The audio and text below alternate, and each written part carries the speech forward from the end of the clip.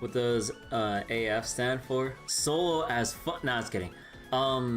So you know there's SSF, so solo self found. Solo. I swear they abbreviated it on purpose. Solo AF means account found. So, basically, you have your characters, but you can't party, but you can still share items and currencies between characters, as long as it's been found on your account. That's basically it. I just thought it was really funny when I was loading up my character, and then I just saw the abbreviation Solo AF. I'm just like, I swear to God, they did this on purpose. But yeah, like I said last night, kind of gotta like feeling to play some Last Epoch because I just want to turn my brain off and then just kind of do whatever. So yeah, like I've been sharing my gripes with or my grievances with Path of Exile 2, given like the design philosophy behind a lot of what's going on, and it's just like I just want to have fun. Put it very bluntly, I just like, man, can I actually just have some drops, incremental upgrades, and not feel like shit for the first 12 hours of a character? Like, that's all I'm asking for. Is that too much? Apparently so. Alright. So every typical single player gamer who never touches online experience? Yeah, pretty much. So I have my like acolyte character, and I plan to go Necromancer, and yeah, so far I don't know what I'm doing exactly. Like, I've been kind of going back and forth between like the skill planner and everything. I can't exactly decide on what it is I want to actually go for build-wise. Oh, wrong button.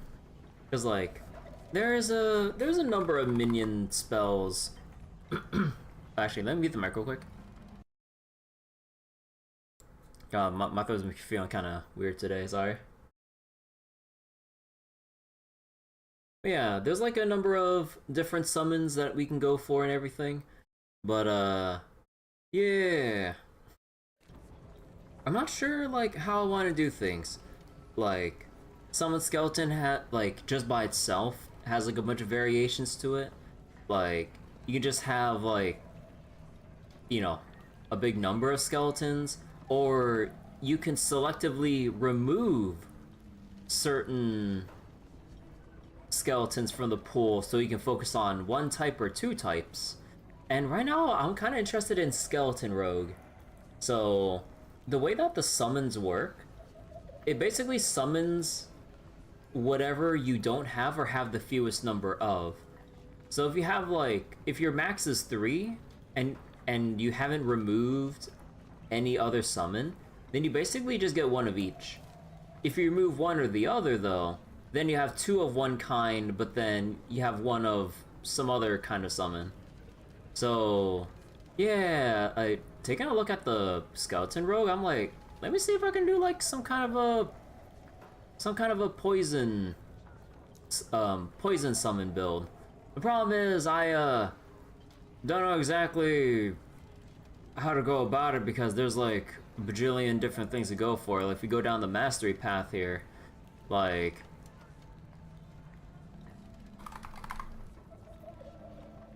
what was it? We got like some poison stuff here, and then there's like a bunch of different branches to specialize my skills depending on where you want to go.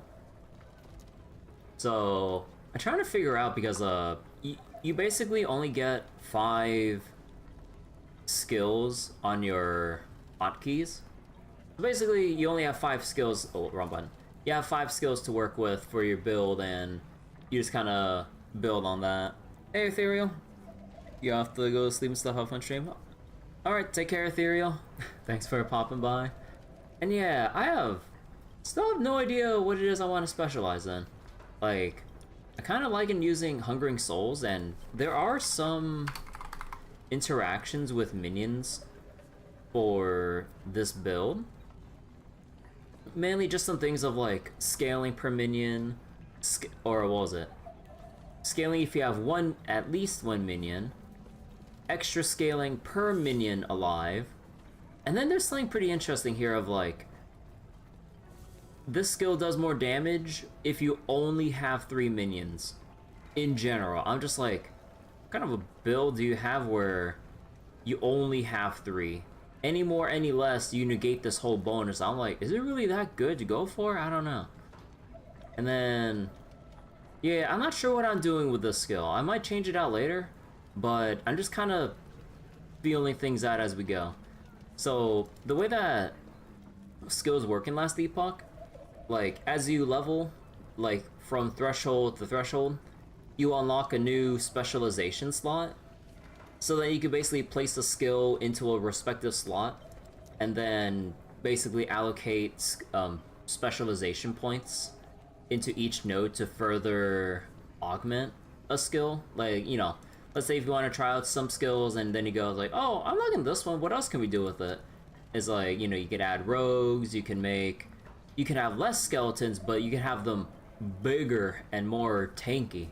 Or you can specialize your archers so that they do like certain elemental stuff, or you can summon more skeletons at the same time at the drawback of making your skill a lot more expensive. Or you could just like, or what was it, like, let's say if you have like another spell that isn't necessarily geared towards minions, but if you actually look around, there's actually quite a few nodes that interact with minions in some way. So then, with Rip Blood, targets you cast Rip Blood on, your minions will basically focus fire whatever you're targeting, instead of just having the AI kind of just slapping whatever's closest to them. So that's like kind of a neat little thing there. Or you can have your Rip Blood skill, which is supposed to damage an enemy, send an orb of blood back to heal you, or you can cast it on your minions to heal your own minion. Oh wait. Oh no. You can hurt your own minions to heal yourself. I think that's what they mean when you cast it, because if you cast it on your own minions, I'm pretty sure it should hurt them. Because there is a build, or there are build options, at least from what I've seen with, was it Bone Golem? It was like somewhere around here. Starting armor. Oh yeah. If you control one golem, you can proc this golem skill, like, from ally hits. So if I'm like repeatedly casting something on my own bone golem to hurt it, it'll trigger a thing to then keep doing this like special skill to whatever enemies around it. So there's like quite a number of options, but I am not sure how I want to play this out. So yeah, I don't know what to do right now. So we're just gonna kind of feel it out. And once I hit a wall, maybe I'll just go boot up the skill planner and then actually think through my build. But for now, I'm only level 13. Like, it's still really early in the campaign. And as far as I see with the story for this game, I'm not too engaged with it. So we're just gonna blow through from area to area. I don't know, because I remember the last time I tried this during Season 1, like, I don't know, like, it didn't really grab me as much as, let's say, Path of Exile, so, you know, I'll give Path of Exile that, but, yeah, I don't know, like, just not really too interested. But at the very least, like, the combat just straight off the get-go on a new character feels pretty dang fun. Oh, yeah, you know what's interesting as well? When you go to the settings menu, they actually do have a streamer mode for graphics. So it actually caps your frame rate to 60, among other things, so that like, you know, you're not overworking your graphics card from handling OBS or whatever streaming software you use, while making sure that your frame rate's at, you know, at the preferred 60 FPS and everything. That's actually pretty neat.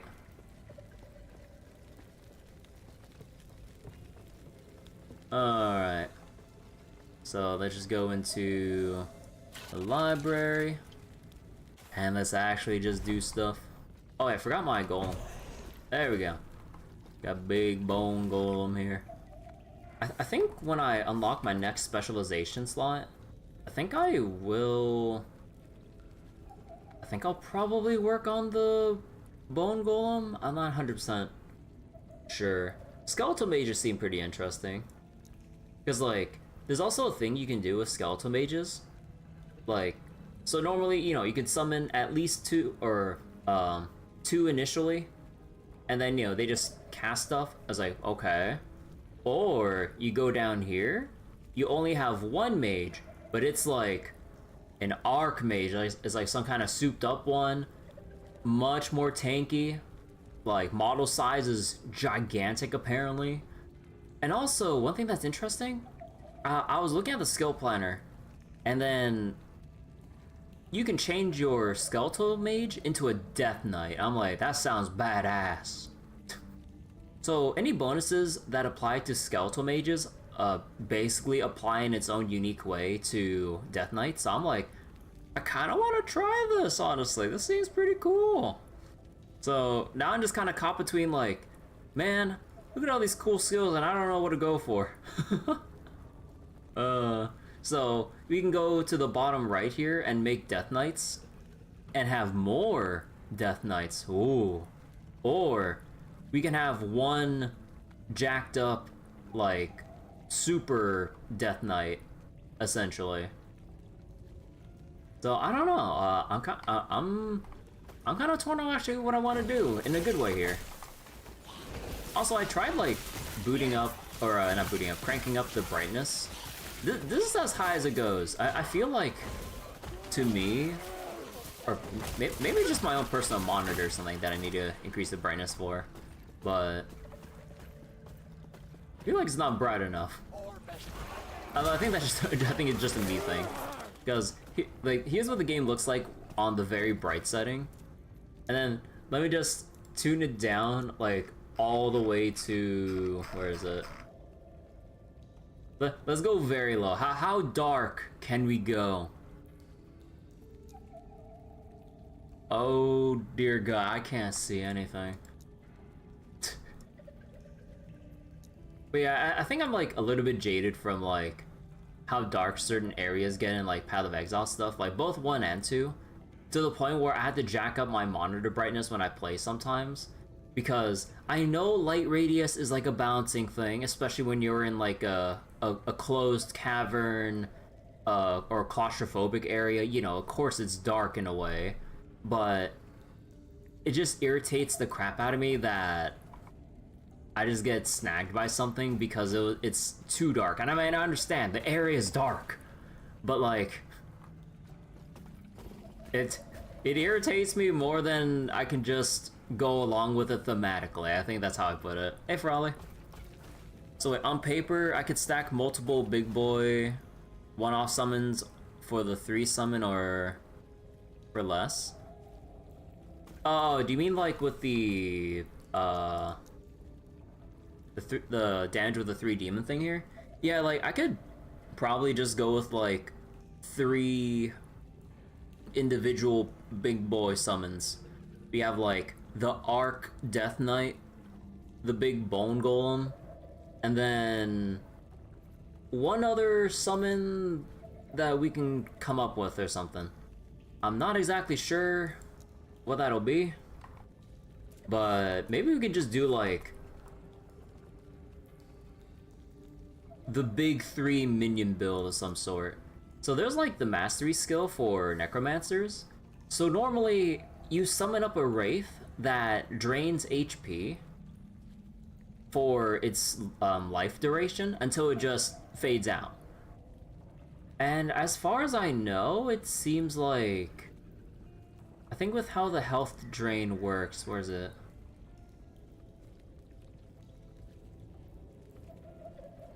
Oh no, no, was I thinking about a different skill?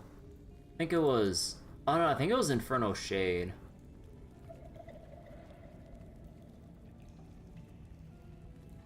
Where is it? Damage by Inferno Shade. No, not that. I was looking at a different... Oh, is it Volatile Zombie? No. Oh my god, there's like something about this I was looking at. Oh yeah, this one's kind of hilarious. So you have volatile zombies that like walk up to an enemy and explode, right? But then they have an augmented skill where they can vomit all over enemies before blowing up, and they lose a third of their life per second while vomiting. And then you could just kind of go all in on like the explosive barf zombies. And I was just like, that sounds so stupid, but I love it. And obviously, you gotta have corrosive vomit. And I'm just like, this is what kind of had me feeling like, you know what? Should I really do a poison minion build? This sounds awesome. So, I don't know. There's like a fair amount of stuff to go for. I'm really torn on... Oh yeah, you also have this thing here. Giant zombie. You just have the giga explosive zombie, and I'm like, I don't know. The boomer, yeah, the boomer build. But I know, I think I'll... Once it gets to a point where I feel like my skills or build isn't adequate enough to clear the early levels, then I'll probably rethink my build and actually fine-tune it and find a direction for it.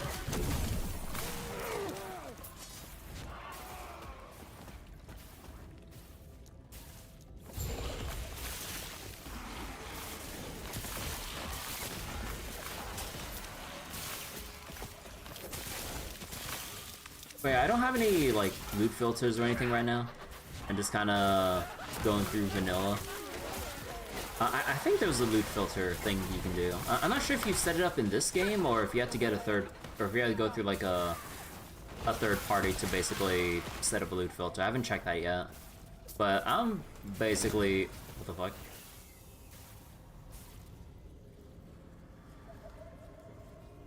Ooh.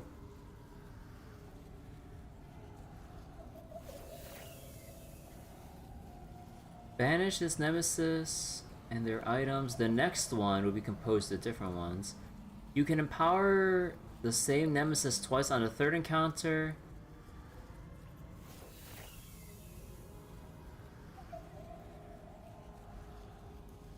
What is this? Oh, wait, this is new to me. Nemesis are formed from remaining equipment of powerful warriors.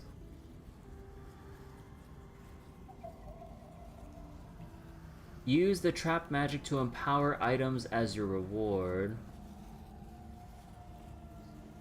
Some may allow you to exchange their unique for one of the player's unique items with no legendary potential, or Weaver's Will, allowing it to be transformed to legendary or to be enhanced with legendary potential.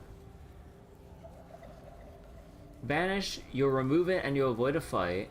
The next nemesis encounter will be a new one that will have a different set of item rewards. Challenge. You can start the fight and get the... Okay, challenge means like, you get the thing now. Your next one will be a new nemesis with other rewards. Empower will start the fight, and if defeated, it will escape. You'll find the same nemesis, but power it up. Upgrading affixes. This upgrades items in various ways. Aww. Do I have to click on something, or... Oh, okay, so I guess Empower empowers all four. Okay. So I might go for this one. But is it worth everything else here? I actually did find this unique hammer and have it in my storage right now. But, and this one, just an axe with dot. Huh. Let's see what happens.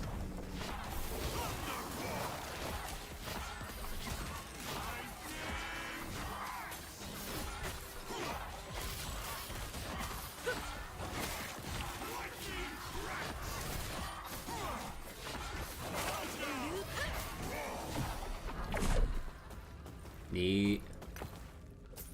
So then we'll find it later with the other rewards, but juiced up, I guess. Okay. Also, let me see if I can up the volume a little bit.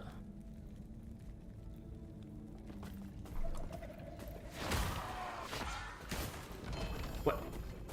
Bro, I found a unique just breaking a barrel. What is this? Cold damage, leech his health. 100% of mana strike, base damage converted to cold, fury leap converted to cold, chance to chill, freeze rate stack per chill, cold penetration. Oh, what the heck? I think I remember trying a... Did I try a character before that had mana strike? I don't remember exactly. Okay.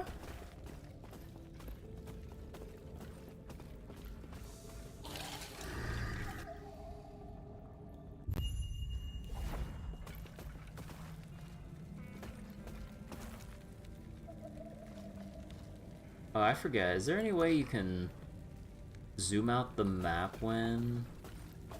Wait, how do you zoom out the mini-map? Like, when you bring it up on tab menu?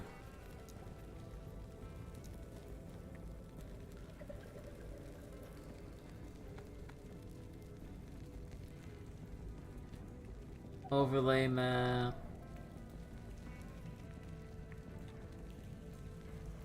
Overlay map. Horizontal or horizontal, vertical.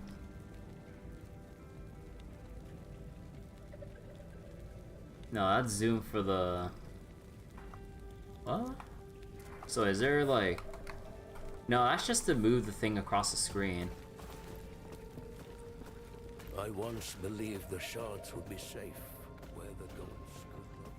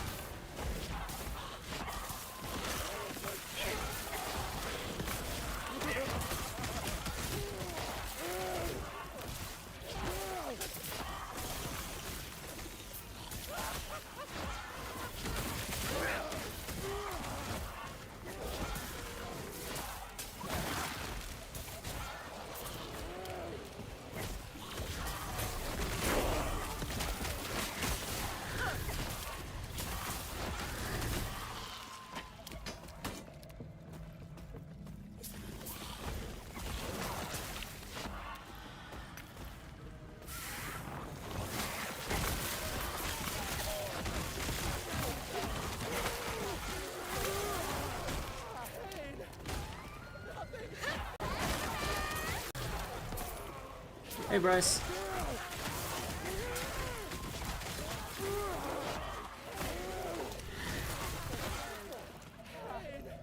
I'm playing the class so good. Multiple manhwas make their protagonist one. I don't know what you're talking about.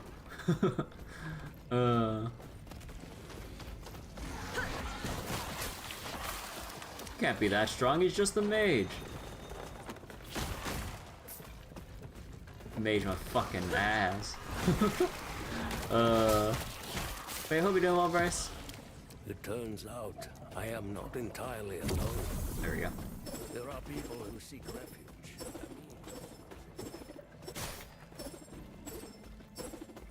I think I still need to make the in-game volume louder. I didn't really pay too much attention to the game volume because I was mainly in voice chat, just like watching anime with my friends or just talking with them rather than paying attention to the game. But I don't feel like it's still too quiet for me, and the stream probably.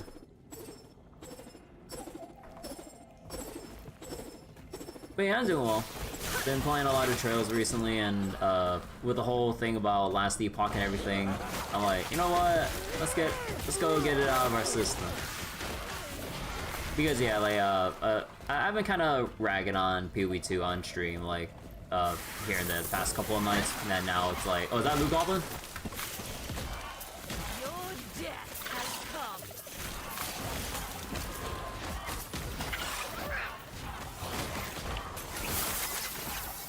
Oh, here we could never with loot pinatas. What do you mean revive out of 2 seconds? 1, 2. Oh my god, I revived out of 2 seconds.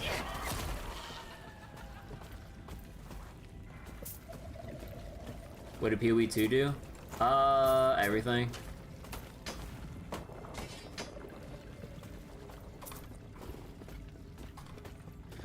But I mean, there are some good changes with the current patch for 0.2 for Path of Exile.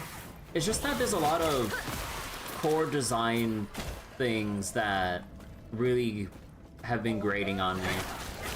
Like, just how punishing each death or encounter feels to the game's detriment to my enjoyment of it.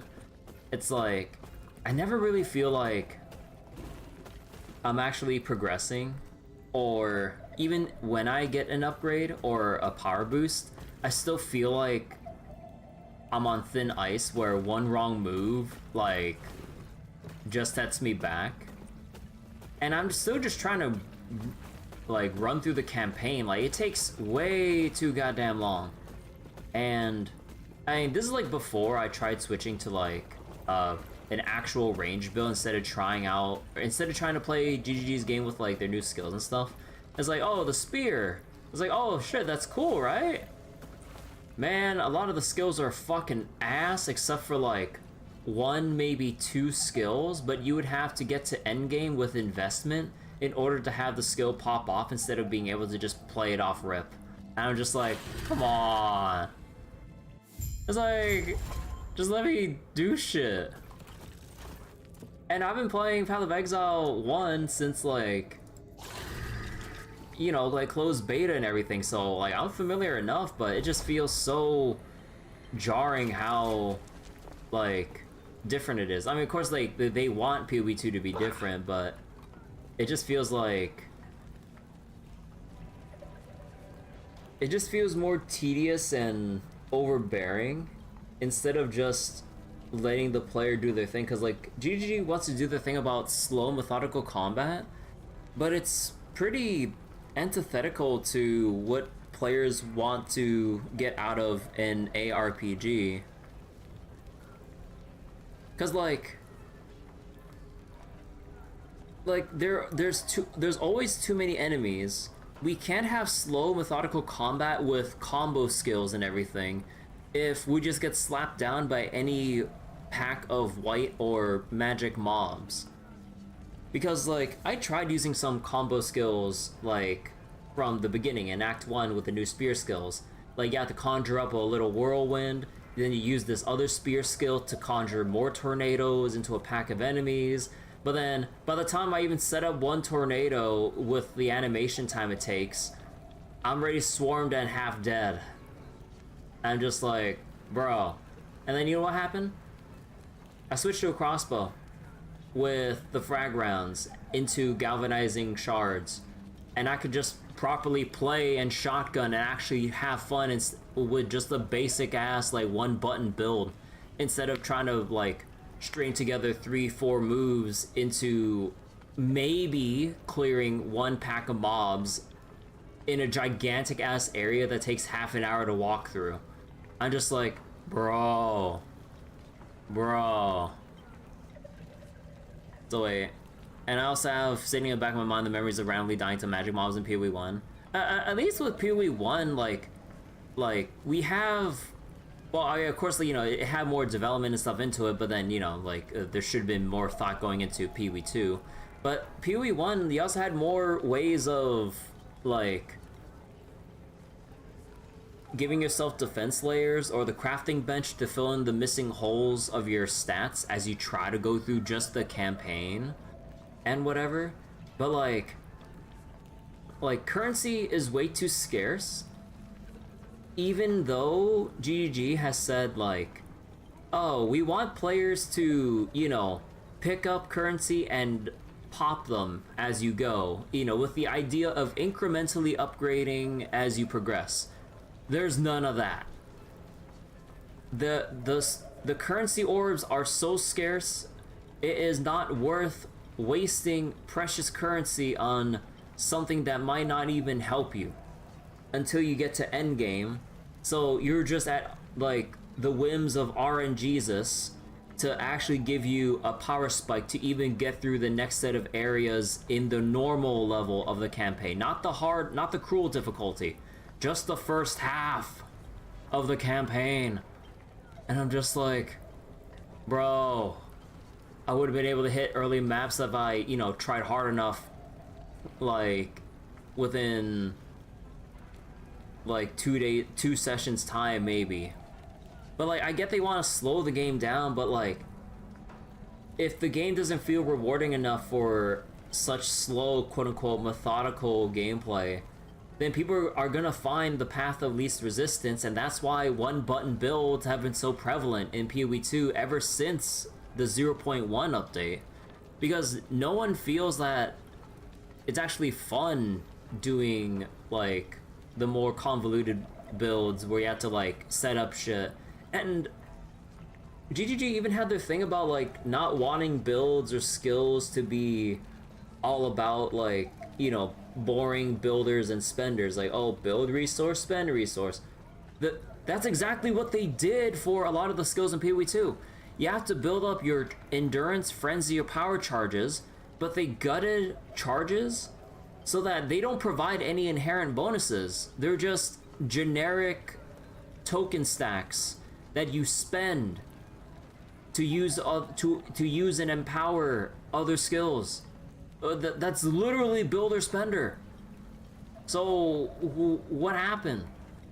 It's like, why do we want to spend like so much RNG time, effort, and adding inherent risk to our map clearing to try to generate, let's say, frenzy charges for a flicker strike, when I can just press one button with lightning arrow, for example, and then just blast through, for example, without needing to go through all that hassle to clear maybe 1 or 2 packs, when I could just kind of run and gun with the bow and arrow or crossbow at this point. It's just like, I don't know how anyone would try to play melee that's not already super funded, or the skill itself is so broken you can actually try to clear screens or at least get through the area you're in without having that, like, having that looming axe over your neck that you're gonna die at like a moment's notice. Like, I still like the depth and complexity and the skills and thoughts that go into Path of Exile as a whole, but then the design balance philosophy just get in the way of enjoying what's supposed to be there to me. Like, you know, like, we'll still keep giving it the early access excuse, but like, what? I just don't want to touch PoE 2 in its current state right now. Like, maybe for 0.3 I'll check it out again, but if the campaign still feels overly tedious and like unrewarding just to get through the game. Also, the pictures and stuff that I've seen from people's anecdotal experiences going through the campaign into early, mid, and late tier maps, some people have gone to level 90 without seeing either like more than like 1 or 2 divine orbs, or without getting any greater or perfect jeweler orbs. And you know, greater and perfect jeweler orbs are the currencies that let you socket the 4th and 5th support gems in your skill gem respectively. So you would think that by the time you get to mid-tier maps, maybe you'd have all of your supports or support slots open for your skills that you wanna, you know, beef up to its like maximum potential. People have reached up to level 90 or more and have not seen a single one. For me, with my strangely unlucky ass, when I played 0.1, I managed to find one perfect jeweler orb, but I couldn't use it during that patch. They changed it for this patch, but before I couldn't use it because I never dropped a greater jeweler orb. Because when you get a skill gem, you have 2 open slots to start with, then you find a lesser orb for the 3rd, greater for the 4th, and perfect for the 5th, and you have to, in 0.1, unlock them in sequential order. I got the final one, but I couldn't empower my main skill any further because I never found a greater one. That was the missing middle piece. And I'm just like, bro, I found the perfect jeweler. Just let me fully socket my spark skill, please. I actually had to ask my friend to like just give me a freebie because he's been like playing and trading and like getting a whole bunch of shit that I never would have seen in my own standard playthrough. Because I was so fed up. I'm like, bro, would that feel when you get an actually rare drop, but it's actually a brick to you because you just couldn't use it because you had to get this first. Well, shouldn't I have gotten it like several levels ago? Skill issue, should have juiced your maps more. I'm like, bro, I don't want to juice no fucking maps. Like, I mean, I get the whole idea about juicing maps for more item rarity, league mechanics, and other stuff, but like, it's way beyond. It's way past the point where I don't want to think about how to set up what I want to play. I just want to play. There's way too much tedium in like looking for map layouts, towers, overlapping radii of towers, farming tablets to then insert into towers to then juice the uncleared nodes and then clear the uncleared nodes to then get your actual reward, and then you die and then all the mechanics in the map have despawned that you spent the past several hours juicing up because you got one shot by a magic mob or rare mob. Because during 0.1 you probably got off-screened by someone channeling a detonate dead. I'm just like, bro, I don't get why they punish death so much in PoE 2 more than PoE 1. Because at least with PoE 1 you have the 6 portal excuse. In Path of Exile 2 0.1 you only have 1 life and you lose everything if you die. And I'm just like, why? You have 6 portals, but they're only to ferry loot back and forth. If you die, regardless of how many portals you used, it wipes your map clean. Loot you haven't grabbed off the floor, gone. League mechanics like rituals, delirium, whatnot, gone. Like, other random shit, gone.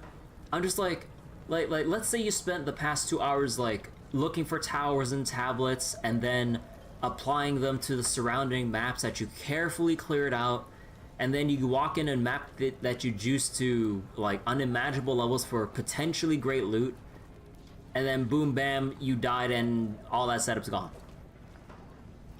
Like, that one death doesn't just set you back 10% XP, it sets you back several hours, if not days, weeks, months, depending on your play rate, of just trying to do one goddamn map. It's like, deaths are supposed to be part of the ARPG genre, but then because of how punching it feels in PoE 2, even if you're playing on softcore where you're expected to just die because, you know, it's softcore, you don't lose your character or status or anything, but you lose everything that you were just trying to set up for. And it's like, why? So let me catch up on chat. I was like ranting too much, but also everyone has it in their heads to play fast since that's how PoE 1 was. Yeah, I get that. Like, with PoE 1, like, you know, like, we've been kind of conditioned to just, you know, if we're not going fast and clearing screens, we're not doing it right.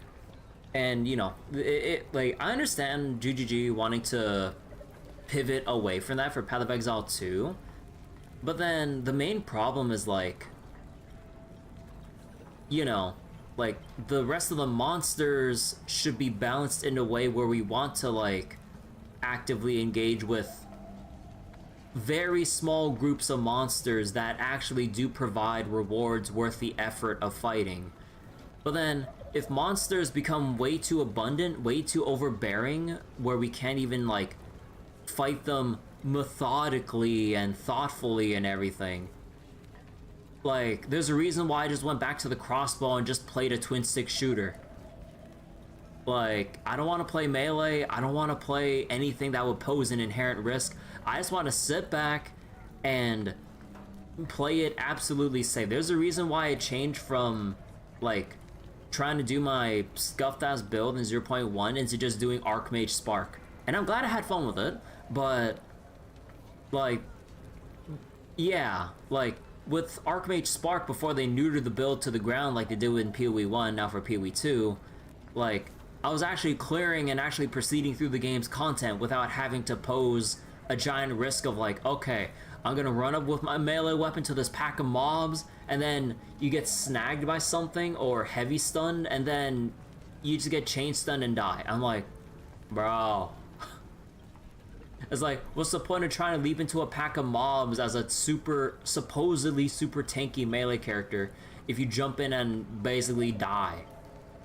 It's like, you're a melee character. It should be inherent. Like, you should have inherent bonuses to facilitate, you know, close range combat without, like, major risk of dying and everything. Otherwise, why would you play melee if it's way too risky, you know? So, when I died in maps, yeah, several lives before I suffered, what happened is GG's either lying or they themselves don't know what they're doing. Like GGG's, like, they've been, like, I think I understand the position they're in. Like, they want to have their, as much as we meme it, the vision for Path of Exile 2, but it's conflicting way too much with the player base and what they want out of it. Because GGG wants a slower, like, a slower paced game that isn't, well, actually, I don't even know anymore. Like, I just keep repeating, like, some of the buzzwords they keep saying, so I actually don't even know anymore. But whatever they have in mind for PoE 2 is in complete, like, contrast to how people want to be playing Path of Exile 2. And if people are just struggling on, like, packs of white mobs and they're not even, like, getting through the campaign in time, or just at all, or they're just looking for the meta builds that's like, okay, what are the builds that can one button clear everything? There's a reason why crossbows are back and lightning spear, the only primarily good, like, spear skill in PoE 2. Like, I was watching a friend in voice chat, like, with his build in PoE 2. He's literally just running, chucking lightning spears like it's nobody's business, and chain deleting enemies, like, from screen to screen. Because why bother trying to do anything else? It's absurd. Sounds about bad as Diablo 3 on launch. At least it doesn't have RMT. Nah, PoE's always had RMT. Like, every game, every online game has RMT. Like, as long as, like, it has some kind of value you can attach to what you're doing in the game, and it has an online connection, people will RMT. It just depends on how severe, how, like, the devs try to restrict such activities, but you can't always stop it. It's just a thing always, whether we like it or not. What? Goodbye. Ooh, unique. But yeah, sorry, that was a really long rant, but okay, let's see. Elemental damage leeches hell. That does not apply to me. Where's my stash? So the fact that trading's still an important part of the game. Yeah, okay, yeah. That's the main thing. That's, like, the most grating thing in my mind. Like, I mean, I get the whole thing about being able to trade and interact with other players and shit, but like, I really don't want to, like, go through all the fuss of trading.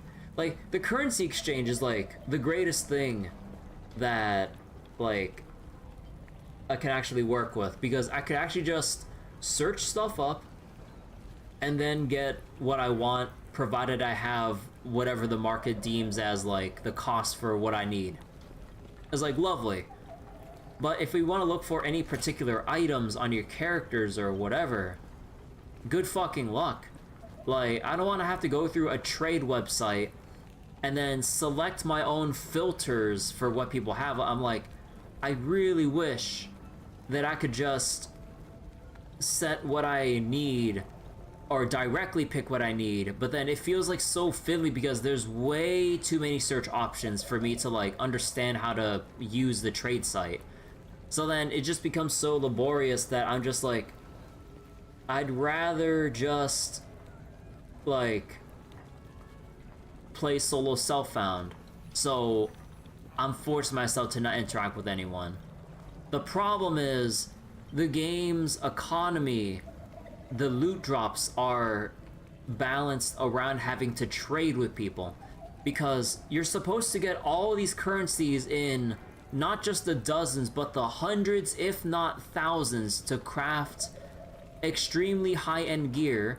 But you as the individual, unless you absolutely know what you're doing, like, you would be lucky to even scrounge up a couple dozen of whatever higher level currency, maybe even just like less than 5 if you're lucky, to then try to craft something, but then you realize you can't.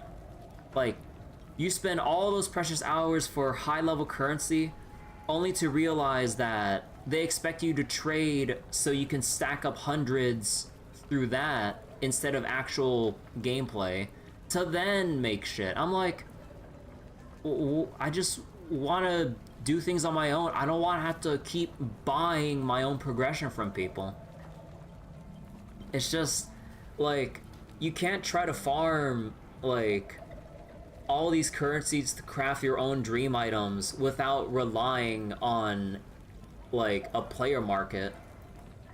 Like, there are players who have made solo self-found work, but that's like but that's the people who are in like the realm of like playing PoE as like a job and spending ungodly amount of hours like knowing the ins and outs of how to basically like take advantage of the game systems to then facilitate like your own crafting and everything. But then for someone like me, I never even get to that point because it's so like off-putting just trying to like set things up in such a way when things are balanced, where I'm like, it's like, why spend and waste the 3 exalts trying to craft an item that you just ended up vendoring when 3 exalts could have gotten you your best in slot gear for the next 20 levels or some shit.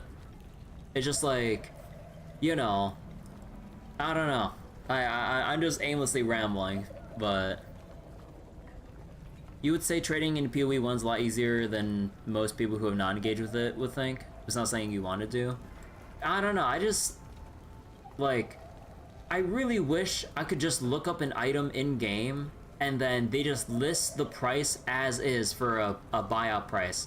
No trading, no haggling, no scamming. It's like, I see item, I click it, pray that someone else didn't buy it, and then just claim it. Like, let's say if I have like a divine orb, and then I just like look through some in-game search function for like, oh, can I just find like a one-handed weapon with this modifier at the very least that costs 1 divine, and then I can just search through, click buy, boom, add to inventory, done. Why do I have to like set up a whisper, wait for someone to not even answer or insta block me for whatever reason, even though I'd never traded with people for me to have that happen? But I just don't want to go through the experience of having to waste time and interact when I just want to buy and go. Like, okay, like, if you let me play the trade game, just let me buy and go. I don't want to just whisper, wait a few minutes and then whatever. It's just like, or when I list, or like during one time when I actually sold something in PoE 2, I had like a pretty cracked like body armor piece that I found. I was like, okay, I'll set it up for like 3 divines because that's my friend told me what it was worth since he's more in tune with the market. And then it's just a complete ghost town, and then like I don't want to have to keep checking or adjusting prices depending on like what the market thinks like my item is worth or whatever. Like if they think it's worth whatever, I'd rather just have it like, oh, someone bought your thing, your divines have been deposited in your stash. Like, well, why do I have to like anxiously wait in my hideout? Because if I'm caught in the middle of doing a map, like who knows how impatient people could be, or if I'm in a map where I've juiced it up and like there's like a lot of shit going on and I can't pause it because I need to keep fighting or I'll die. And then it's like, ah, shit, someone whispered me, but I'm fighting for my life right now, and because I get distracted, I died, I lose my map, and because I took so long to respond to a guy, like, then they're not even buying anymore or some shit. I'm just like, why can't, like, I list the buyout price, just let them buy it. It's just like, bro. There's also the issue that going through all this effort for something people are not going to be using in a couple months when the league gets filtered out. Just thinking item worth sign doesn't mean people want to pay much for it or even in demand. Chasing 2 hares and catching either. Yeah, it's just, I don't know. Yes. Like, I just hate having to think about things outside of playing the actual game. That's basically it.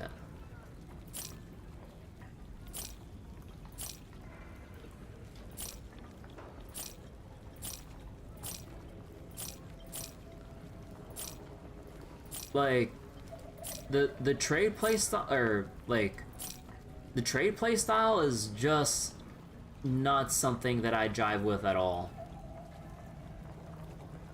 But I get if people would be more open for it, but it's just like, I don't know.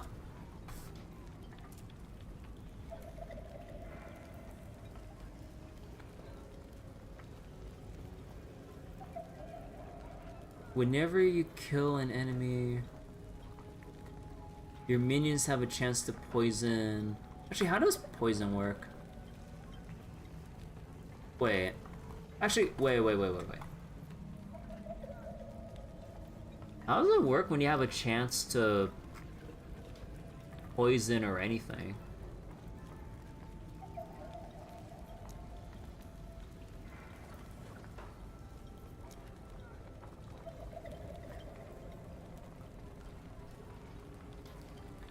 Chances above 100% have a chance to apply multiple stacks in one hit. Oh, right.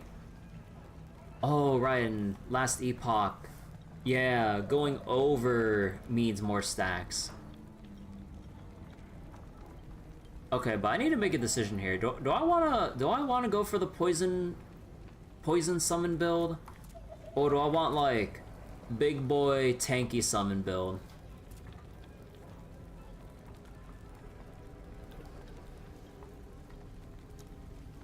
Actually, I forget. Did you have poison? Golem has a chance to grant you putrid coating when hit. Each stack grants you a chance to poison enemies? No, but that's when the golem gets hit to grant me chance for poison, so then we wouldn't do that. Wait. Wandering spirit poisons?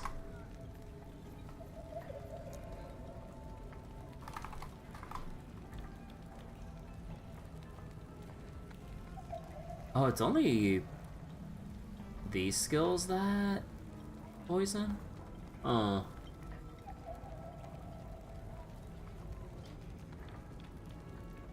Really? There's no like poison or whatever here? No, there's poison here. Why isn't it market? Oh, poison chance to chill. Oh. Poison... Poison chance to ignite. Aw.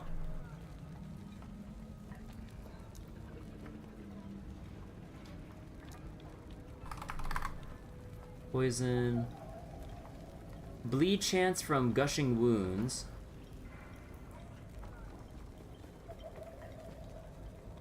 Converted to poison. So we can make rip blood poison.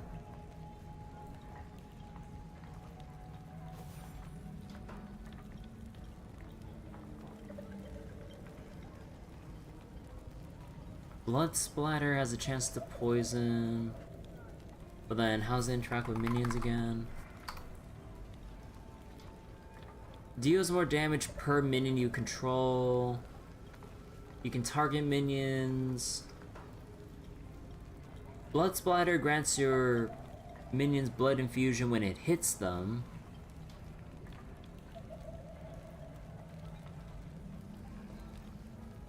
Blood splatter has increased AoE for every minion you control. Causes your minions to leech a portion of the fizz damage they do.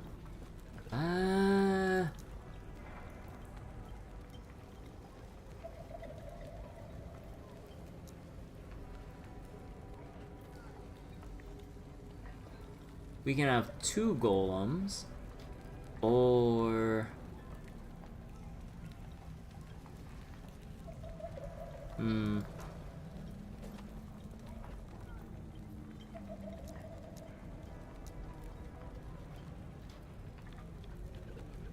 Okay, you know what? I'm gonna go respec.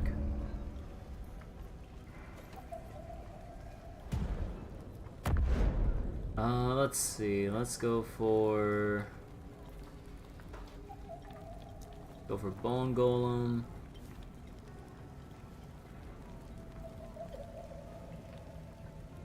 Let's see, Pyre Golem. I wanna try the Bone Shatter one. Oh, so you'd have to like... You'd have to massively invest in this then. Shatter pierces. So you need 3... You need 6 minimum to go for here. And then you probably want to max this out for a maximum proc chance. So that's 1, 2, 3, 8... Your golem has health regen based on your health regen.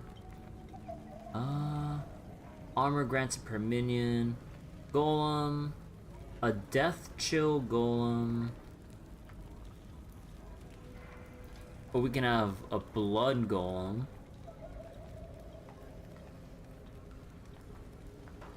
Bladed fist.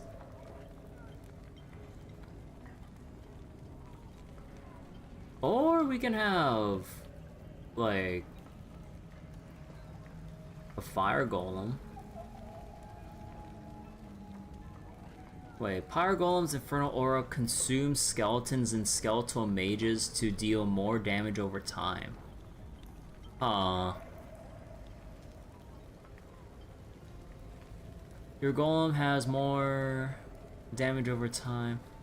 So you can continuously feed it skeletons to empower it. Or... But yeah, okay, yeah, I'm getting way caught in the decision process right now, but I don't fucking know, dude. Your golems have increased size and deal more damage multiplicative with other mods if you have no other living golems.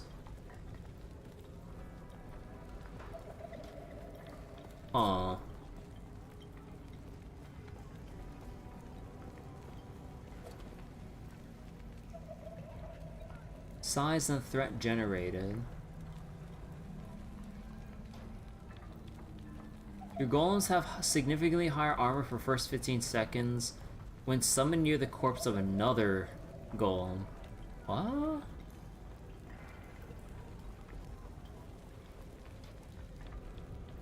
Freezing grasp. What is that?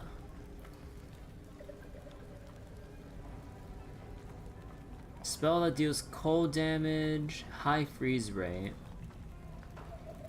So we can either go Bone Shatter Golem, Cold Golem, Blood Golem, Fire Golem, Twin Golems, or...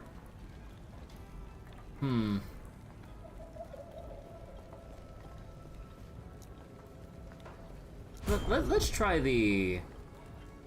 Let's try the Bone Shatter one. And then as for here...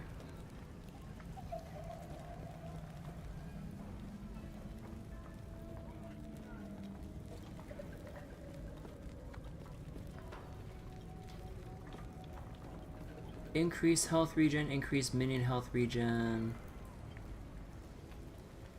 Or increase my own armor. Okay, this one's kind of weird. Like, when you put yourself below half health, you summon a Revenant with decaying health. But, I don't know.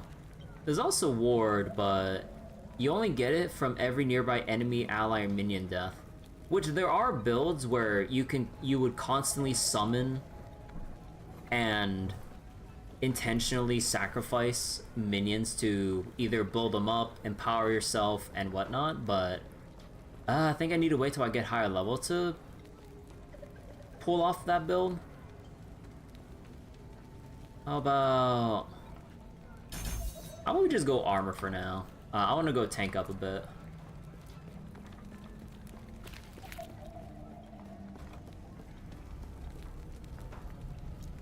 Oh.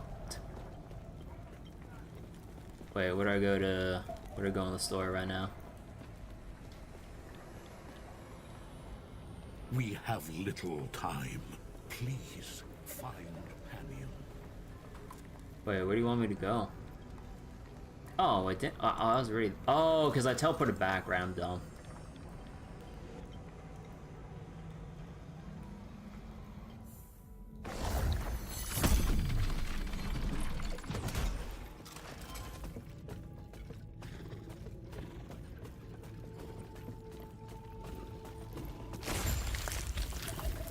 Oh.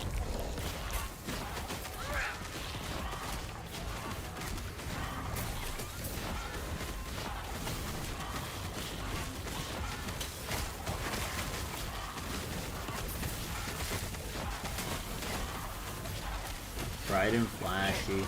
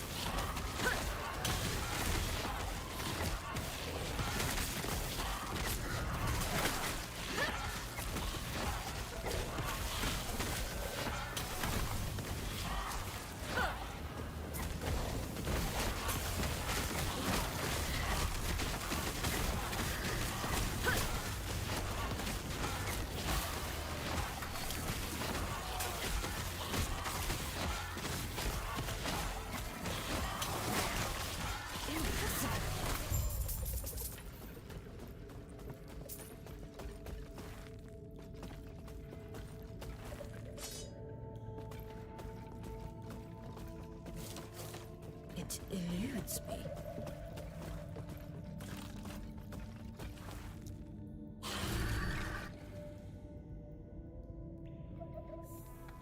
Impossible.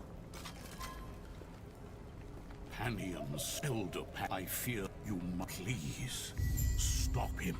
Alright, another passive point. Let's go...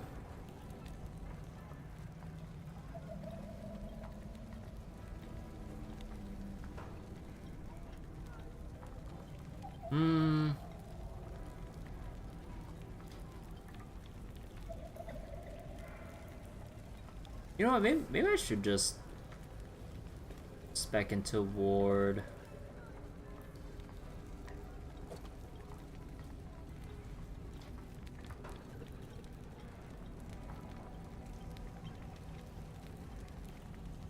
Product damage. No, I'll respec later once we get to that point. Gods be with you.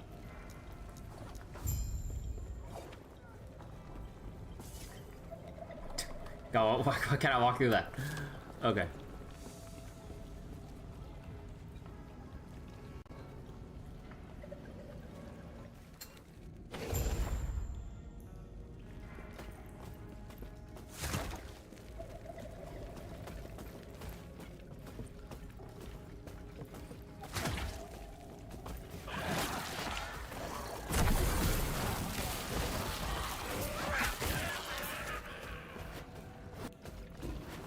Oh.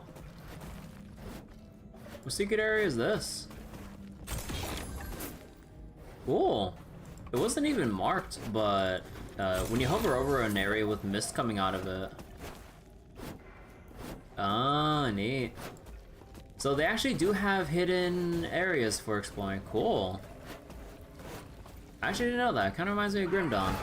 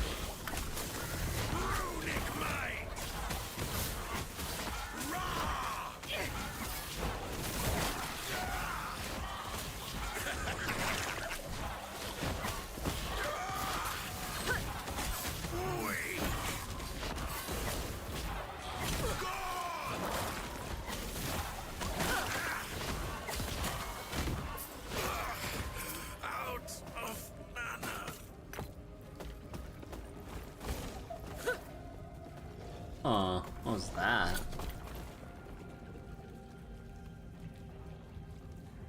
Oh, they have a unique, A threshold. Oh, cool. Sure.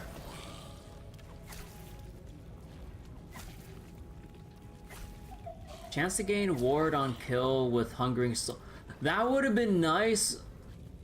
Like, if I didn't just unspec out of that. Are you serious? Oh my god. I just unspec'd out of it, costing me a couple levels. God damn it.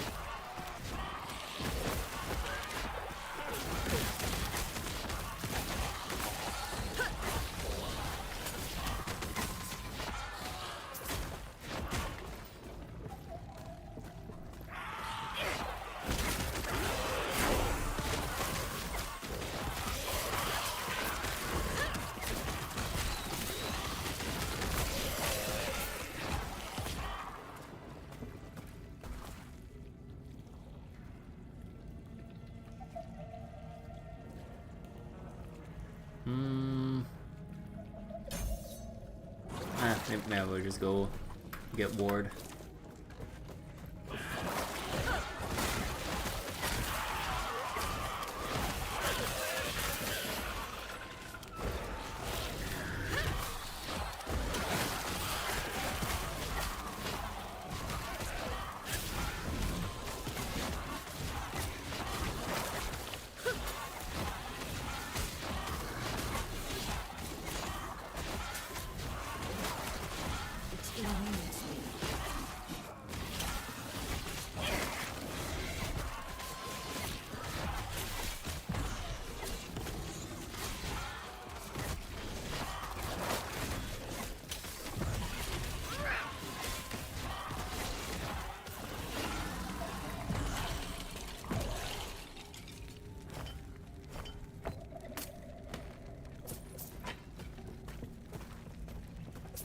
Alright, that was neat. What was that? Oh my god, this idol is huge. +2 necrotic spell damage per skeletal mage with chance to poison on spell hit. Ooh. Heal effect in the... I mean, it's a 1 slot, so I might as well just put it in.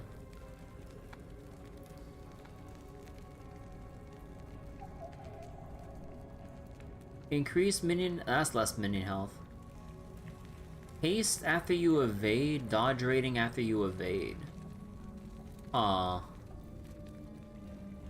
Sure. Oh. That's okay. That's like a nice little kill wall kind of feeling thing.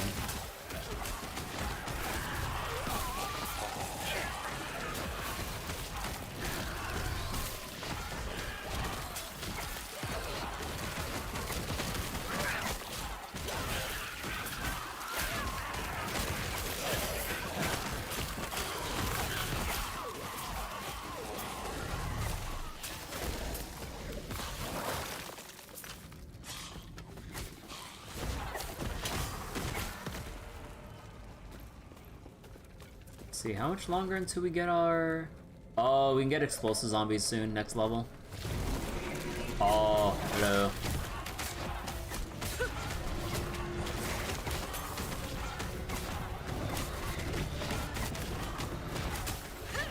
Oh, look at big orbs.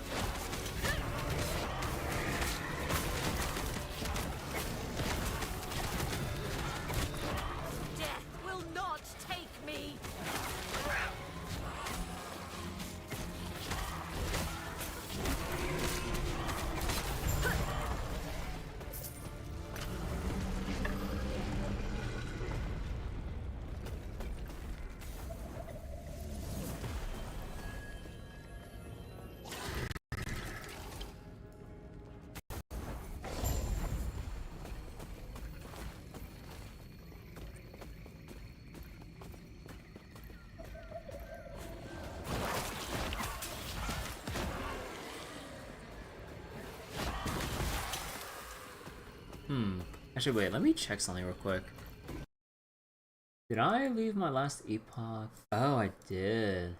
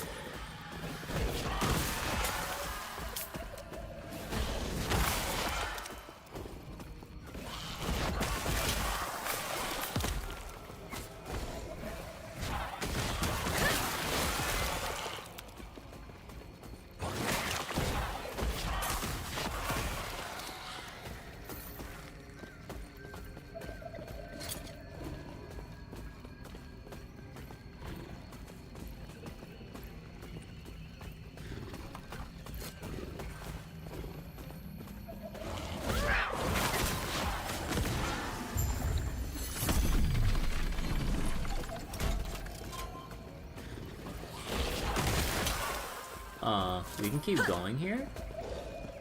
What are you gonna find here?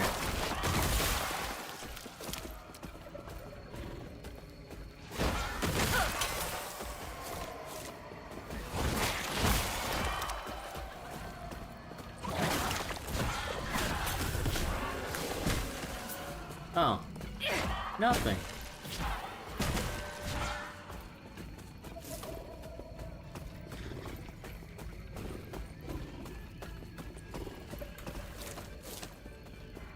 It eludes me.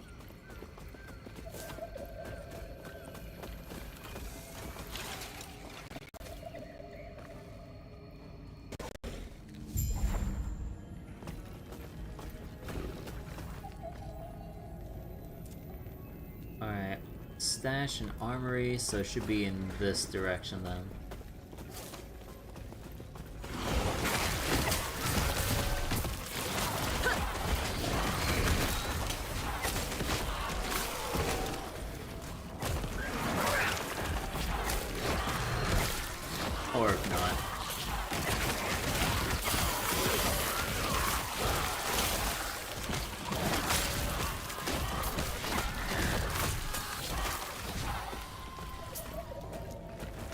Oh yeah, bone golem. There we go. Now we got potential bone shatter chance. And is this the other nemesis? Yep. Oh no, that's Whirlpool Champion? Oh, that's a Whirlpool on me. It eludes me.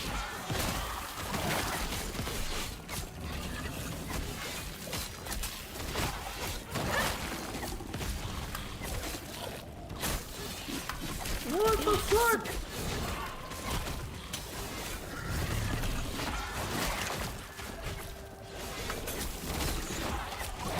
It eludes me.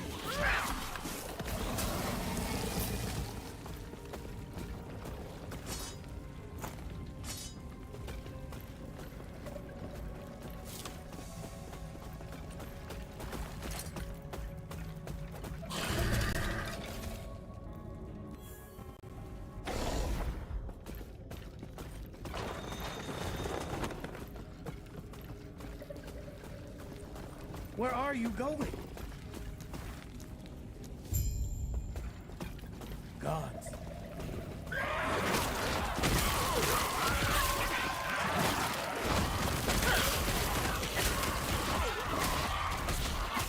You know, with all the sounds of all the enemies taking damage, screaming and dying and everything. And just see if I can boost up the music. So we just hear something that's just not every couple of seconds. Although it seems like it's just more ambient music more than anything. I think the only time we actually get music is when we're actually having a proper boss fight or something.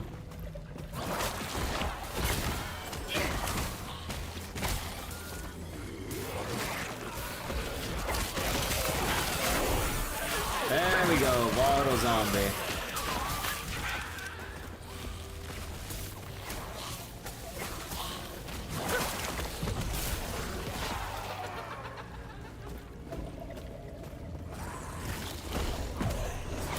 Ooh.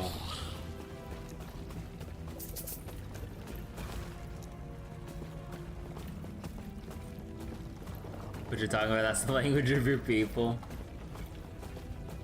Well, a good to you too, sir.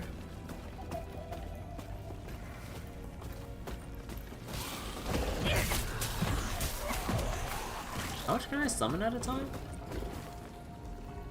You can have 6 zombies. Summoning more than 6 causes others to explode. Press A, give your minions an attack command.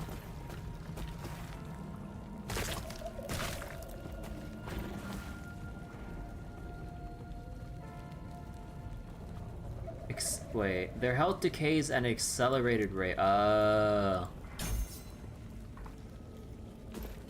enough mana, need more mana, can't carry anymore. I just like the witches, can't carry anything lines in PoE2. She's just so sassy about it. And then she just goes, no.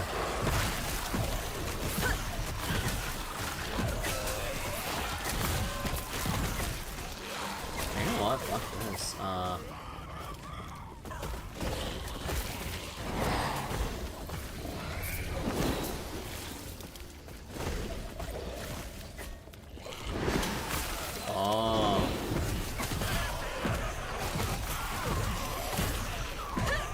Ooh.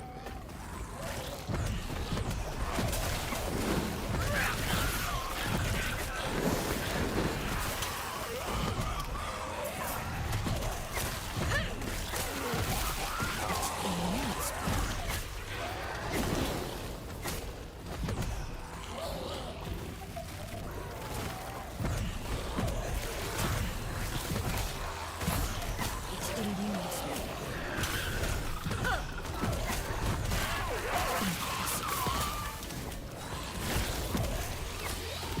Man, I need more mana.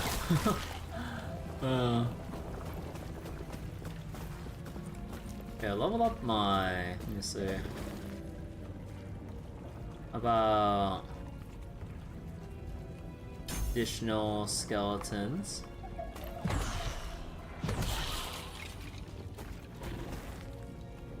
I believe that's the other rogue.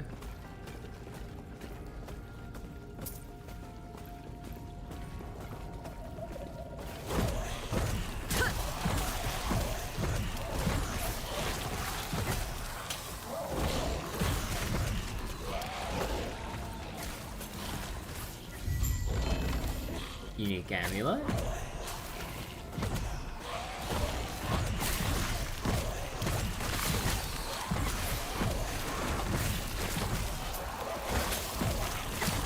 Okay, I need something that gives me mana.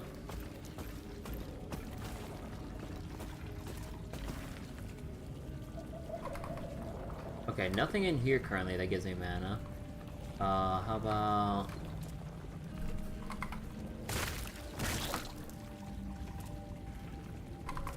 Oh, god damn it. Wait, I'm clicking on the thing to search, come on. Excuse me?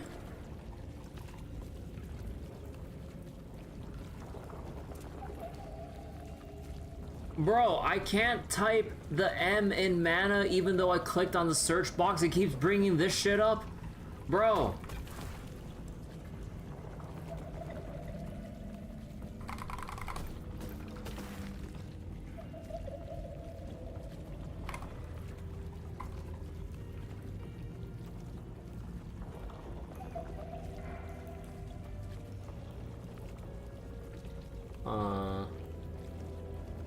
Not a fan of harvest.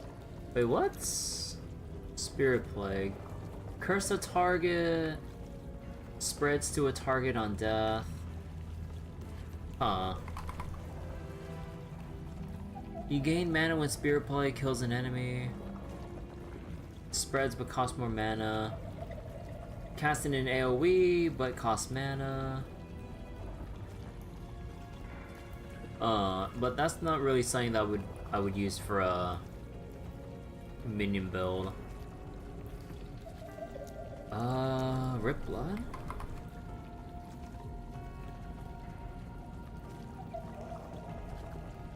Cost less mana. Blood orbs grant you mana. But then I would have to specialize in it. No, I think I need to get mana just from items or something.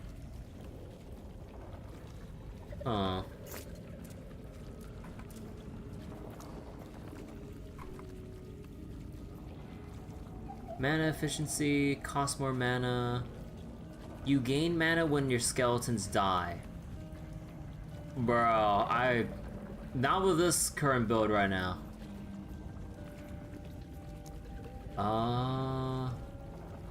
Zombies?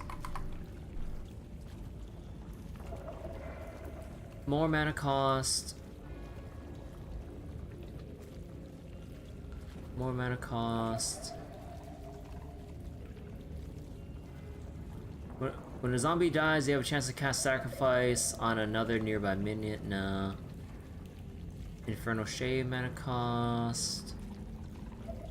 When a minion dies, they have a chance to cast Volatile Zombie at its location, expending its cost in mana. I mean, huh.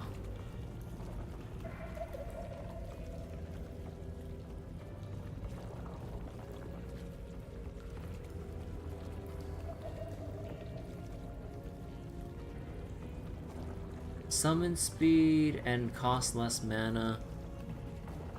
That might be good with exploiting minions build. Yeah, there's like a lot of creative builds you can do with summons. I just don't know what I want to focus on.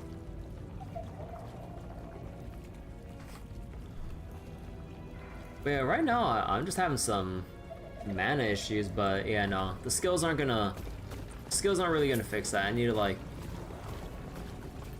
need to find some gear that actually has mana regen.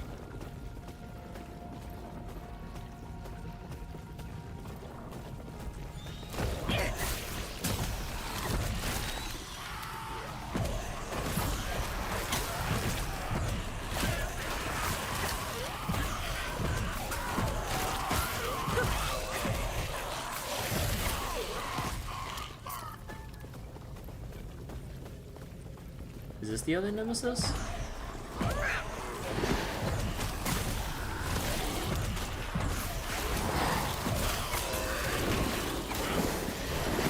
Oh, wrong button. You know, I should swap these.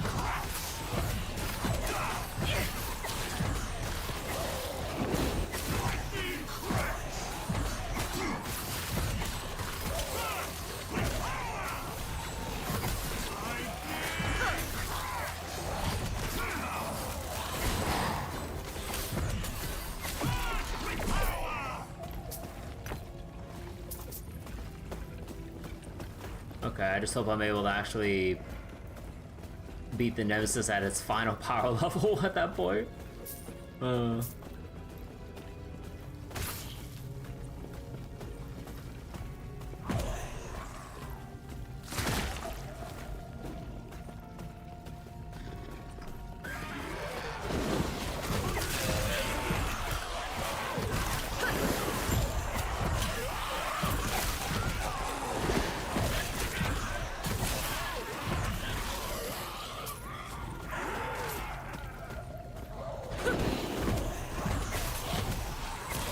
Okay, exploding zombies feels pretty good. I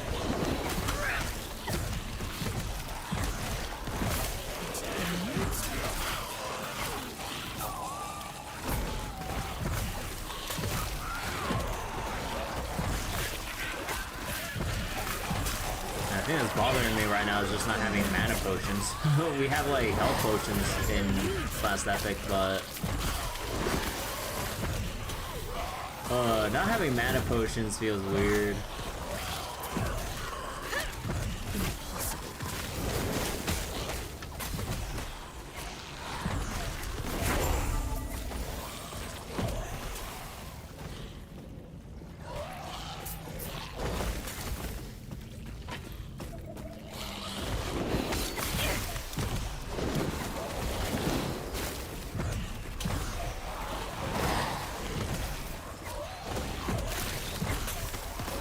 Trying to make a sacrificial minion build? Maybe.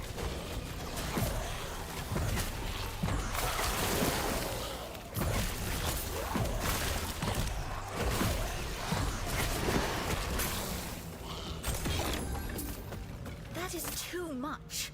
Oh wait, these things are just barely worth anything? Oh. Actually, the worst solo to goal, yeah, is actually not worth me picking up. I didn't realize.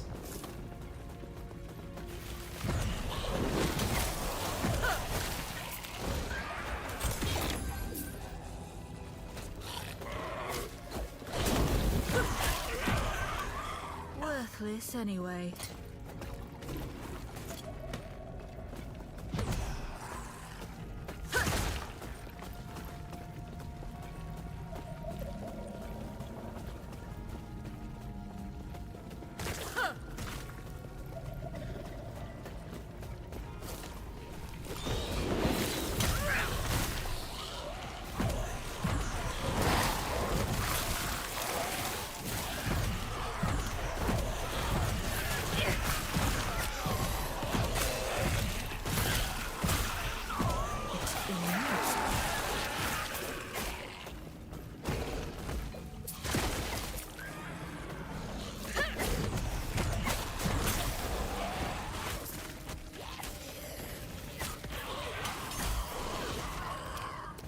That is too much.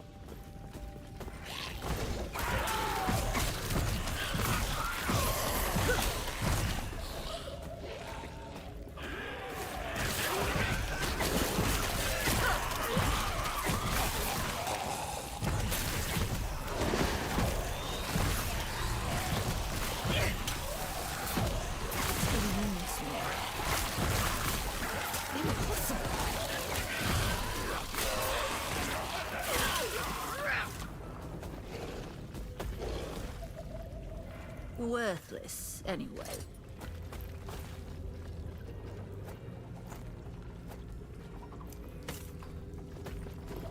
Worthless anyway.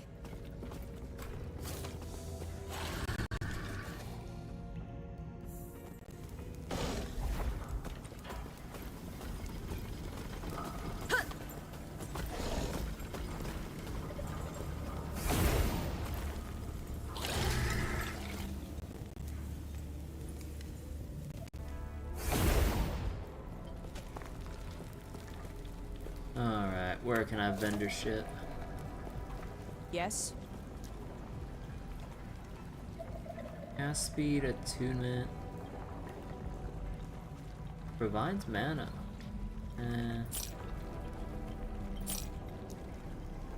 Let's see, sell that, sell that. For mages. Acolyte body armor with extra minion health and everything. Ah, sure.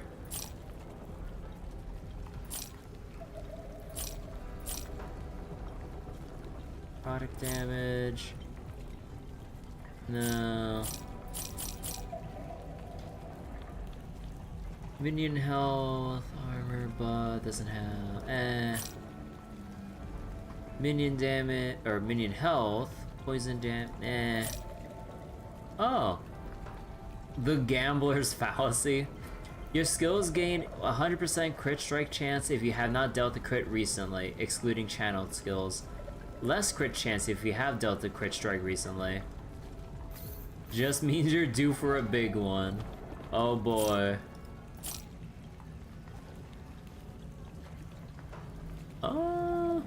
Take it for the resistances.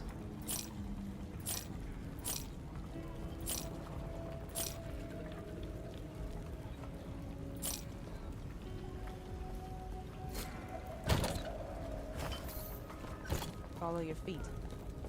Greetings.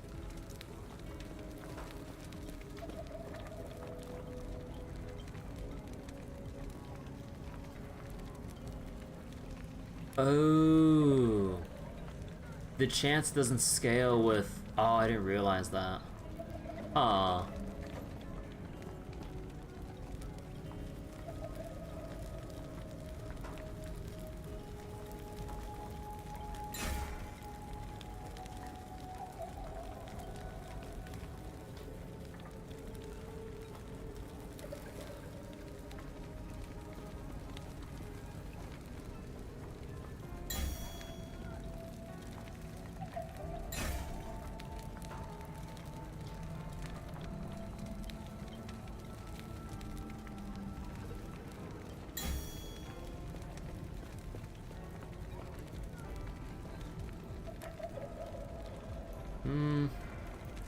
Yeah, I'll get rid of the bone aura.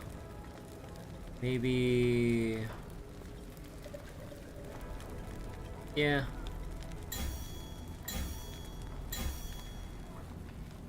I'll probably just go put this in...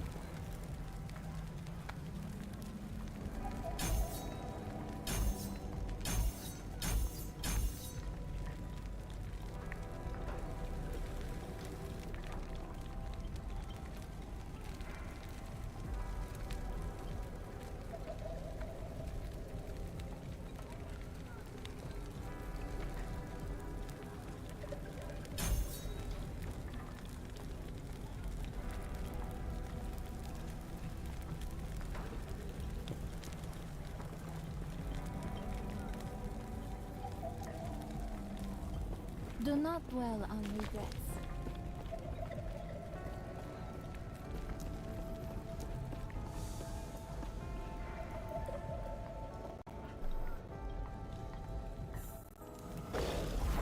Alright. Now it should be a boss one, it looks like. Or a holdout stage, okay.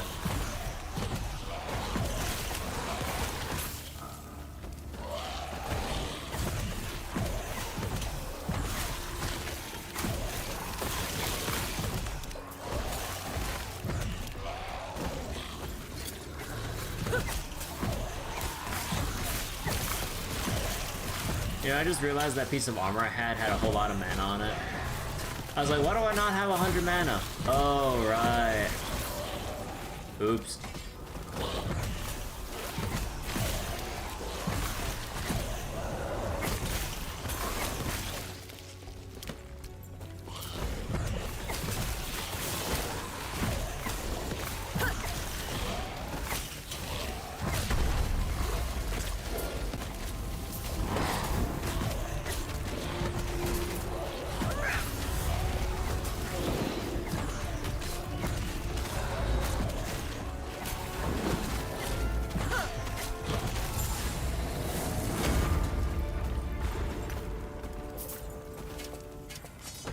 Yeah, I gotta stop picking up all the blue items right now.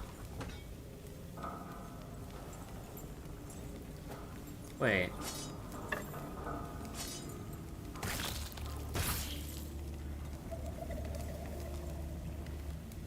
Wait, did I unequip something earlier? Wait.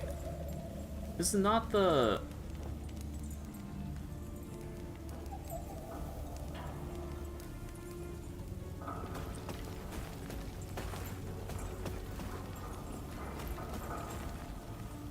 Never mind. Let's see, necrotic damage, minion health, minion damage, fizz damage, nah.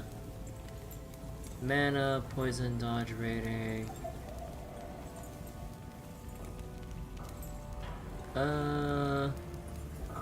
Poison resist,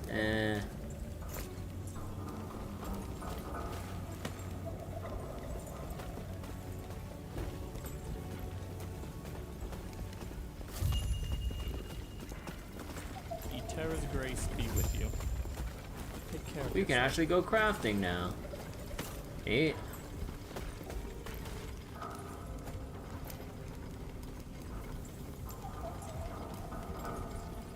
Yeah, one thing that's actually kind of neat about this, yeah, if you really want to, you can actually just enhance whatever affixes you find on certain gear, and add on to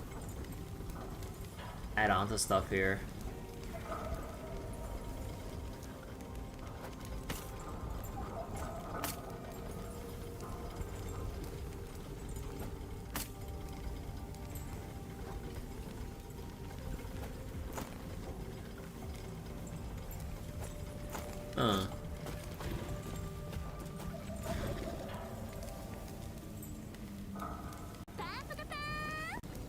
Actually, let me portal back real quick.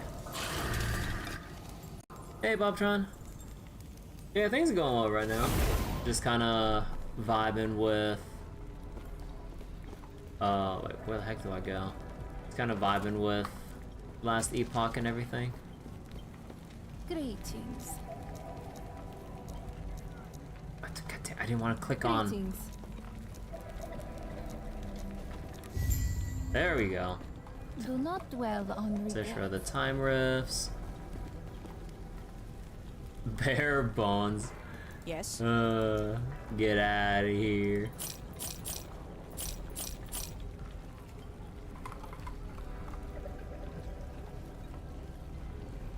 Holy shit.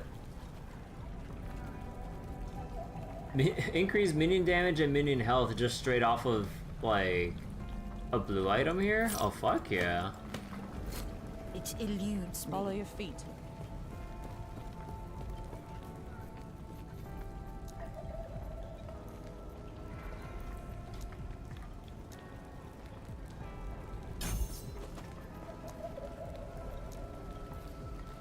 Oh, it's V for Forge if you do the WASD, Oh.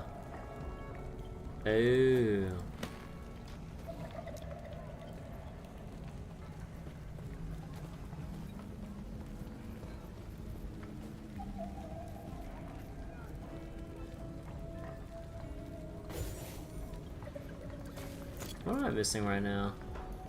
Stuff like fire and fizz resist.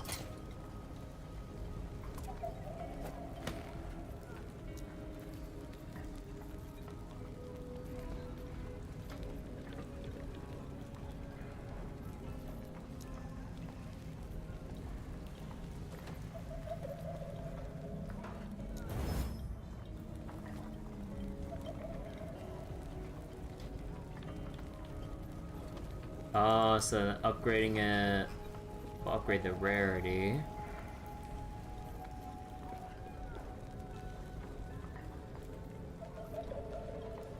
Oh.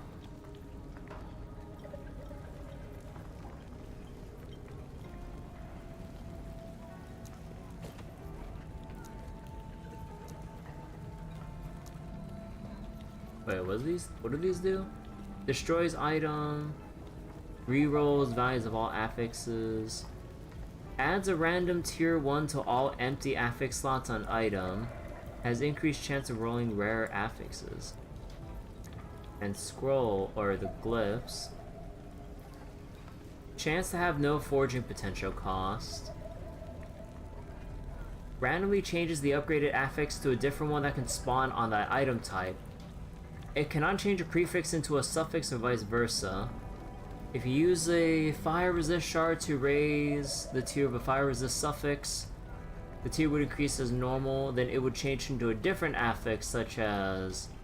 So it would upgrade the existing tier and then swap the type to something else.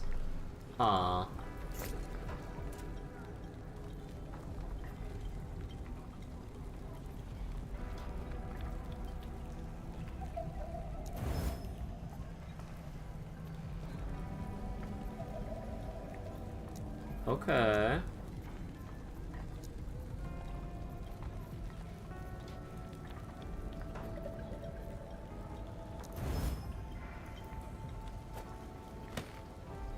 That's neat.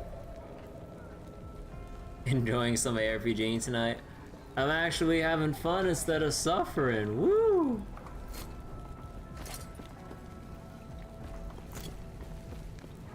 Yes?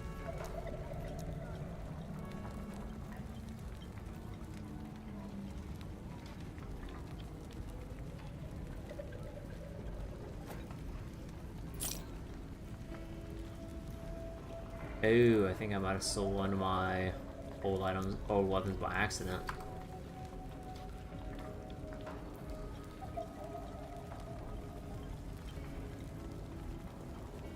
Oh, that's awkward.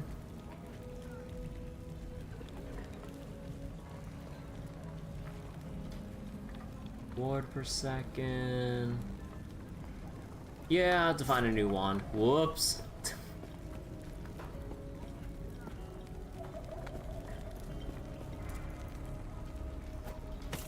Although, is there like a mana modifier somewhere?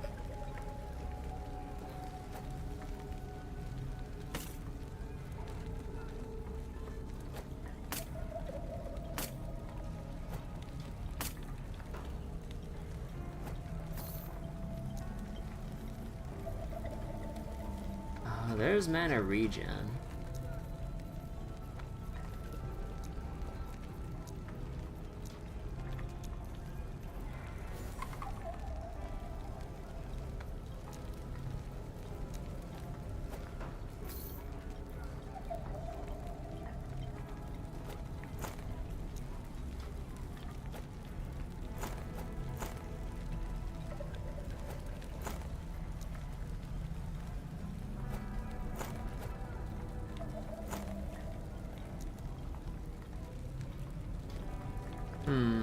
The only thing I have is mana cost and mana regen, but no flat mana? Although, I guess instead of flat mana, what was the stat? Oh, it was attunement, but, Oh, whoops.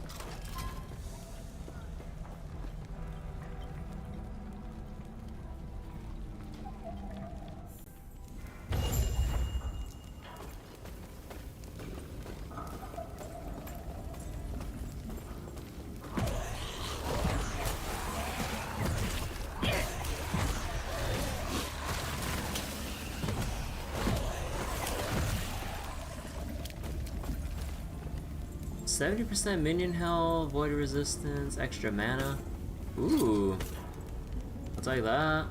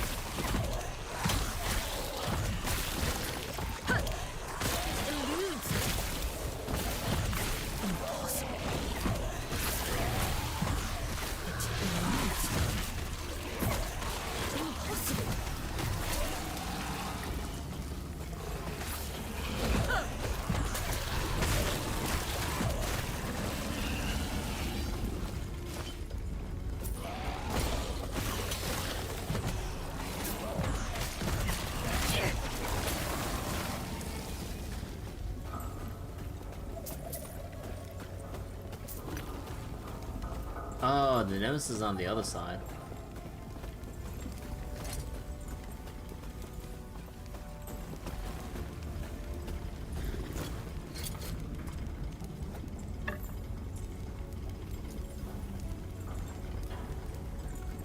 Gas speed, elemental damage. Oh, is that? Oh, that's it. Oh, it's the forge still.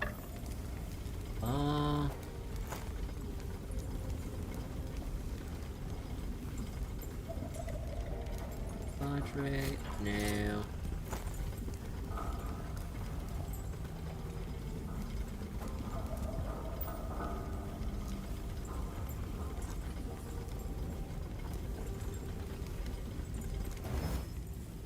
Oh, that used all of my potential? Oh, god damn it. Well, we got something.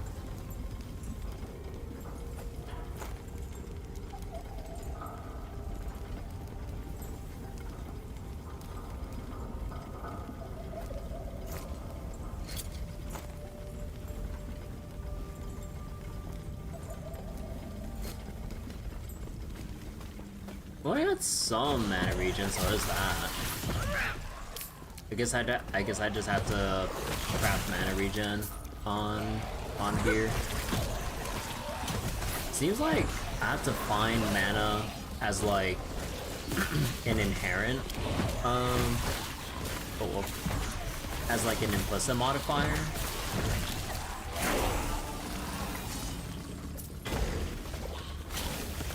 Because yeah, I don't think I really see mana as an actual suffix or prefix. Only HP. Because the only other mana modifier would be like minus mana cost or mana regen, but not flat mana.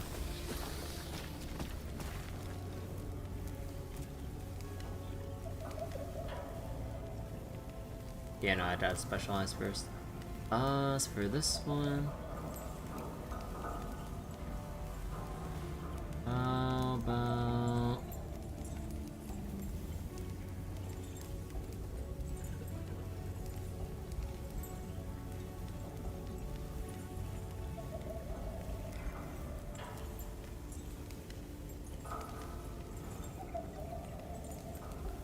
minion damage?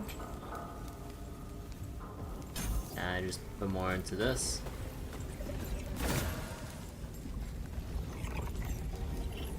Necrotic damage.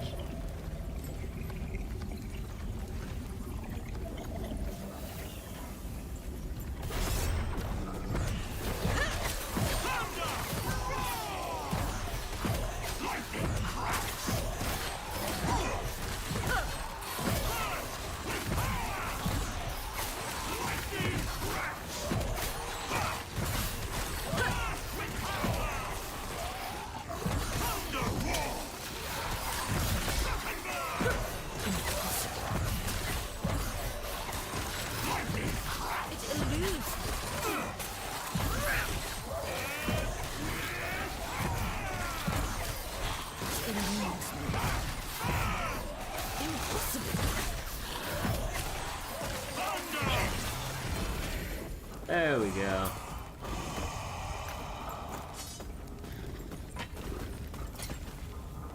Got my juiced up unique here. Although, man, necrotic damage would have a chill bonus on it.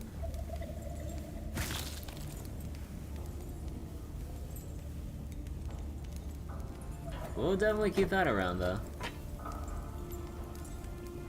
Real Pokemon trainer gameplay.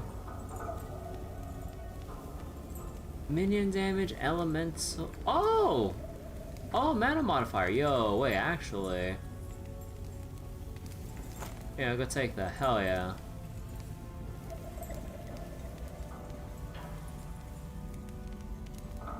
As for the rest of these, we can probably just health on kill.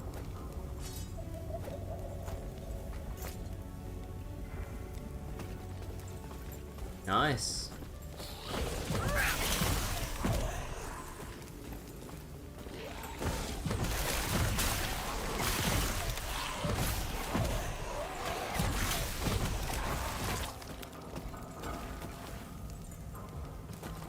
Unbreakable Targe.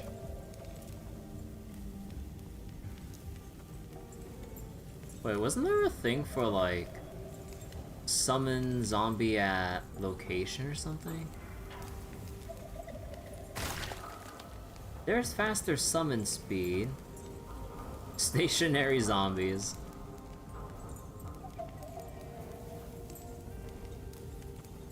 You were healed for a portion of the zombie's max health when they explode. Instead of health, you gain a ward from zombies. When a zombie dies, you have a chance to cast Infernal Shade on an enemy near the zombie. Aww. Oh, yeah, we were looking at that. Huh.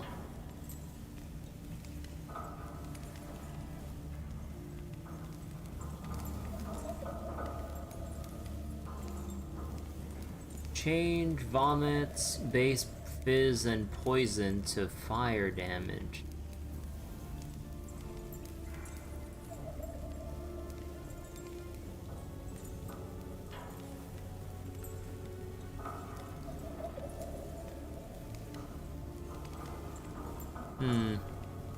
Stationary zombies will just turn us into Arknights.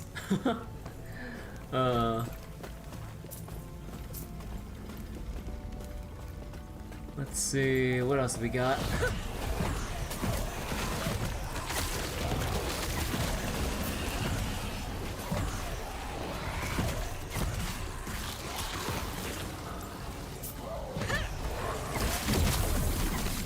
Fire a rotating beam. Oh, this is weird. What is this shrine effect?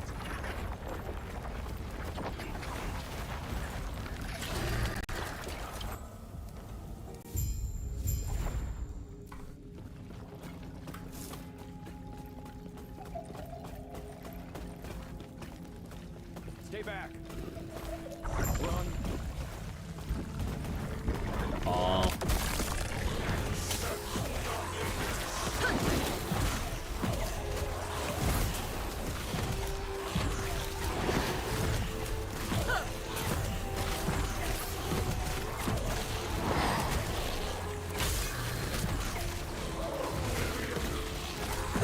What's with the energy shield?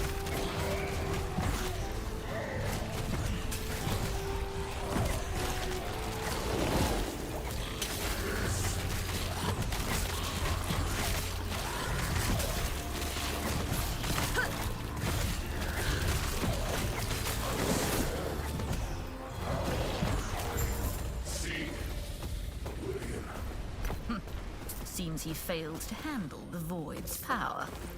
So much for their mighty elder. Oh. Pathetic. +1 to summon skeleton is a modifier? Ooh.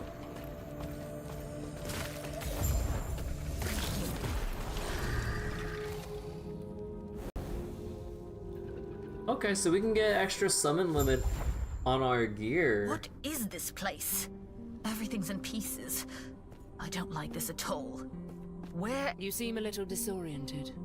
First time here. This is what is left of your timeline, and many others. Welcome to the end of time.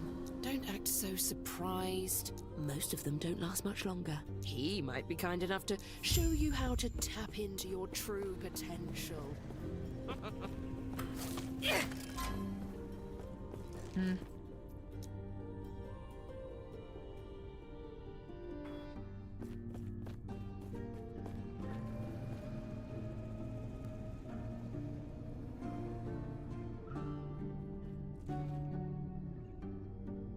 Void damage. Melee attack. Crit damage. Take care. Where's my stat? Oh, here it is.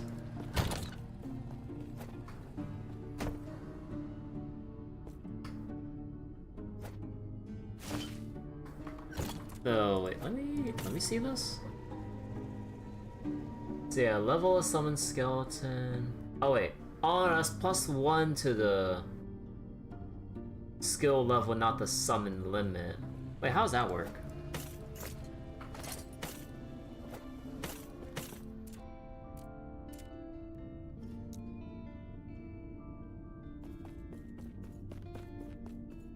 Oh, so you get +1 point, but then oh, so it does actually let you.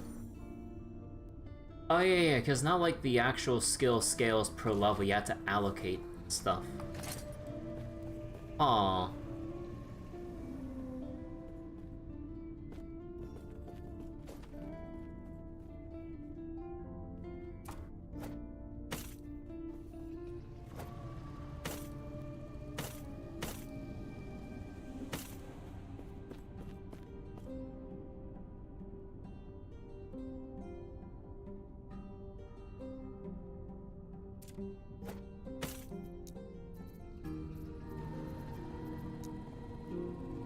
So with prefixes, I could only add...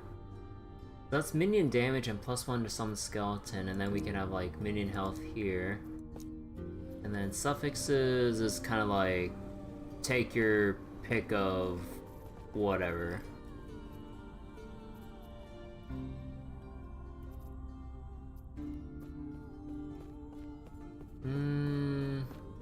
Nah, there's no reason for me to burn my mats on this. I guess I just vendor it.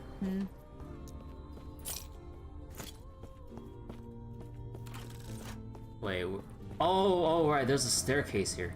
I remember the first time I played during Season 1, I got lost here because I didn't realize this is a staircase leading to a higher floor where the quest NPC is supposed to be at. Because I believe this is where we actually get our specialization for our mastery class. And the way it works, from what I remember a friend telling me, you basically pick one to specialize in, but you can actually still dip into the other passive tree, or the other class passives here. But if you're not specialized, you can't go beyond the chained off halfway point. So you could actually borrow some skills or passives from the first half, but if you're not specialized, you don't get the second half. You've woken up. That's good. I'm sure you have many questions. I see you've spoken with the armor-clad woman. Your potential is infinite. Countless alternatives. I have absorbed the faded selves of too many other Gaspars to count. If then close your eyes and focus on the potential you wish to wield as I guide the shades to you. Oh, wait. I didn't realize that choosing a specialization itself gives you an inherent passive bonus for like +1 skeletons or +1 skeleton mage summon limit, with an overall minions deal increased damage modifier. Oh. Spells and melee attacks deal increased damage equal to your missing health. Oh, so you actually have like missing HP builds. Oh. Well, oh wait, you can change your mastery later, but it will require spending gold. Oh, thank God. You could. This is kind of like choosing your ascendancy in Path of Exile, but you can actually change it back. I mean, they also did change in PoE 2 where you could actually respec your ascendancy. Hallelujah.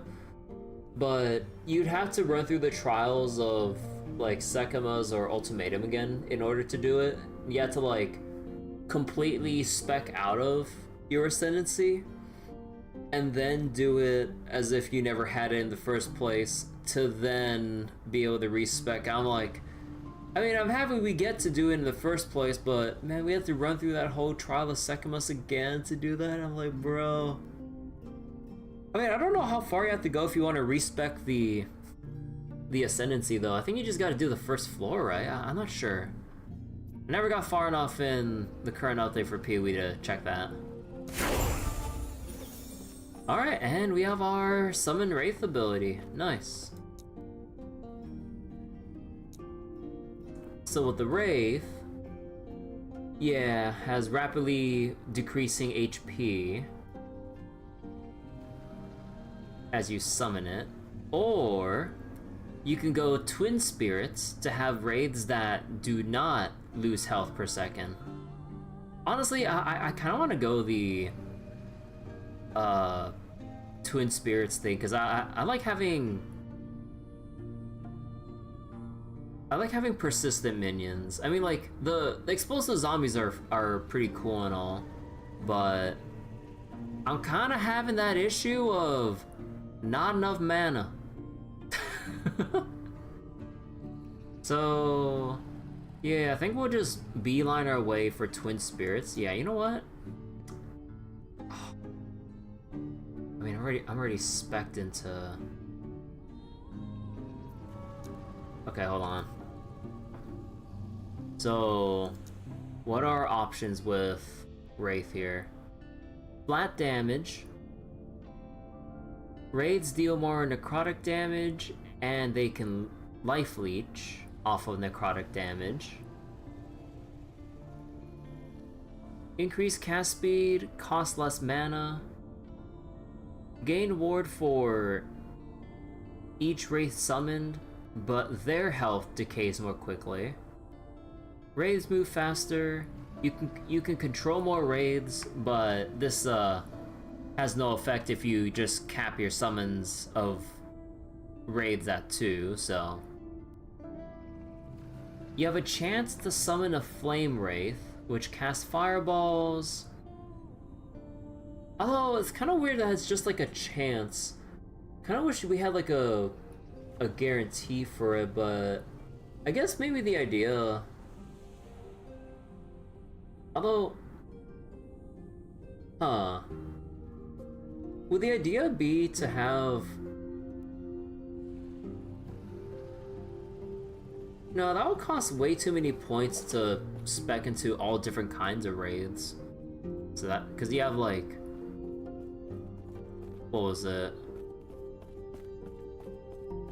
No, not that. Raids cannot move, but they do more damage with more attack speed. So wait. Flame Wraith. Putrid Wraith. Actually, was it just those two? And then Necrotic. Oh. Wait. So normally... Raids only have fizz damage? It's only necrotic if you spec for the flat damage? Really? How much is the flat damage going to scale up though? Because it sounds like...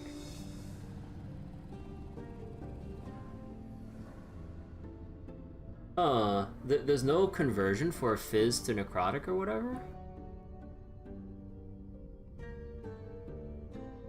Oh, but maybe... Although they do say it's multiplicative with other modifiers, so then... It starts at 20, but then you multiply it to like, let's say 60% more. And then I'm assuming... It would also just be multiplicative like you would expect from like... Your passives and everything.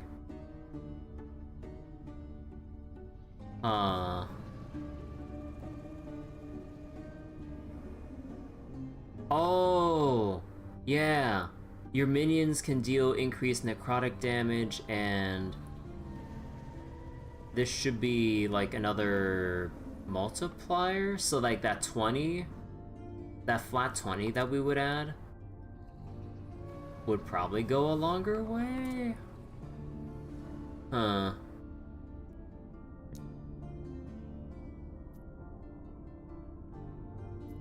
Yeah, you know, let me despecialize and go Wraith here.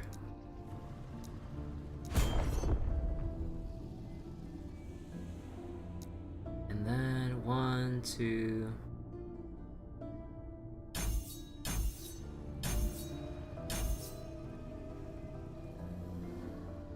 Sure.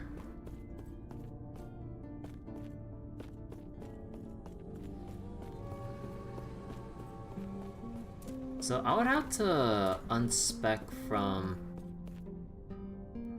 ward retention. Like, I think we still want some defensive layers, so we probably want a way to maintain some level of ward and ward retention. Because the way it works is that, like, if you're familiar with Energy Shield in Path of Exile, imagine Energy Shield, but it decays faster the more you build up. So you can't just have like a bajillion ward or Energy Shield and basically just have like practically like near infinite health in that way. So you'd have to scale it so that the ward plateaus with more ward retention. So let's say if you like build up for like 200 ward, which is like 200 energy shield, but if you try to go for 500 but you don't have enough ward retention or ways to regen or scale it back up, it would quickly decay from 500 and slowly settle back to like its natural like 200 or whatever your ward retention would scale it to.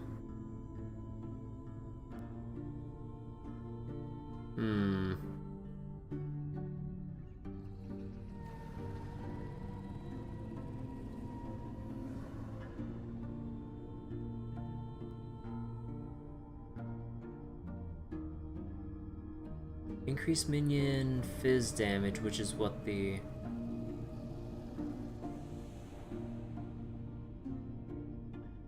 Aw.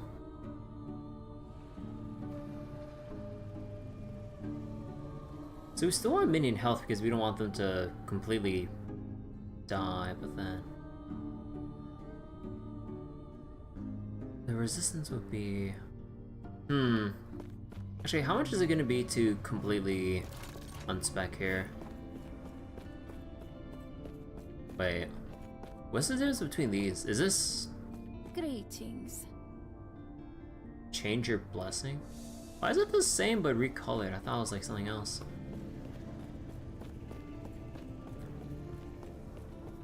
Hello, traveler. Oh, okay. So if we want to respec all, that'll cost us that much. Okay, but okay. We have 23 points. So we spend the first 5 on Forbidden Knowledge.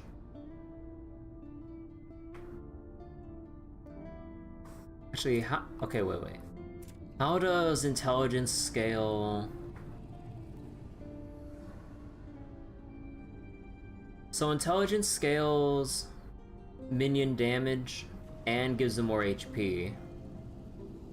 So that... Although that kind of makes me wonder, why would you go Blood Aura when you can go Intelligence to give... Like... To give yourself ward retention and to give your minions extra scaling for health and damage, as opposed to just raw damage and self-damage. Because even our other skills would scale off of intelligence as well. Maybe not as much per point, but there's more that intelligence would scale up. Although I guess like other modifiers are multiplicative, I guess, but I don't know. Okay, this is like the one thing I'm not sure about. So like, you deal increased damage, but you're intentionally draining your max HP per second. Though you do go for this node that reduces the rate that you're draining, or reduces your self-health drain rate.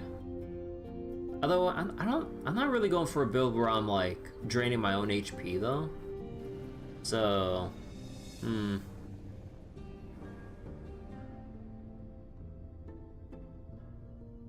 Fizz damage, product damage.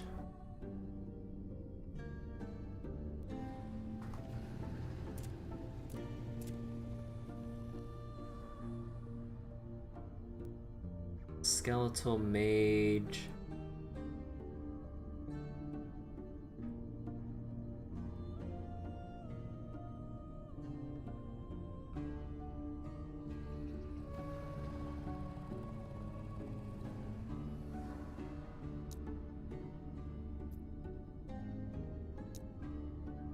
Huh.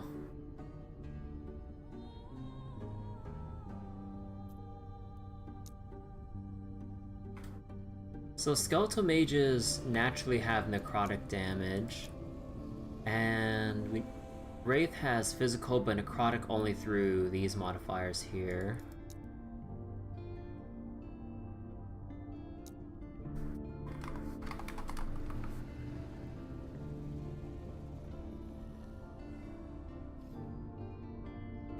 I would have to. Oh my god!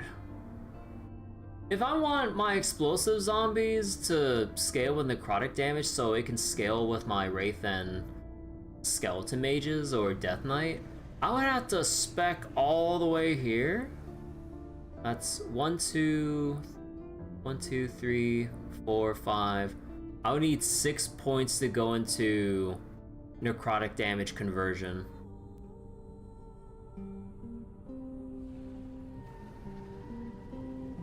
And explosions mark enemies for death. Mark for death is a curse that lasts for 8 seconds and reduces target's resist by 25%.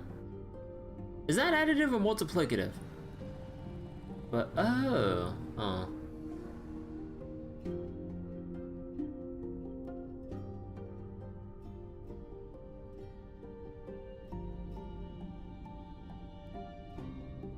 Explosions deal more damage to bosses and rares.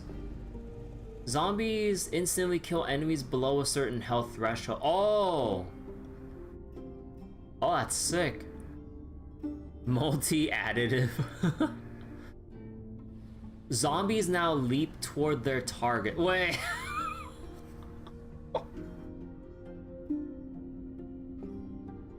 Oh, wait, that's sick. Zombies do more damage and have more move speed. Zombies have more move speed per missing health, but their health decays faster. Explosion deals damage in a large area when a zombie dies. And when a zombie dies, it creates a summon, or skeleton vanguard. Costs more mana.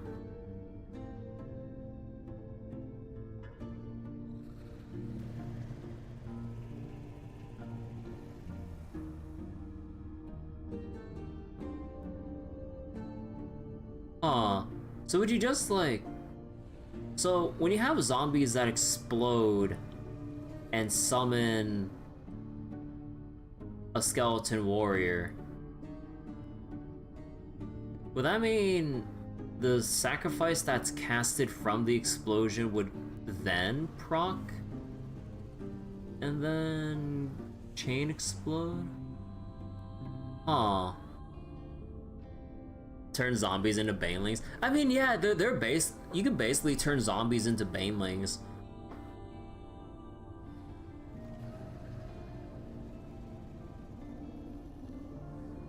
When a minion dies, you have a chance to cast Volatile Zombie at its location, expending its mana cost. So you can have leaping, exploding zombies that summon a skeleton, which has a chance to sacrifice the skeleton, and for every time a zombie dies, you have a chance to resummon an exploding zombie to then do it again. When a zombie dies, you have a chance to cast Inferno Shade. Huh. Although, wait, how does Inferno Shade scale? Is there... This doesn't have any necrotic damage, right?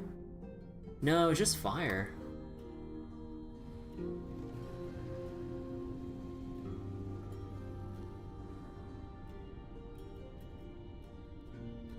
Bloodshade.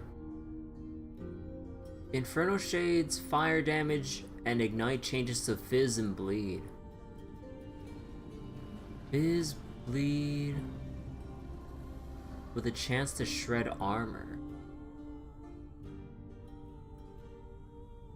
Every stack of armor shred reduces armor by 100.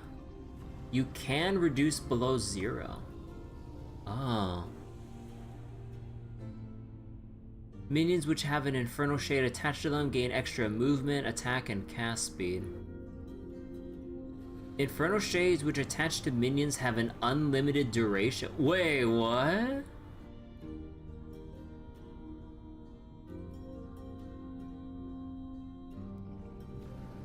Applies haste to minions. Dude, I don't know what I want to do. Oh my god. Dread Shade? Wait, what's a Dread Shade? Blaze Shade. You have a chance to create a Blaze Shade which deals more damage in a larger area. Deals more damage but has a shorter duration.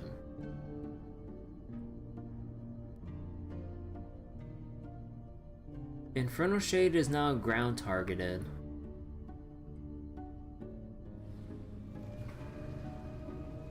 From the Legion node? When directly casting Infernal Shade, you create extra shades if there are nearby enemies.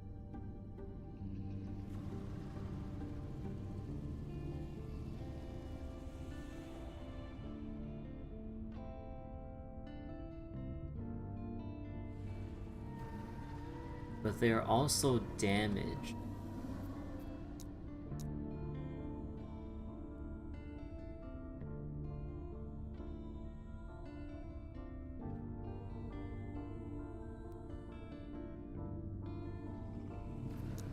Huh.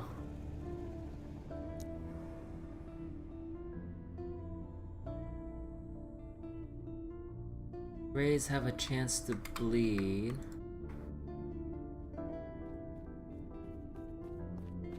Bleed effect and duration increased.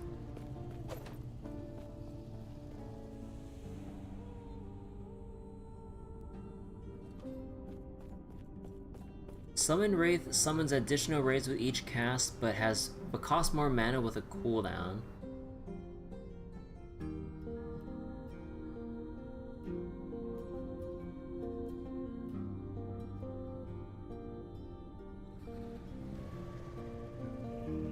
Wraiths have more health, but haze more slowly. Your critical strikes restore health to your wraiths. I have to be the one to crit? So we go the Twin Spirits route, and then I guess we go...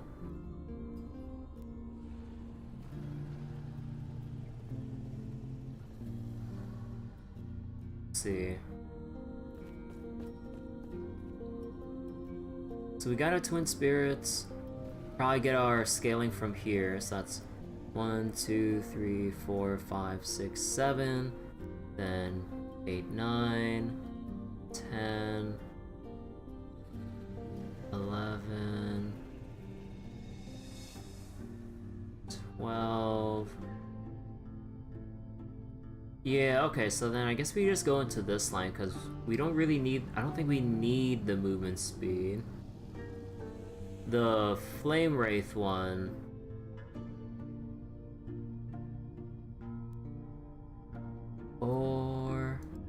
Or maybe I could... Maybe I could pivot out of Skeleton Rogues here, and instead of poison, what if we just remove Skeleton Warriors and then just have Fire Archers with Fire Wraiths? And then...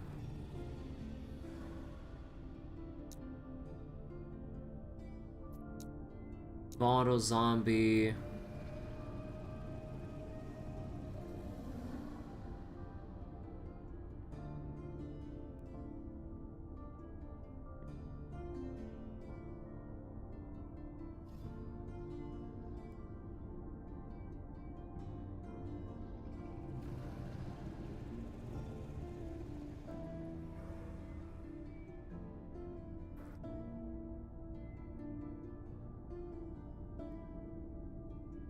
So then you'd have volatile zombie, grants ward.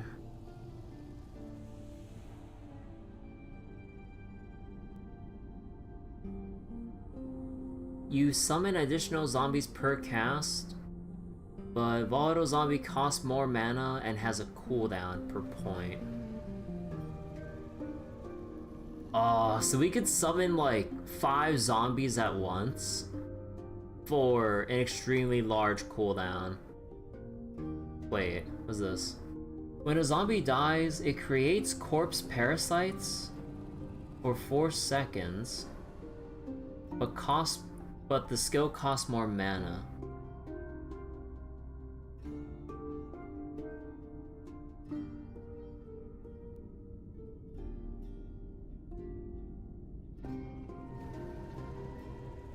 Ah!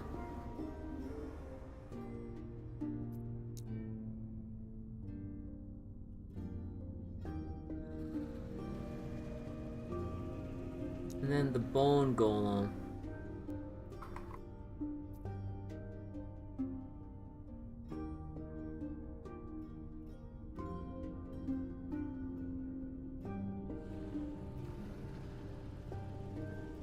Hold on, didn't I see...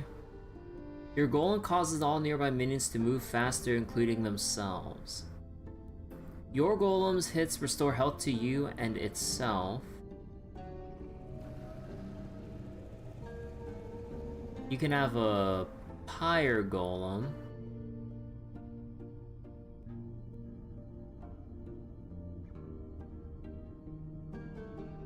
Oh, so we could have a fire golem, and then the volatile zombies summon a warrior on death to feed the big bone golem, or pyre golem. How long does that buff duration last?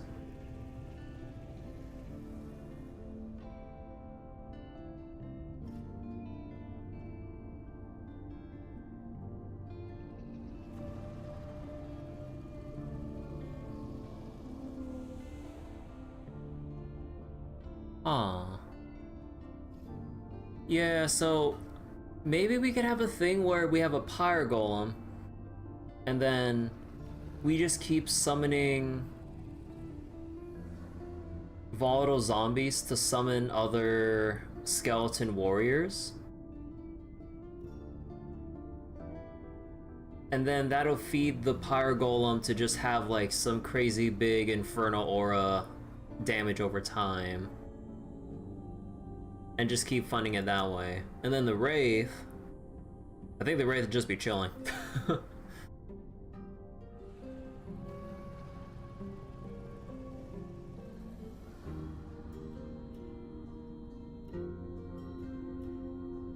Pile corpses into the furnace. Yeah, I think that might be what I think that might be what I'll pivot to. So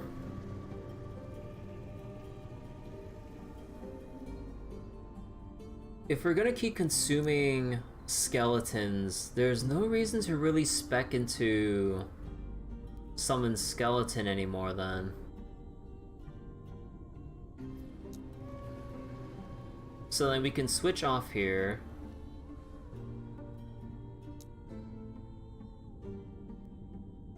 Although, how many points would I need for this? 1, 2, 3, 4.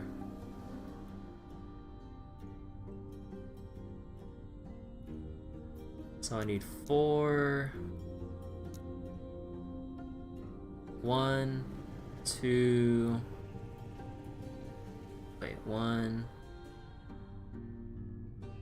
2. No. 1, 3. Oh, I need 5.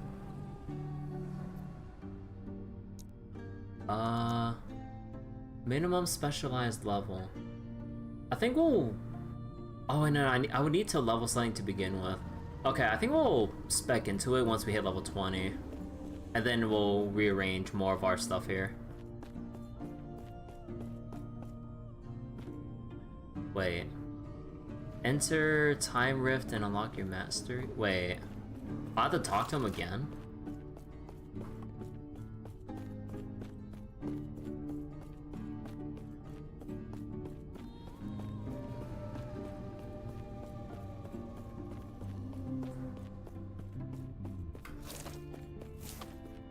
I see that you are still you.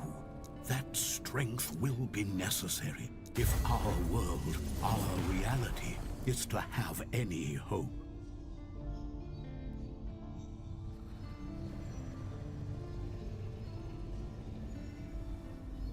What is this? You have additional health.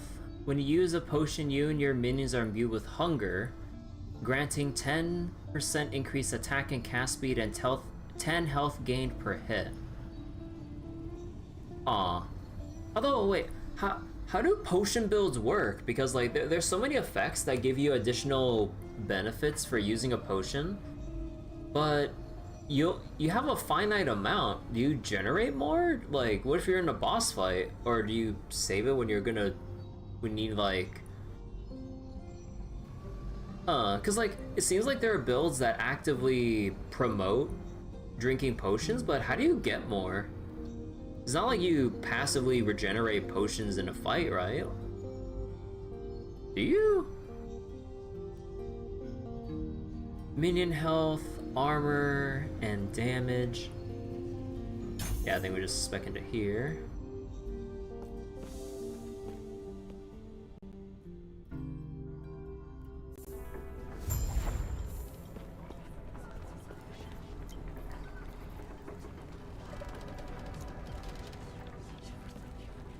Maybe there's a build that makes them work like they do in PoE. Not sure. Man, I feel like I'm really gonna have a sit down and just go like, okay, what's my plan from start to end? Because it, like, I'm so, like, I'm having so much, like, decision paralysis over all the cool things that I'm kind of seeing and formulating in my head, but I'm just like, Gods be with you. Stay safe.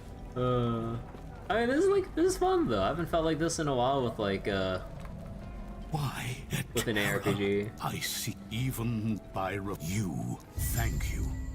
There is an old passage to the surface. I will dispel the rune that For this keeps game, it sealed. For this game, do I cook my own food or do I look up the recipe? To the east. The path to success is stealing from your rivals. Yeah, I know, like, the go-to thing would just be net decking other people's builds or guides or whatever. But, I mean, I know that, like, you know, since I'm still rather inexperienced with the game systems, characters, and all that stuff, like, yeah, I'd probably be better off just looking stuff up, but I just like to imagine, like, the feeling of me just going through a game with, like, as if there's, like, you know, no online help per se. Well, with the exception of, like, skill calculators or whatever. But I don't know. It's like, I guess that sense of self-discovery and stuff that I kind of value from this. Even if, like, it'll take me longer to get from, like, point A to point B than I would with, like, a pre-planned build that someone else made. Oh wait. Oh, you're joking, you're basing a joke off of... Oh, May a my tender bad. smile upon you. Farewell.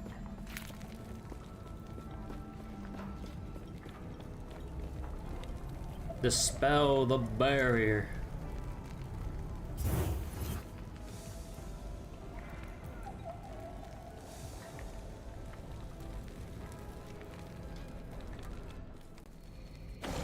Okay, let's see how this is. So we have everyone here.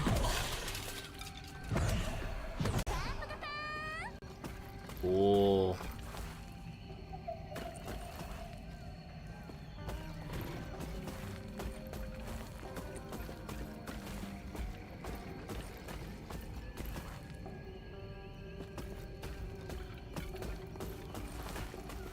But nah, I was misreading chat, my bad.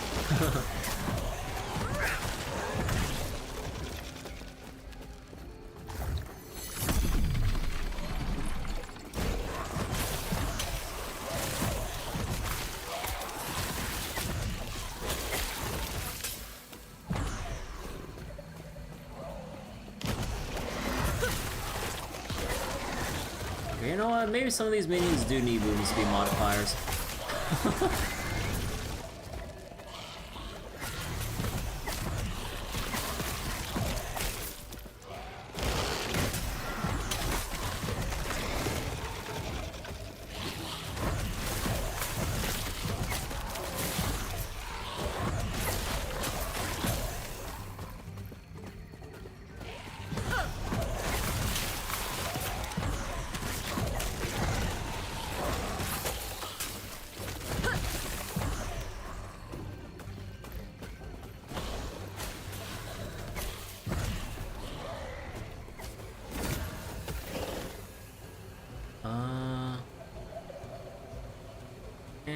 Wait.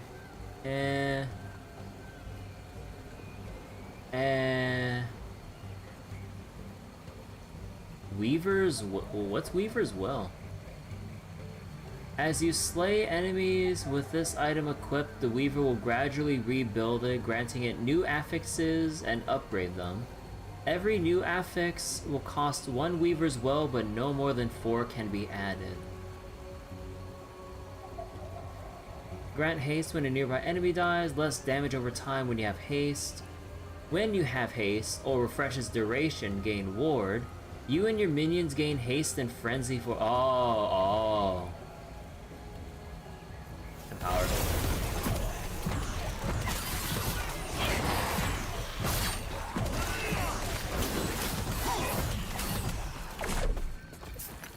Okay. We might be able to get some sick unique later. So wait, going back through Gen 3 games,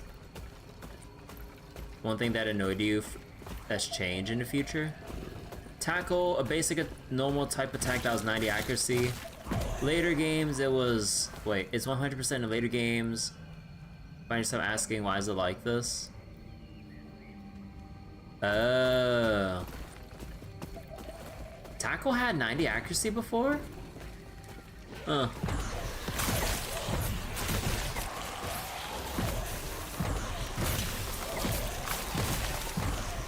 So it seems.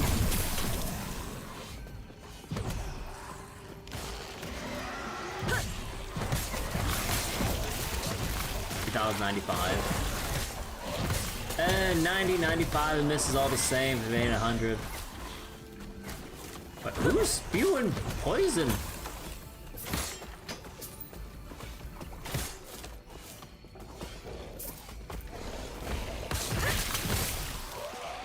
It's really annoying you lost the first rival fight due to it. Oh, classic.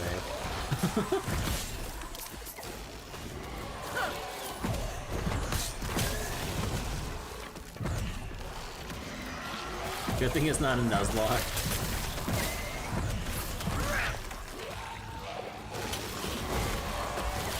Sacrificial staff. Increased cast speed.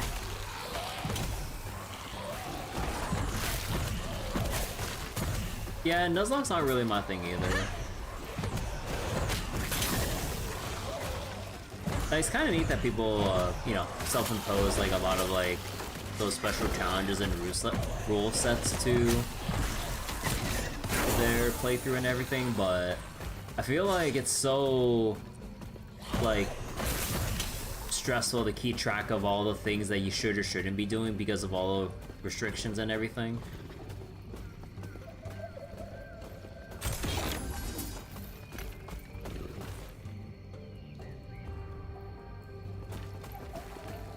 If you want to do a challenge run, you do a monotype run.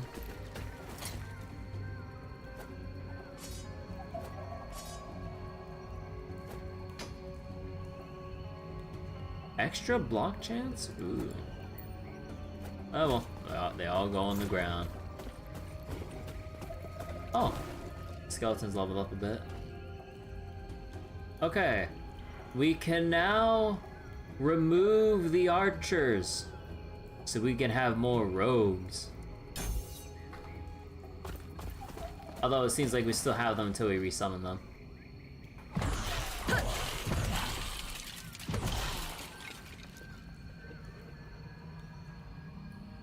Although, let me see this here.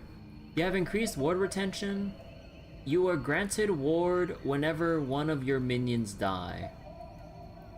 Oh, so this is just much better than this one. Because you have a fixed 10% chance to gain ward on nearby death, but it's only 13. You would have to invest an absurd amount in order for this to scale up.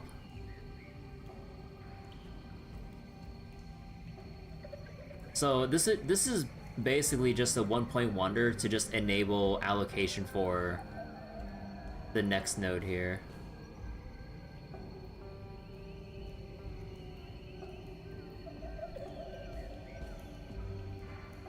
Yeah, looking at this, let me see.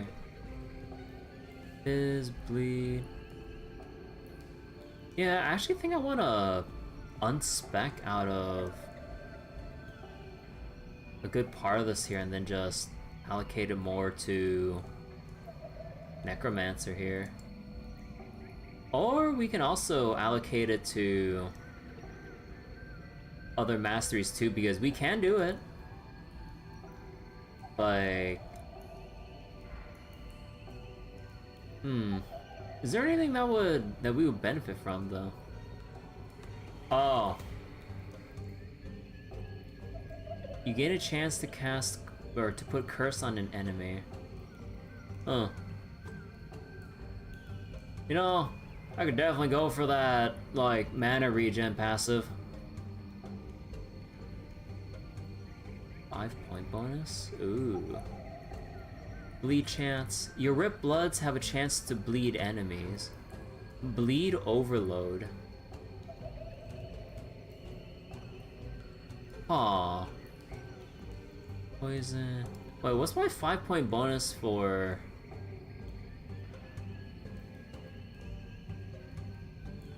Do I not have 5-point bonuses here?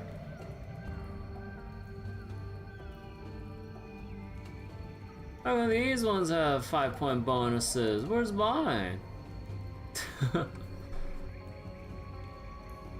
You gain additional ward decay threshold and gain ward on kill.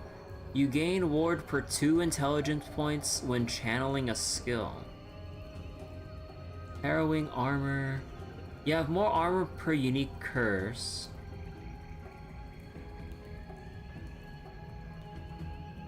Vitality. Ward decay threshold for every 2% necrotic resistance point you have.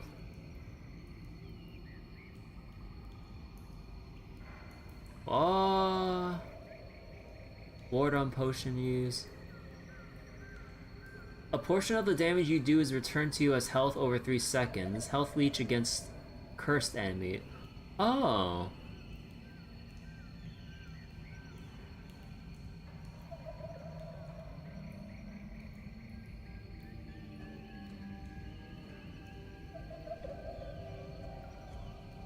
So you can curse enemies for mana. Okay, so that solves like some sustain things if you want to spec for that. You take less damage when channeling and deal more damage to damned enemies. And here's just natural ward regen per second. Okay. So wait. You can do it. You do things that pro Nuzlockers do by default. It seems unfun if you want to. I'm reading patch, or I'm reading all messages. Whoops, my bad. Nuzlocke is ironic given its namesake. Also,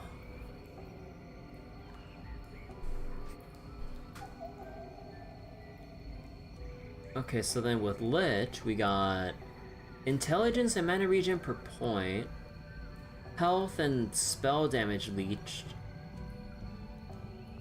You deal damage, triple the bonus at low life. Whenever you drop below half, you gain ward. Soul barrier has a reduced cooldown. Ah. Increased necrotic damage. Oh wait. It's named after a guy who drew Nuzleaf as John Locke from Lost. That's the origin? Huh. I never knew actually. All sources of health leech are converted to increase damage at 10 times their value. This does not affect minion health leech. Man. Minion bleed chance. When you kill an enemy, you have a chance to summon a skeleton vanguard from its corpse. That's when I kill an enemy, not when a minion kills an enemy, so that's kinda... yeah, no. Damage over time. Increase health regen and vitality. Poison. Your spells and melee attacks instantly kill enemies below a certain threshold. Mana per point, ward retention, increased damage. Current health drain per second. Oh. Increased intelligence but reduced health regen. What? Huh.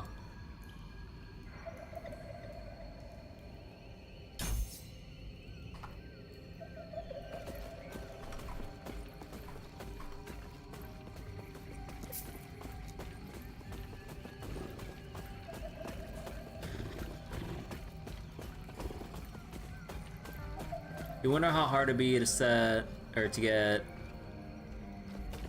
ACE or ACE set up? As well as how many weeks, months it'll take to get a shiny Deoxys enemy? Oh god. Good luck.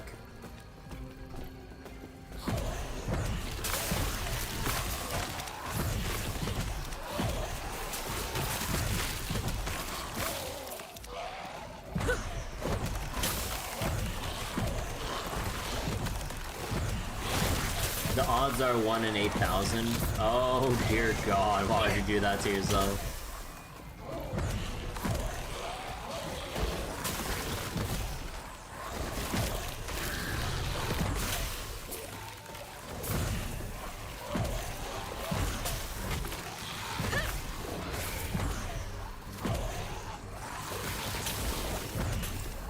Crave the pain.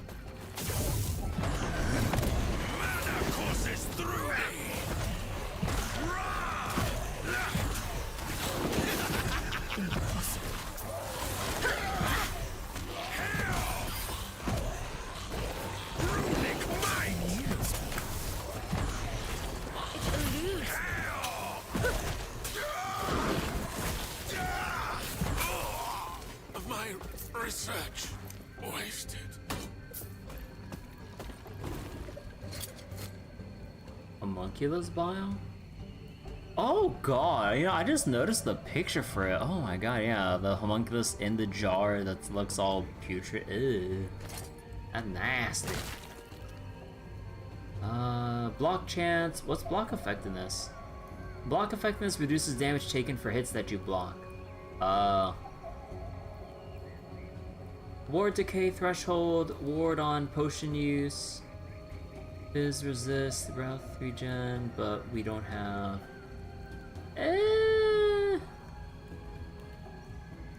Nah.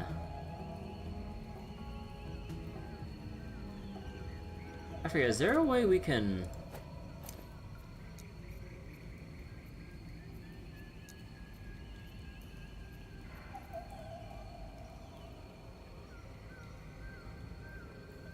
Destroys an item creating random number of affix shards containing its powers.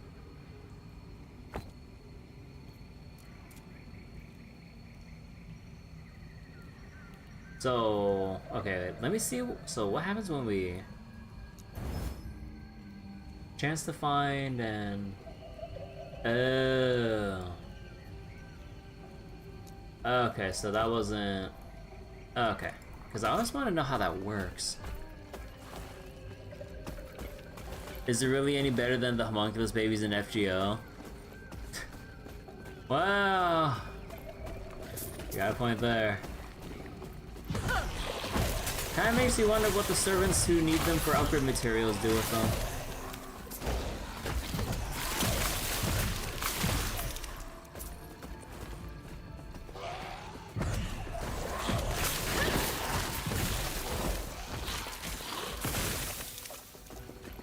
Oh, whoops.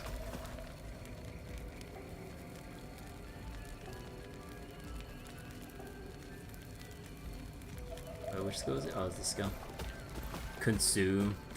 Do not consume the homunculi bottles. Gotta get them stem cells. Oh god.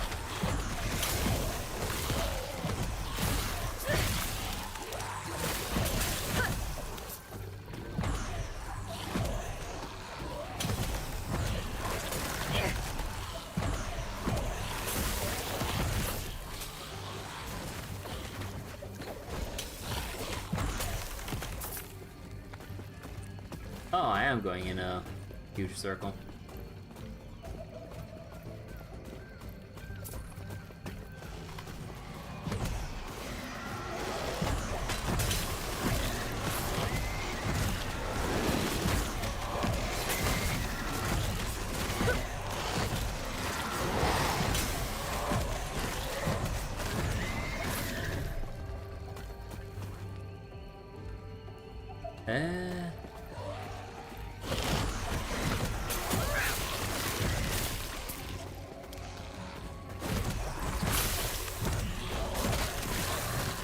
Man, these volatile zombies really do need their increased summon speed. It takes so long for them to like... Yeah, they take like half a second or more to actually like climb up out of the ground. Which that half second, like... In a very tense fight, that takes a while. Half a second could feel like hours. Instead of having that like instant snappy summon. To be fair, they're rotting corpses. And they're rotting, but they're not completely rotted. They still got some muscle to like, you know, bounce themselves up like from the dirt.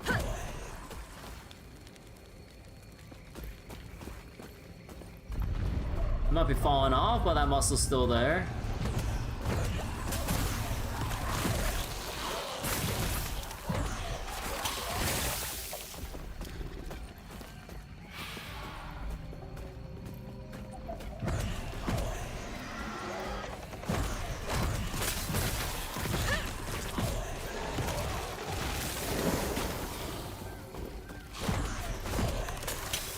It'd be faster they pull each other out like Pikmin.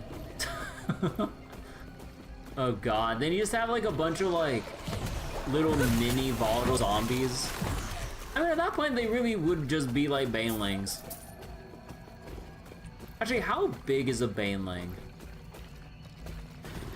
If you were to equate it to like human size. The cultists had a philosophy. Oh, story. The void transcends reality. And by embracing it, so could they. After all, this world was gone. If they devoted themselves to despair, would it welcome them? A form of hope. Desperate, worthless in the end. So if banelings come out of zerglings, zerglings are like the size of a tiger. Oh, they're the size of a tiger? Oh shit. I mean, it's like hard to think about it because all the times I've seen StarCraft, you know, is during gameplay and you're always like zoomed out. So I never really thought about how big of a zergling or a baneling is, like when you actually like zoom in and compare them to like actual unit size. Huh. Yeah, that just makes them all the more fucking scary. They have cutscenes. You think I watch StarCraft cutscenes? Well, it's been years since I've watched any StarCraft related things. That and I always had it as like a second monitor kind of a thing when I booted up some StarCraft to watch. So I was just mainly hearing like the keyboard ASMR of like people just going at it, like going through campaign on like hard mode or some shit. Cause like for a little while I was watching. Oh, wait. Loot lizard. Oh. Cool. Ooh, oh, give me that shit. Cold resist, freeze rate multiplier, 40% chance to blind on hit with cold spells, chill on hit with cold spells, you're immune to blind and chill, more armor. Well, definitely not for the build I have, but alright, that seems cool. Do we craft anything?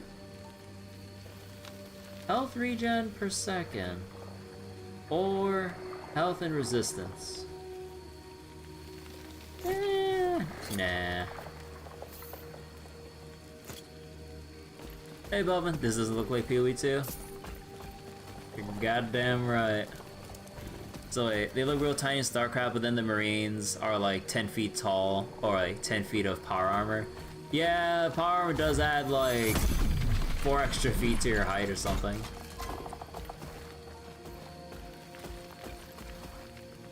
Oh yeah, this was a thing. You can go bypass parts of the story if you go through alternate leveling paths on different characters. Although, I thought I remember hearing some weird fiddly stuff when you try to campaign skip through shortcut areas.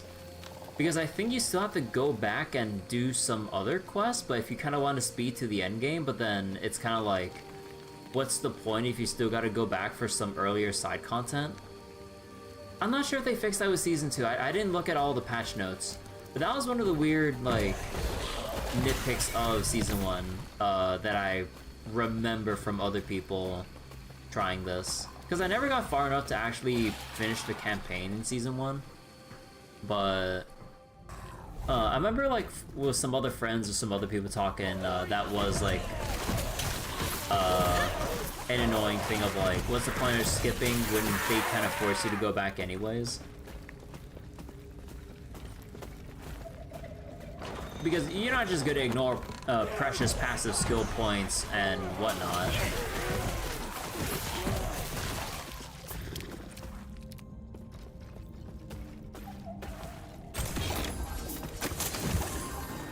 Last Hermit's Cache.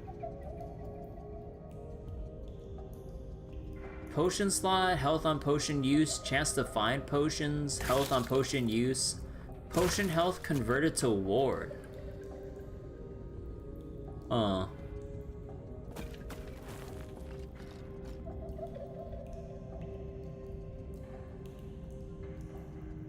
Mercurial. Oh, you know what? Seems nice. Can I craft anything on that? Oh wait. Oh, whoops. Right. Switch that out. Cooldown recovery speed. Oh, whoops.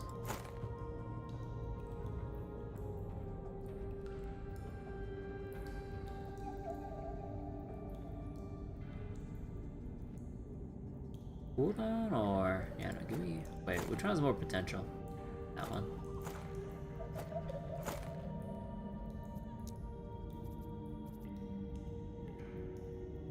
Extra armor. So wait, what's my lowest resistance right now? Physical mainly.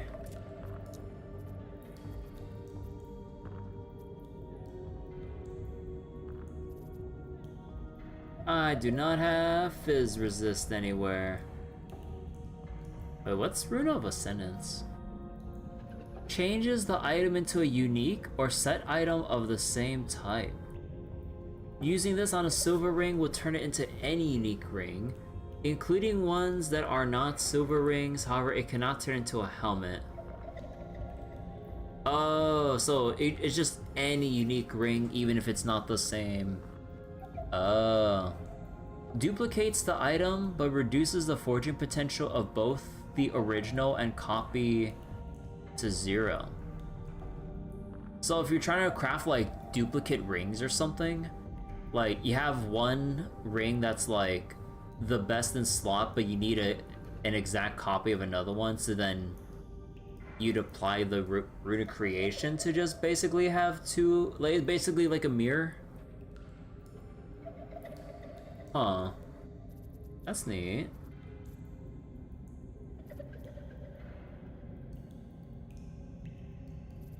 Oh, that's what it is. This is flat armor and this is percent armor.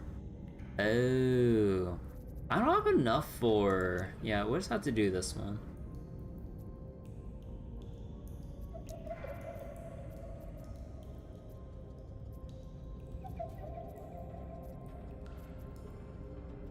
Rediscovery... No.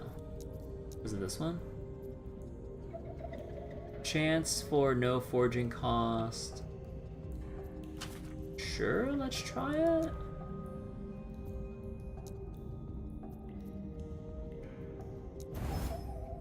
Still subtracted. Let's go upgrade the move speed.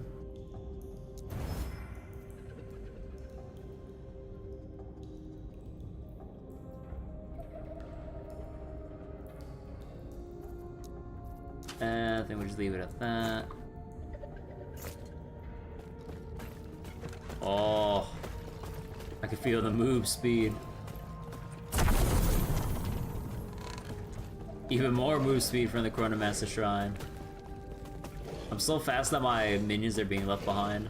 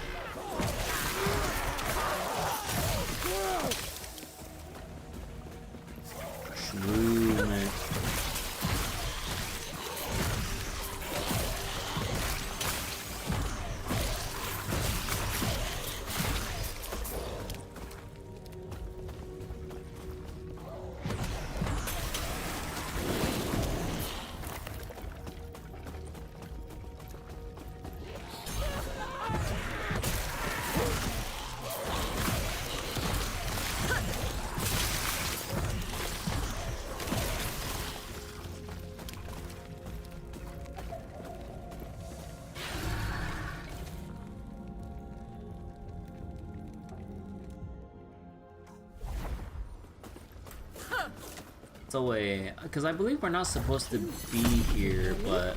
Human. That's good. Everyone else seems to have lost. They are the only... They won't live there. You are the only other living being that isn't acting like their head has rotted through. If you can find a way, that could be a problem. That's good then. Hurry, and find a way in there so we can save the humans. Each attempt, you need a key. Oh, you need a key in order for you to skip part of the campaign. Oh, so you need to have the key in your stash somewhere from wherever you get it. Oh.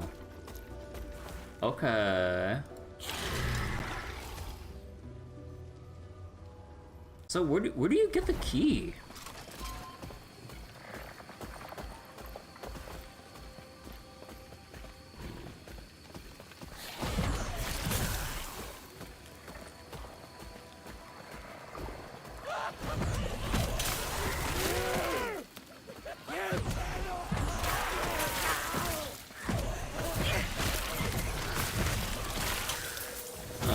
I guess it'll naturally come up as we go along, but you bet we pay for it.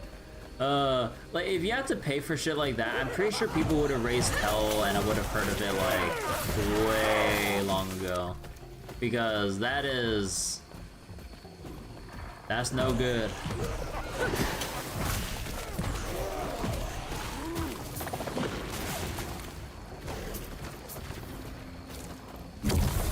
Increased experience. Oh wow! I wish I tagged that shrine earlier. What the fuck, bro?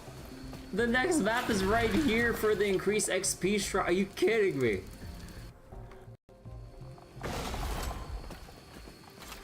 And now the effect goes away because you lose your shrine effect on the next map load.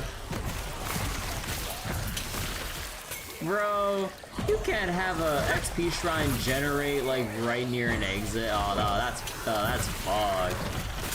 Who does that?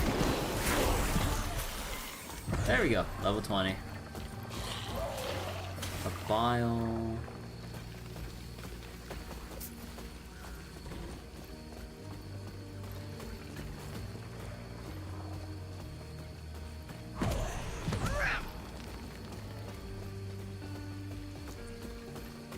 Okay, what are we specializing in?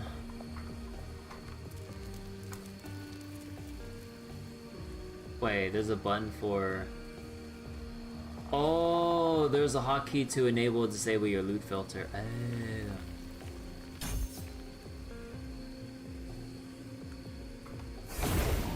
Okay, hold on. Let me... Okay, maybe this would be time for me to respec.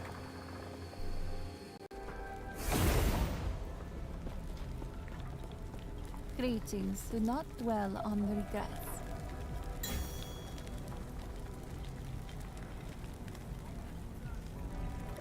Okay, wait, so what do I want to respec?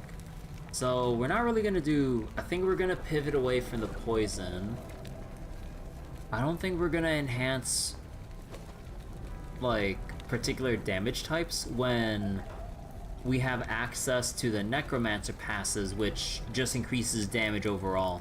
No need to fiddle with increased fizz or bleed damage, poison damage, or even necrotic damage.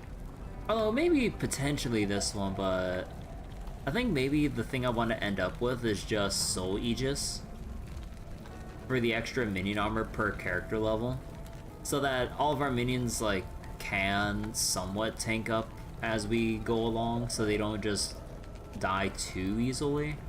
Although I'm not sure how much like armor that is in the grand scheme of things. Like, I don't know what's considered like a hefty amount of armor by the time you get to like, let's say level 50, if you're going like an armor based build rather than whatever else it might be. Revenant, we're not doing low HP. Yeah, let's just unspec them all here. So...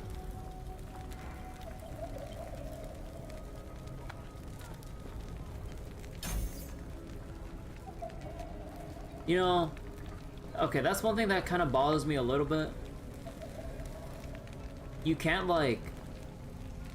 You can't spec and then unspec if you want to take it back. You gotta full commit for every click you do. In like Grim Dawn or something, you click, but then it only full commits when you close the window. If you haven't closed the window, you can freely just like toggle back and forth when you're kind of deliberating over which things to spec into. I kind of wish they would let you do that here, because yeah, you can't take this back the moment you click on it. So let's see. So we have increased minion health and speed and everything here. Okay. So... go for this. We get a Hungering Souls. We take...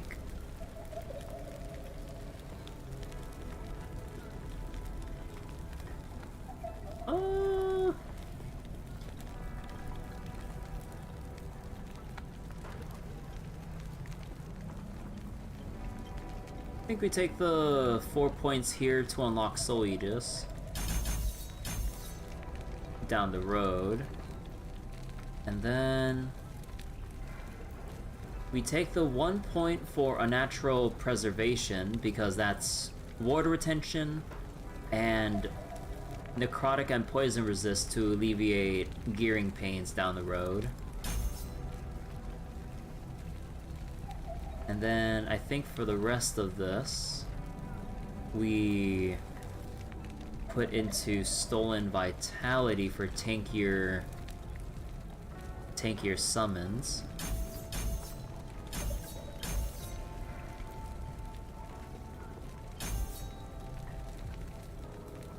And then 1, 2, 3, 4, 5 minion armor.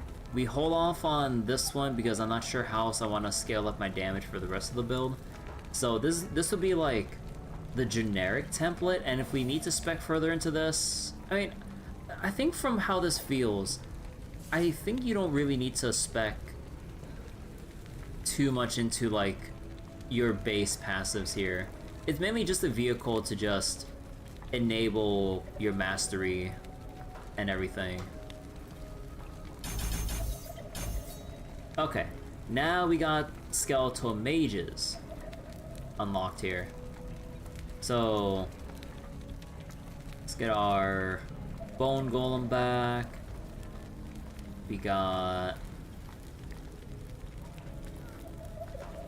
skeletal mages. Well, actually, let me switch the things around. So thing here, skeletal mage. Actually, let me reorganize the hotbar. So mage, golem. Okay, and then our specialization. Okay, let's see. Now, do we want golem or do we want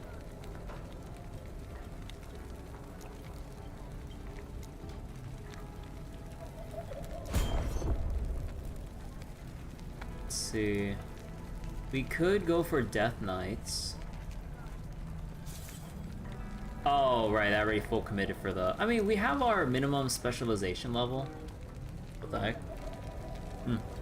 We have our minimum specialization level, so it's not like I have to worry about unspecking, respecking. The Lovato Zombie, where would 4 levels take us?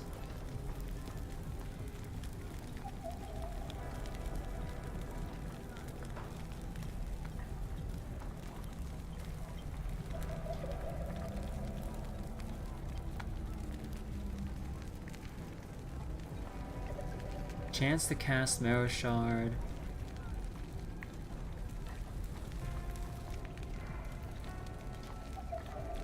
Yeah, no, I think we spec into zombies later. Maybe? Yeah, I think we'll keep with skeletal mages for the time being. Yeah, okay. So either we can get Cryomancers, go straight into Death Knights.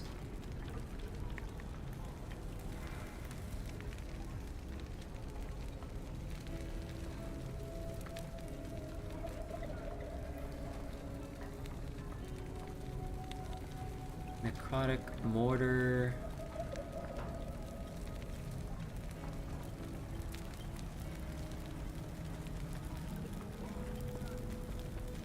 Ground iron tooltips visible? What the heck? Let me see. Poison chance into pyromancers or increase base crit. Leech. You can summon more. I kind of want to go into like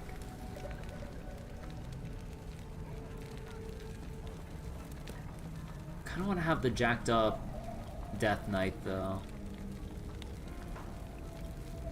Okay, so increase base crit and extra move speed, or give them life leech.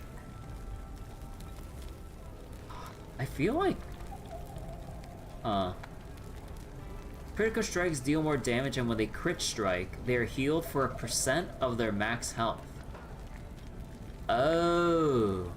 So we could actually just have crit build and then just have them sustain through their own. The only critical nodes are base crit chance and crit strike avoidance. Skeletal mages can sacrifice skeleton warriors, rogues, and vanguards to deal necrotic damage.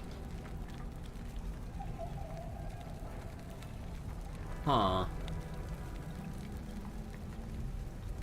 So we can have this skill sacrifice our skeletons for us instead of volatile zombie? Because we would have to spec into zombies sacrificing a nearby minion when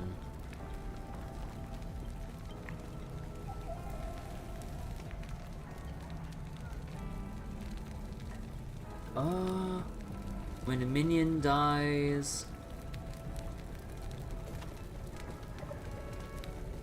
Huh.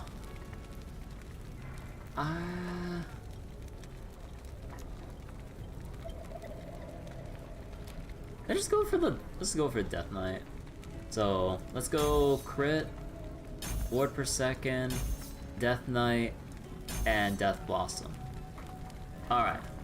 We'll just go with that for now.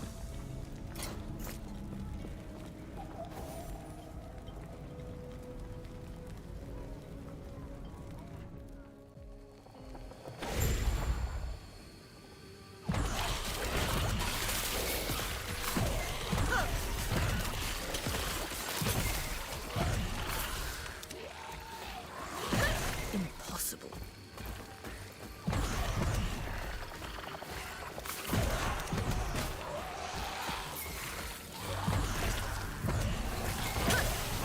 Yeah, it's pretty nice. Death Blossom. Wait, Q of the game?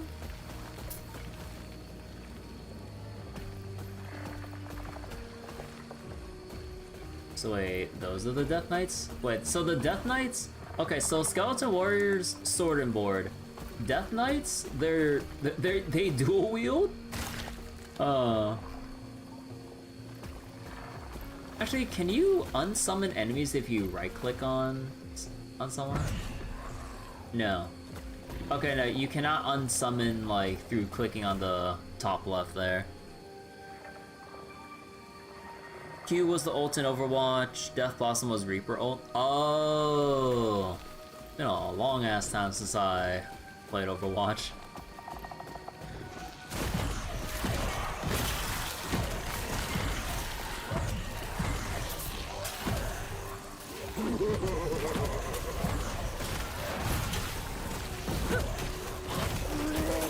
Oh, it's getting shredded.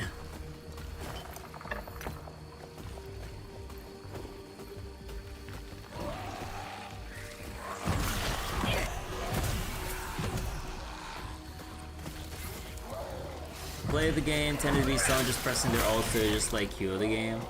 Oh, right, yeah. That reminds me of seeing like some play of the games like when I played before, and it was just like a Torbjorn just getting play of the game because the turret was just shredding everyone while Torbjorn was just dead.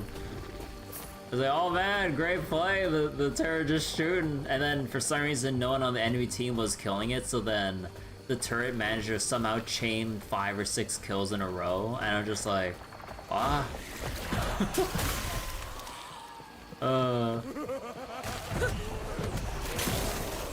Some good times were had with Overwatch, but I really just like the balancing that went into it, like, during and beyond Season 1. I mean, I stopped after Season 1, I think, but the more I kept hearing about it, like, even after I stopped playing, I just like, bro, I really like playing Mei, but they made Mei, like, I don't know why, like, they removed her goddamn freeze on her, like, what was it, on her basic shot. Like, that was her whole shtick. But it's always like, oh, it's not fun, so it just slows and just does regular, like, damage now. It's like, okay. Okay. You remove her signature thing about freezing enemies, and you just make it just a slow. It's like, bro, if you let a Mei get close and freeze your ass, you deserve to get killed in-game. Like, bro, Mei doesn't have much going for her compared to other more nimble, agile characters, let's say like Tracer, Pharah, or whoever else can like climb and fly and whatever. The turret was the actual character, the human was the car. Separate from the character that was an actual turret. Alright, let's see, what do we got here? Twin spirits, cannot move. No, we don't bother with that one. Product damage, raids have more health. Yeah, no, we're just gonna keep speccing into here.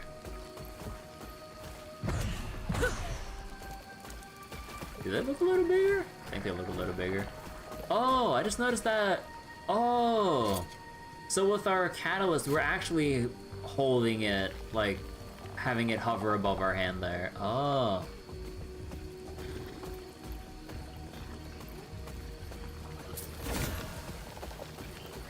Weaver's Will.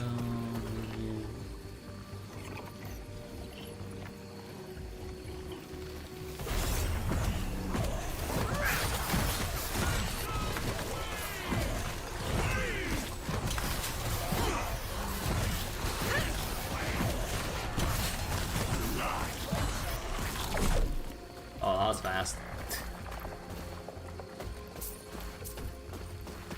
The early build's coming together so far.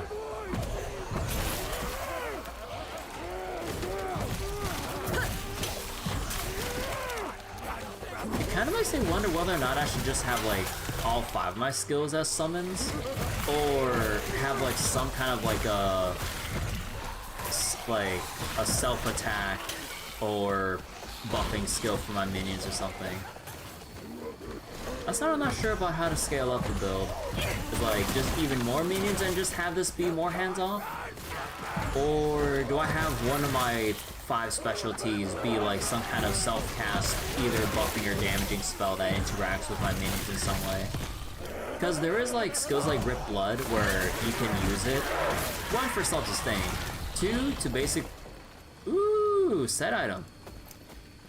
Like, can you basically use it to like have your minions prioritize other enemies that you target with like Rip Blood specifically? I don't know, like there are some skills here that have like other minion interactions. Like, minions have increased crit strike chance if you land a hit with Harvest in the past 4 seconds. And Harvest is like a melee attack that hits in a circle around you. Or I guess in front of you from what this says.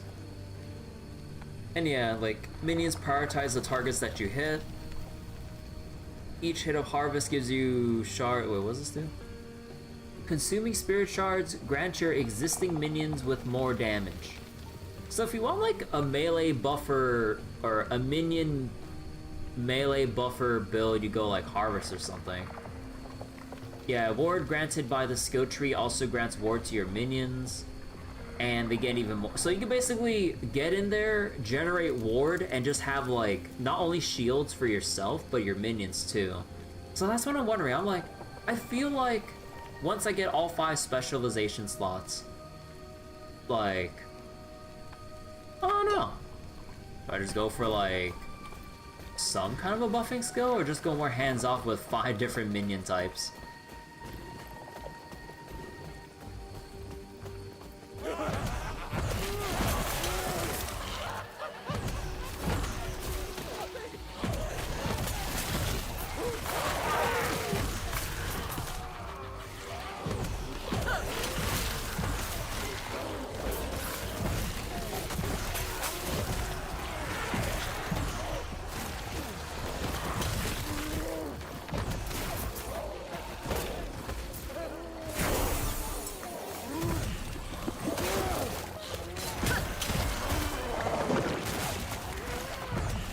In Borderlands, you would default to whoever was that game's turret character. Dude, I love playing Roland. Like, having your turret buddy, like, when you're playing solo, just gives you, like, that much extra breathing room. And also peace of mind in a way, like, when you're playing solo. Because, you know, when you're playing by yourself, you always just gotta be on the ball. And, you know, like, there'll always be enemies, like, all around you. Like, you don't have anyone covering your 6 or whatever. But then, that's what turret buddy's for. Your default in Borderlands was a siren. Like, you know, like, one of these days, like, I always keep having thoughts of, like, reinstalling Borderlands 1 and playing a siren, because I've never actually played siren before. Because, like, I hear about how broken it is with, element builds, SMGs, and all that stuff.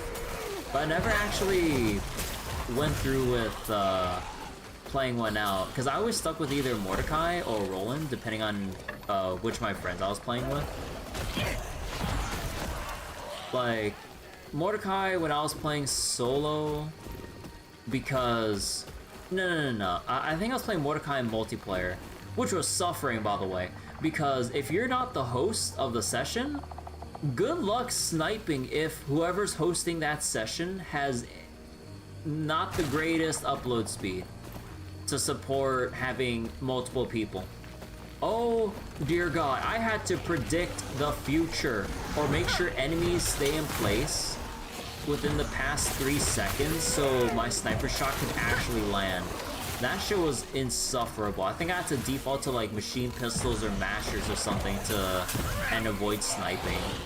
Like, oh my God, that shit was miserable. You did Borderlands 1 as Roland, but 2 Gage. I really wish I got into Borderlands 2 after all the DLCs and expansions came out. I felt so burned when I kind of joined along with my friends when it first came out, because like they all kind of powered through and basically like played more of the game without me that I couldn't catch up with. And then basically it's just like at that point I was just playing by myself, but then I see all the DLCs and I think like my friends kind of got me to buying the season pass too, and this is like before I knew what season passes really were like. So I was like, oh, season pass, I get everything, right? No. Like, oh, those other characters you gotta pay for. Extra levels you gotta pay for. Like, you get the expansions, but all the other cool stuff that you would really, really want, you gotta pay for. I'm like, bro, I should have waited for Game of the Year edition, like, many years later in hindsight. Still pisses me off to this day.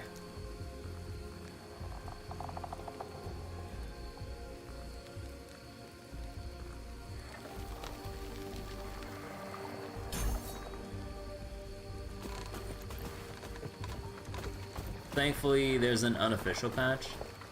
Oh, that's what, you're talking about the falling off part. You play Gage for a long time due to a specific reason, infinite no shield charging downtime glitch. Anarchy mechanic was... Wait, Gage was fun due to anarchy mechanic as well as ricochet bullets. Yeah, I've been hearing, I remember hearing over time and stuff like how busted Gage basically broke the game and everything. Never got to see for myself because it was way later when I kind of washed my hands from playing Borderlands 2. I don't know, even when I was playing it solo by myself, like, Borderlands 2 just didn't really, like, hit right compared to how I kind of just vibed and chilled with Borderlands 1. Like, Borderlands 1 was still, like, wacky with its humor, but, like, if you kind of want to number it on a scale of 1 to 10, like, Borderlands 1 to me felt like maybe, like, a tame-ish 5 on like the wackiness scale. Then Borderlands 2 just cranked it up to like an annoying 8 or 9. And then Borderlands 3 was like, from what I watched in playthroughs and stuff, like they cranked it to an annoying ass 11. And I'm just like, shut the fuck up. Like I was just watching people like stream Borderlands 3, but I had to like just close it because I'm just like, I can't bear all this dialogue and chatter. It was just like, oh Jesus Christ, give my ears some peace here.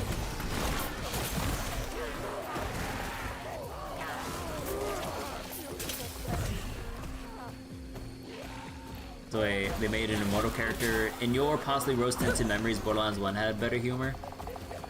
Like, there are still pop culture references and stuff in like Borderlands 1, but like, as far as I can vaguely remember in my recollection, it's mainly that like, it didn't feel as overbearing compared to Borderlands 2, which really shoved the haha in your face humor, well, to your face and everything. To the game's, in my opinion, detriment.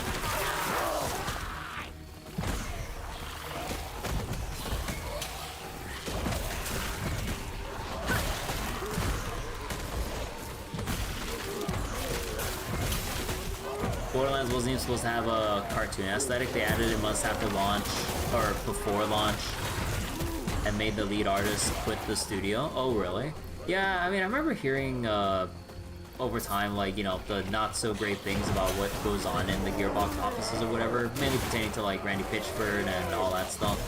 I'm not sure what else might have went on, but I was like, ugh, oof, rough. Okay. What?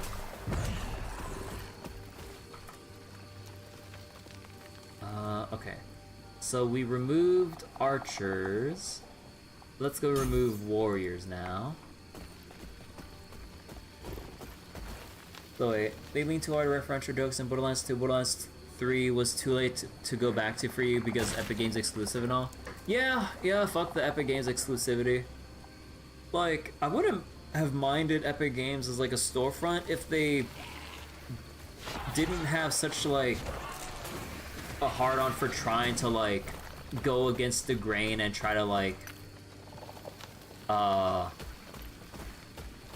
thoughtlessly try to take market share away from Steam. It's like, I don't know, it's just like with random shit like that and just the, what's the name? Tim Sweeney, I think? Like his attitude towards Valve and just like, I guess the childishness behind like the, you know, how all that's been handled. I'm just like, I'd rather just pay for shit on Steam than like support like the random bullshit practices of like the exclusivity and everything on Epic Games Store. It's just like one of the best things about, to me, for gaming on PC was the fact that you didn't have to deal with console exclusivity for the most part. But then now we're having like PC exclusive like stuff at that point. I mean, like, I feel like it's not helping that, you know, like, in a way that you can technically view it as, like, Steam exclusive in a way, so I'm not sure how you want to really view that when you kind of take a look at the bigger picture.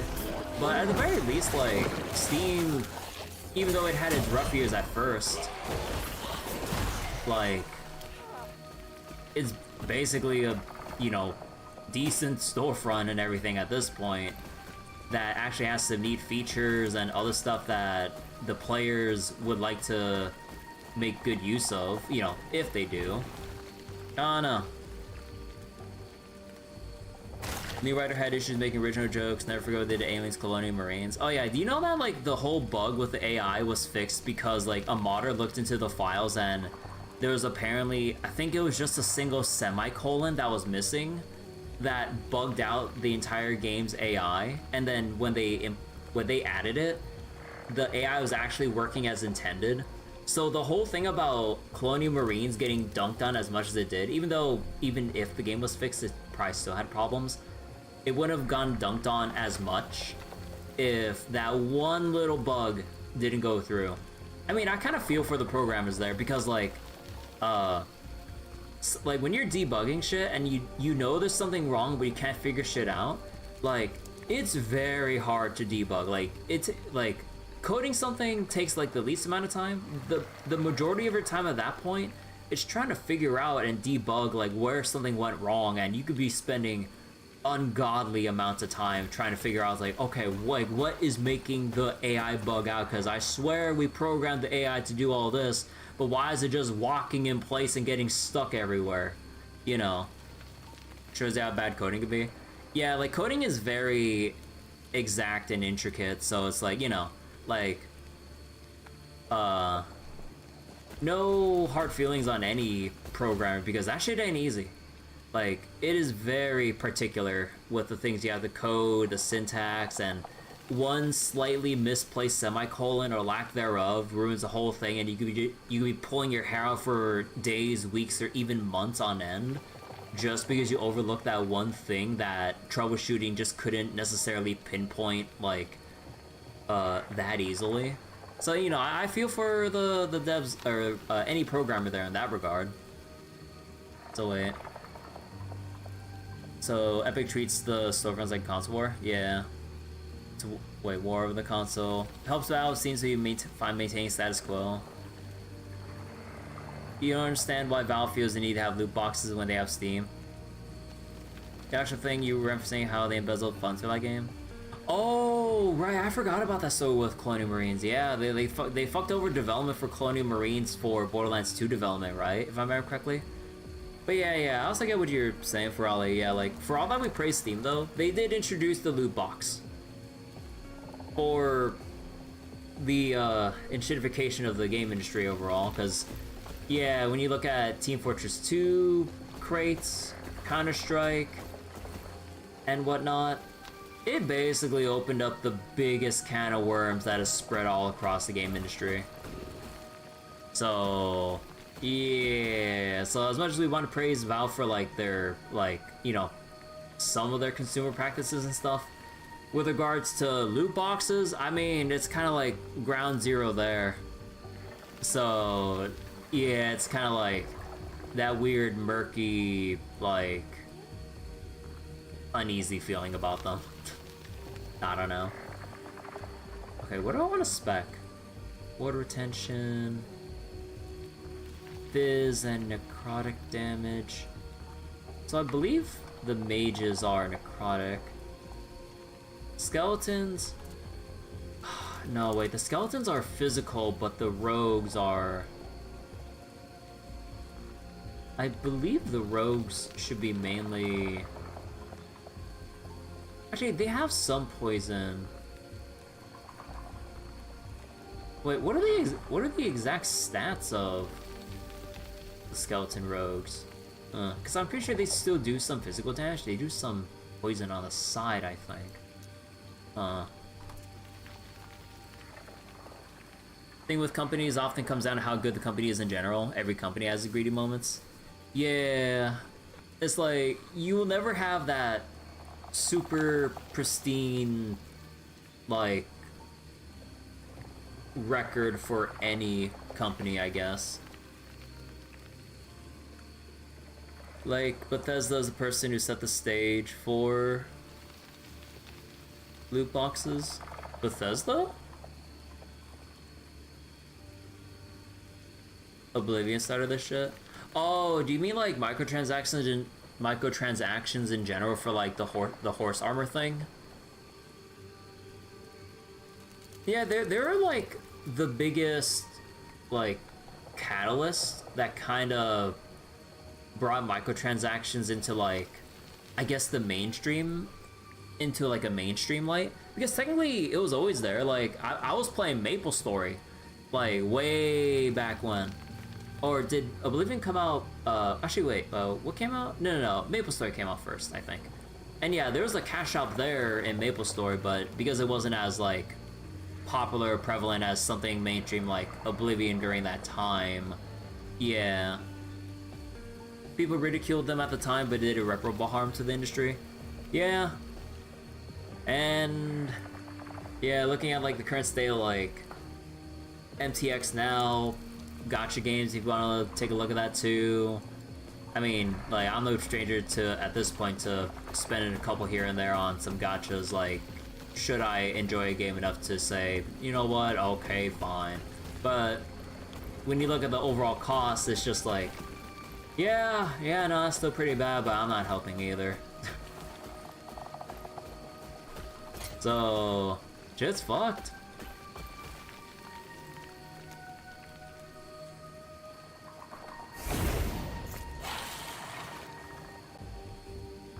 People get away with way worse.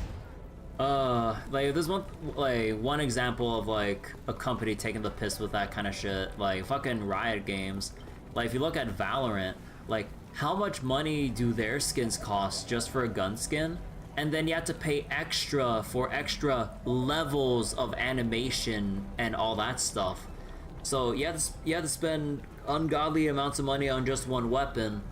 And then you'd have to spend extra just to have all the extra animations and all that fancy shit. I'm just like, bro, there's like one thing for spending in a couple bucks for a cosmetic in a game, and then like some extra money for like, let's say a fucking gacha 10 pull.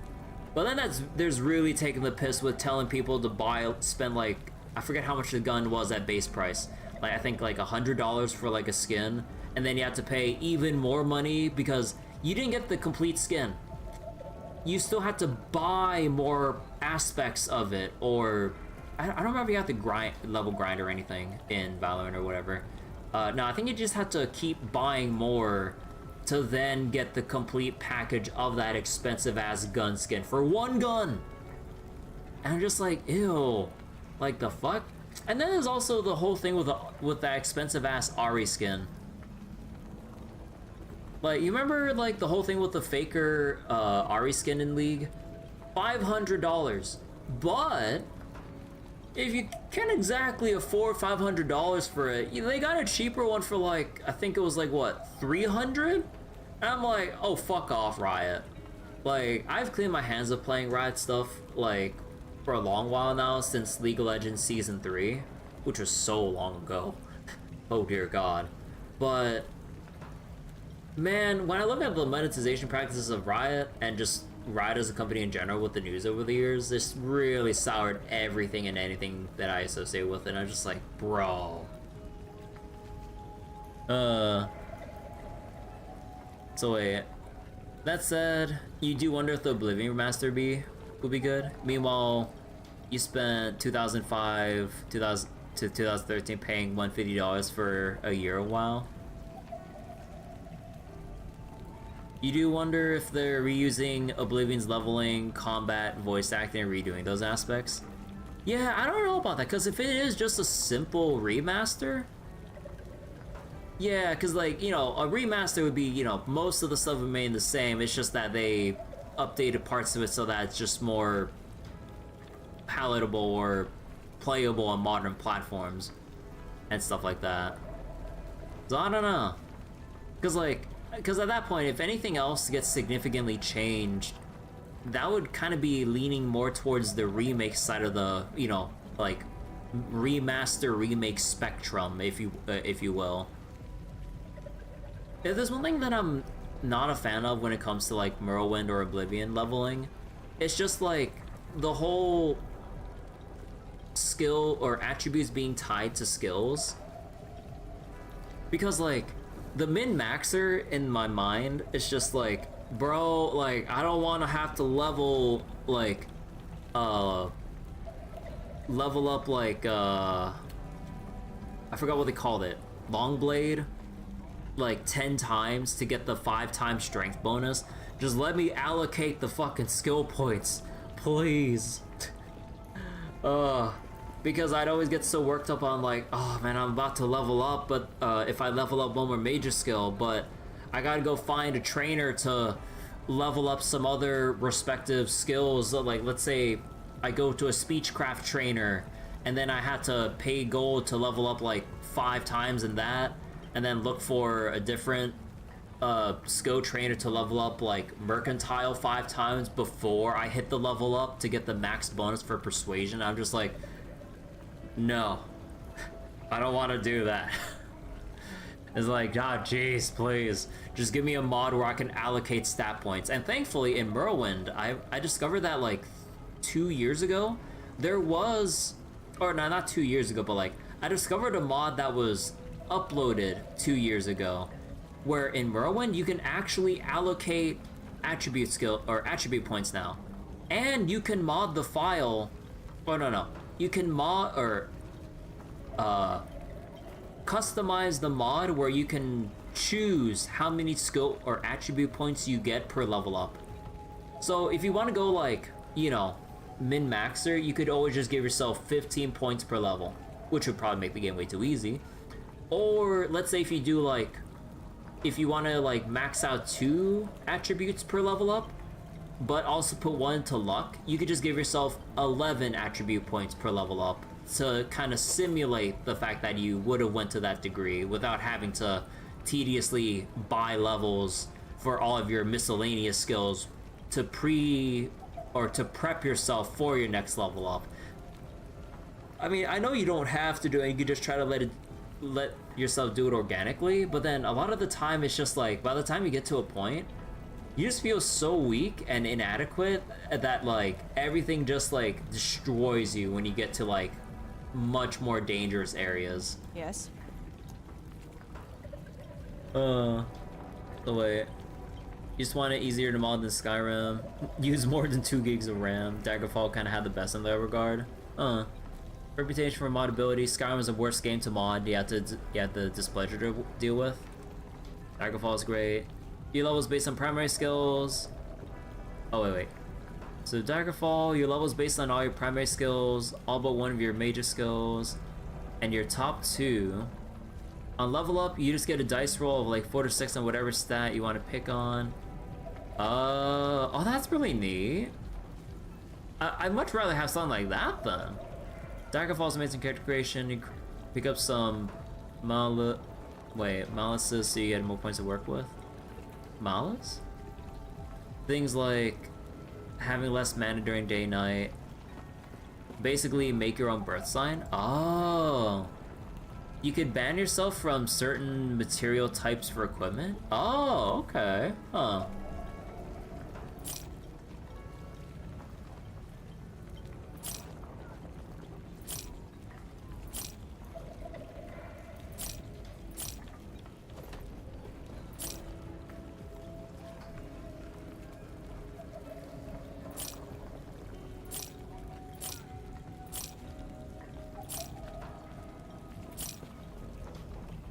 +1 to Bone Golem.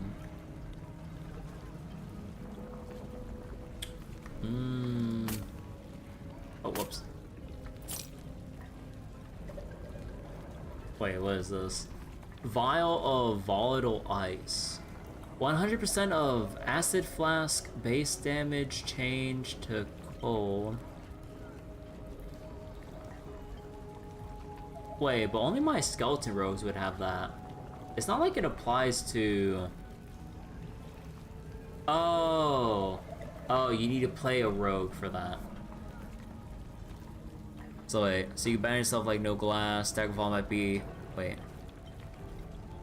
Daggerfall in retrospective may be the best Elder Scrolls, but you know what could prove that? If I did a month dedicated to the Elder Scrolls series, I still gotta revive or make a new playthrough of Elder Scrolls Arena because it's been years at this point since I touched Elder Scrolls Arena. Like, I put in a number of sessions, but then at some point I just started to play something else, and I am scared to even fathom what I had to do going back into my old playthrough, because it's not like something simple like any other game, like where you just look up your journal and then you just continue. No, you had to like write shit down on pen and paper if you want to remember what the fuck you were doing. Even pushing at Stia, you'll get me on this bandwagon at some point. I don't know. So wait, let me see this set piece.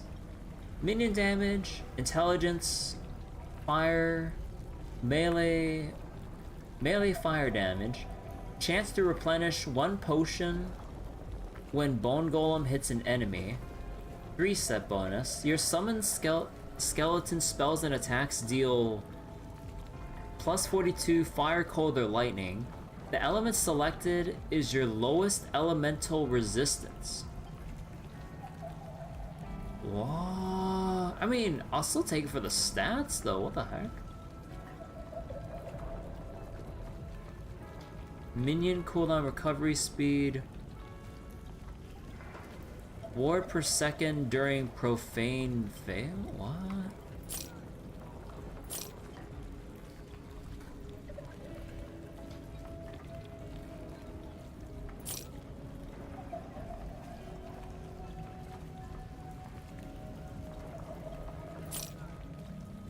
Wait, what's profane veil?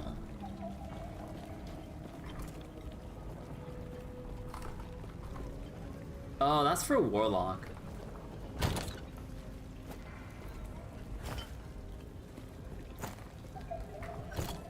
One word of warning for Daggerfall, some main quests have time limits. If you don't finish them in time, you actually fail the main story. Oh god. Your feet.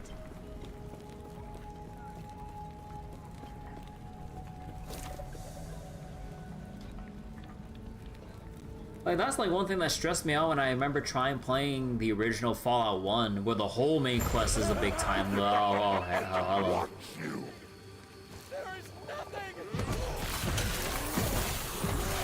I'm not sure how I feel about all the enemies respawning when you portal out. Like, why can't it just maintain the status of, like, the map I already cleared out? I mean, it's neat that we have more monsters to fight for more XP and everything again, but...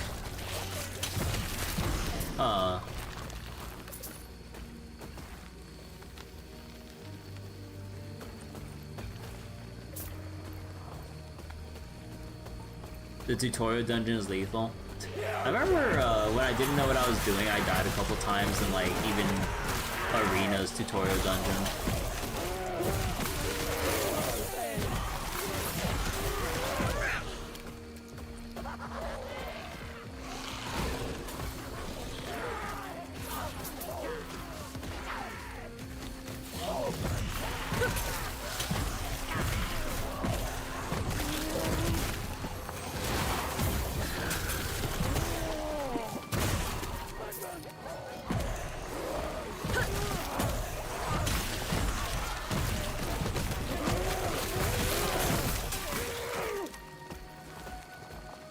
Compare that to Skyrim where you have to try to die or feed yourself to the bear.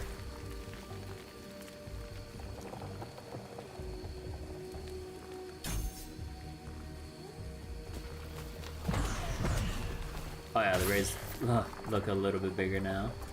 And let's see. Yeah, more projectiles here.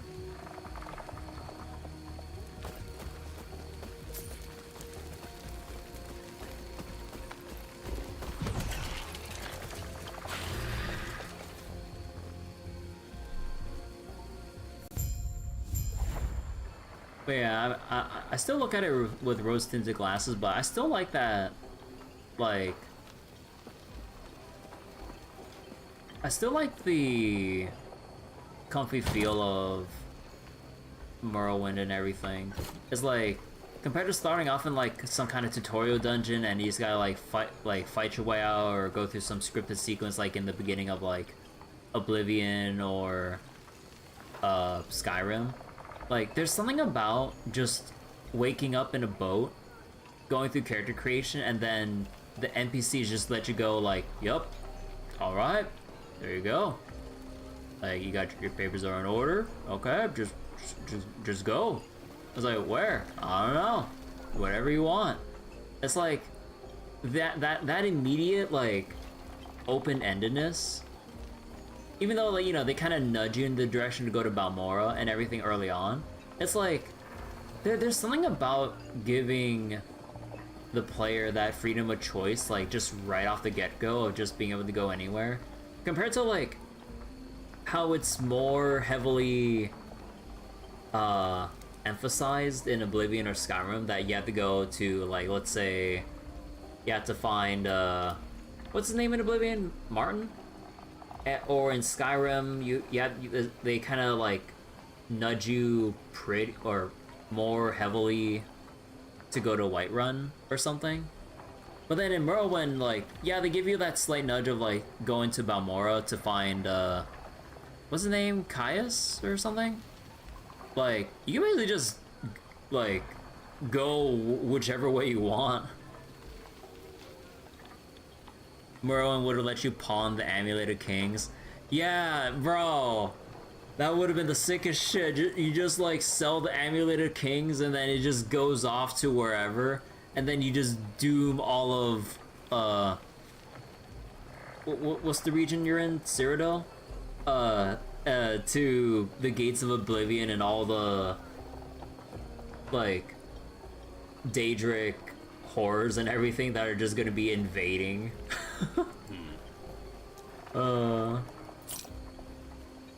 Riverwood and then Whiterun for Skyrim. Oh, right, Riverwood. Cast speed, endurance. Yeah, I guess there's not really much to look at here in the shop. You know, at the very least in Path of Exile 2, although I guess that's because of the loot scarcity.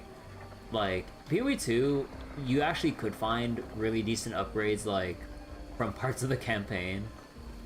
But, oh, I guess because of, like, the abundance of loot in Last Epoch Underground, doesn't really make these look as attractive, funnily enough. You can actually sell the package or the order supposed to deliver the star and secure yourself, and if you forget where. Yeah, I like that. I like that open aspect, or that degree of freedom with being able to screw over your playthrough like that.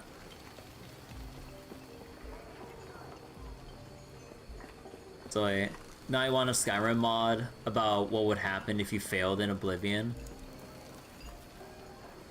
Main things of Skyrim still happening, but with that context. Yeah, that'd be neat to think about. Greetings.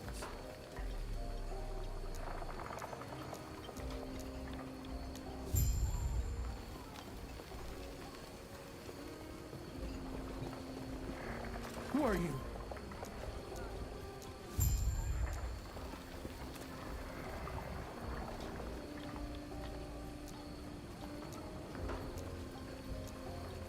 Okay, so they want us to go down here.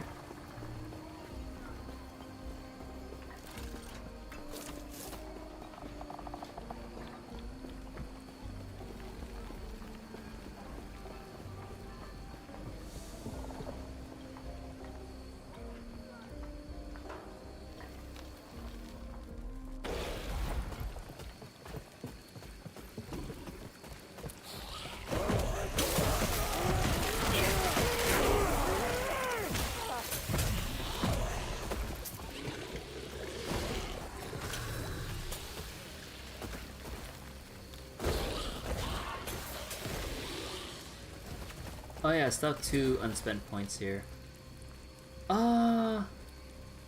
Minion health regen? Whenever you use the minion skill, chance to gain ward per points. Oh, equal to mana spent.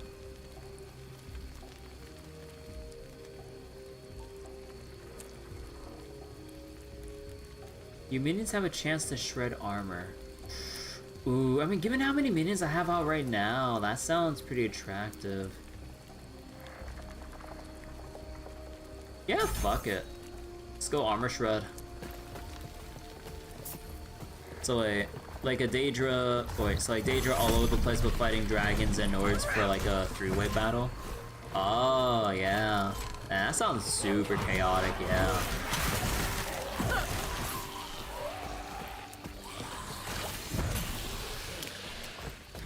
Where are you going?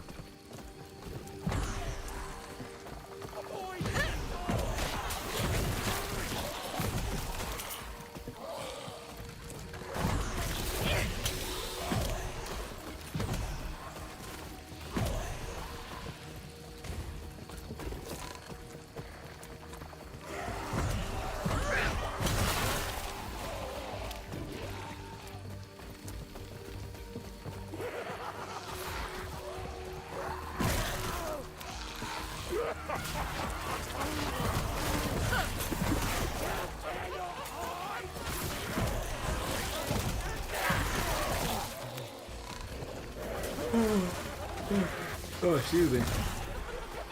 You did see a roguelike mod for Skyrim that had the premise that Alduin has almost won. You have to fight against armies of undead trying to kill the boss enemies in each city, which would lead to a hard final boss battle. Huh.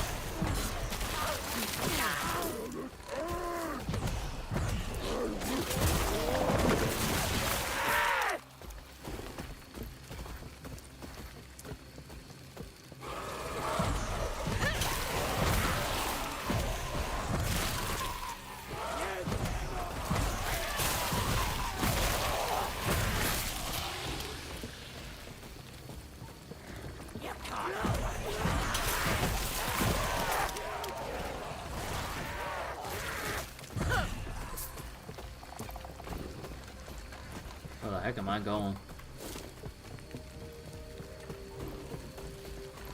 So wait, and the undead will send scouts to find you if you don't kill them on site. They will bring an army and even dragons to hunt you.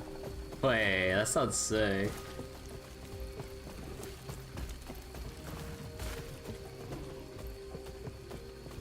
Oh. Eepy, eepy.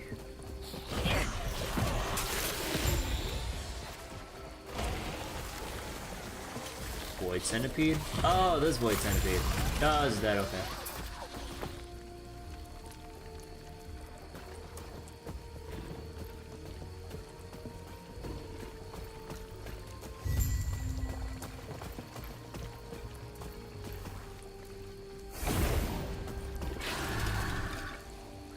There are some insanely creative Skyrim mods. I remember playing some like Skyrim overhaul mod that made the game insanely difficult to the point where I kind of uninstalled because it was way too difficult off the get-go. It made two-handed weapons way too lethal, both for you and the enemy. So then if I remember getting chased down by like some bandits that just had some kind of bounty or whatever out for you, or that were trying to like they're trying to claim a bounty on my head for some weird reason, and then I'd always die, and I was essentially soft locked, even though I just got to Riverwood, and I'm just like, bro, I can't deal with this shit. Like, I had like just the basic ass like iron armors and weapons, and then I just get one shot with an execution animation just to show how much overkill those enemies were. I'm just like, bro, come on.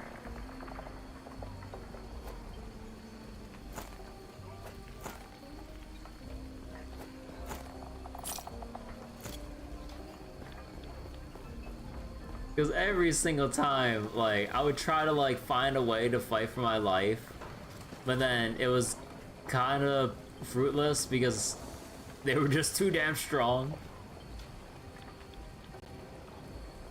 Thing to remember is it's Skyrim. You can find a way to cheese it. No, not as early as I went into it. Like, it's like they were waiting like outside my doorstep, so to say. So unless like I cheated and no-clipped my way through, yeah, no, there was like no realistic way for me to like get out of there. I'm just like, they had me cornered. I'm just like, bro, it's just like, it's like, why are there enemies that can one-shot me in a group before I even like get out of Riverwood? I'm just like, bro, this mod's fucking like a little bit overtuned.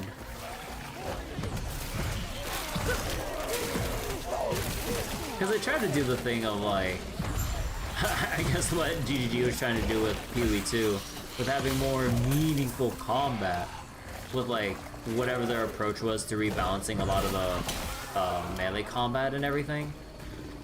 Oh my god. Like, I mean, I could like go along with it, until it got to the point where for some reason those like hostile bounty hunters were just always on my ass and I just couldn't play the game anymore without making a new character. It was that bad. Because like there's no real way to cheese it because like I don't know, like even if I could try to find some kind of ranged weapons or whatever, it was still that early where I'd only have like iron arrows and whatever the lowest tier of bow is, where it wouldn't be able to pierce the enemy's like I think steel armor, and trying to go against an enemy with like a difference of material tier is basically signing yourself up for death. That's how the mod was balanced. Like, if you're iron and they have like steel or above, you're fucked. Like, you will not overcome the defense threshold on whatever those armor rating is on those like enemies, and you would just do scratch damage and they would heal up naturally. That's how bad it got. Wasn't able to recruit an ally? Nope. I had no allies, no nothing. Poison from the spiders in the tutorial. The poison would not do enough damage to even take off 1/10 of the health on one enemy out of like the 3 that were constantly hounding me.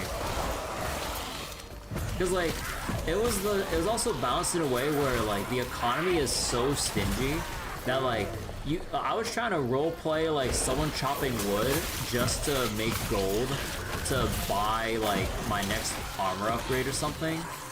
But then while I was in the middle of chopping wood and shit, I was ambushed by said bounty hunters, and then I couldn't do shit. I couldn't even buy anything. Like trying to steal something would just basically sign myself up for a harder playthrough because of like the crime gold and everything.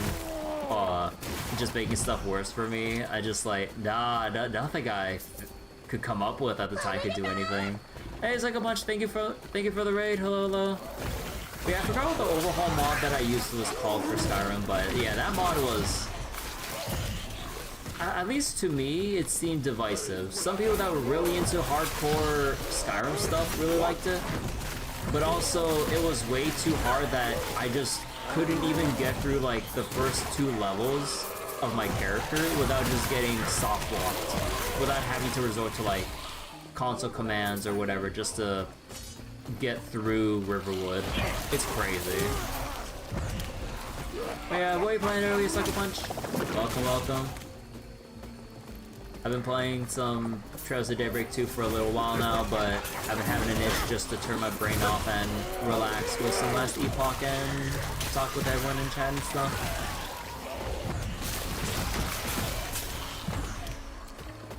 Oh, were you playing some Trails of Daybreak 2? Yo, nice.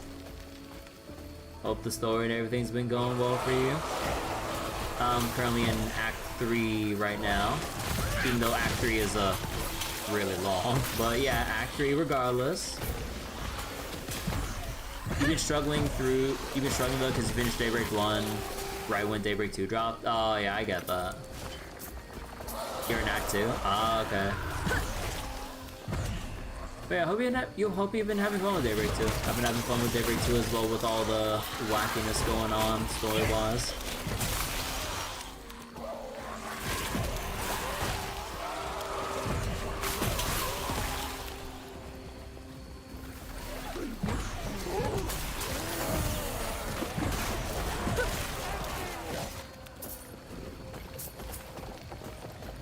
You've been taking some breaks with Fire Emblem Path of Radiance? Oh, neat.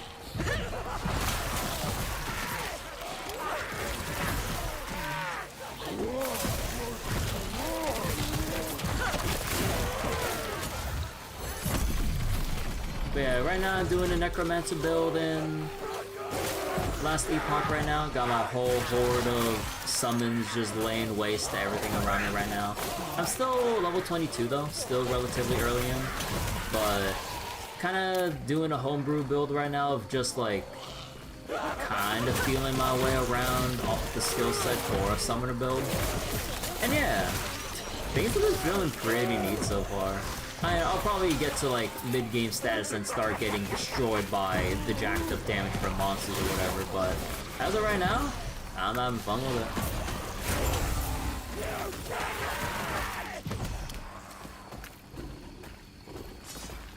Definitely more fun than I've been having with Path of Exile 2, I will say that for sure.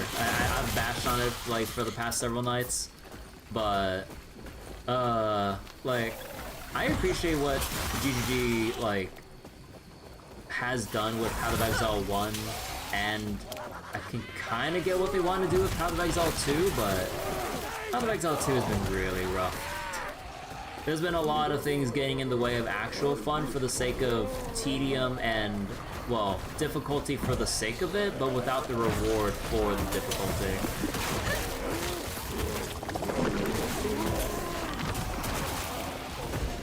It's like, you love, and you look up in chat more. Basically roll a d20 and play whatever even odd you roll. You love the Radiant duology, put way too many hours, never be hard mode though. Ah.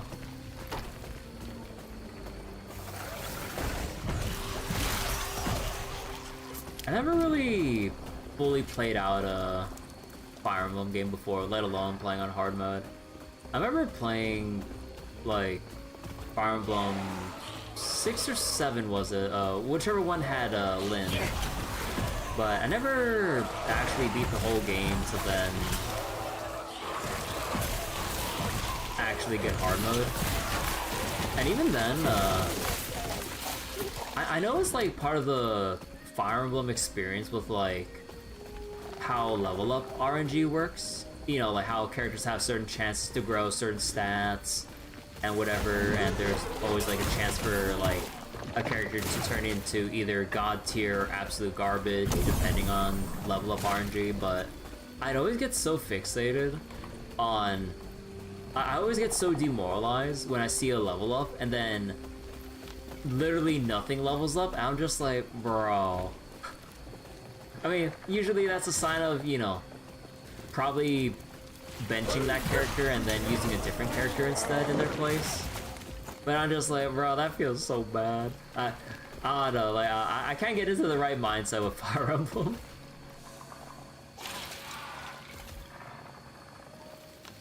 Then I actually try to do hard again. Interesting how certain enemies, final boss second game, have characters they will not attack. Oh, that's neat. You're getting screwed on your stream playthrough. No strength stats at all. Oh boy, we love to see it, huh?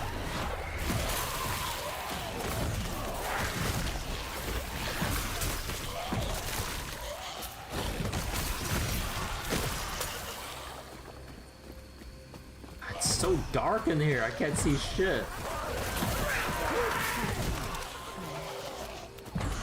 Oh, there's a shrine here I can pick up.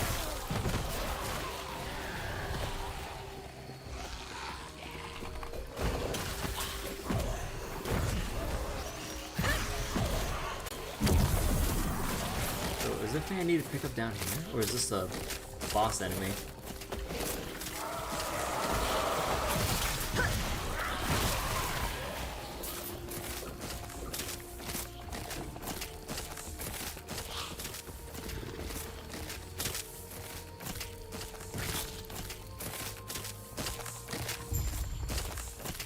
Destroy soul repositories.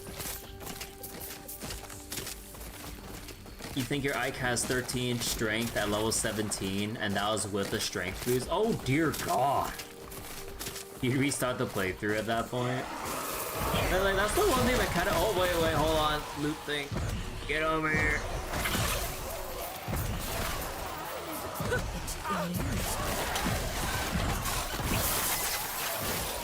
Loot explosion.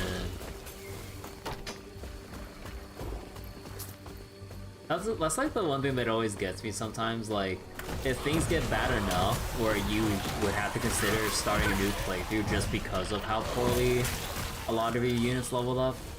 I don't know, that feels weird. It's probably like, you know, a series staple kind of thing with, you know, just because of the level up RNG, but I can never work around that feeling.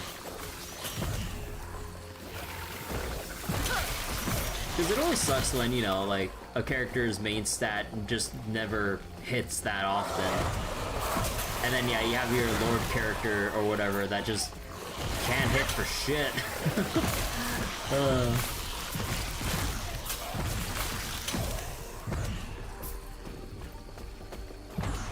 And like that week has bad odds of winning against a certain optional boss later on. You could always save Scumfish for Ether procs. Oh god.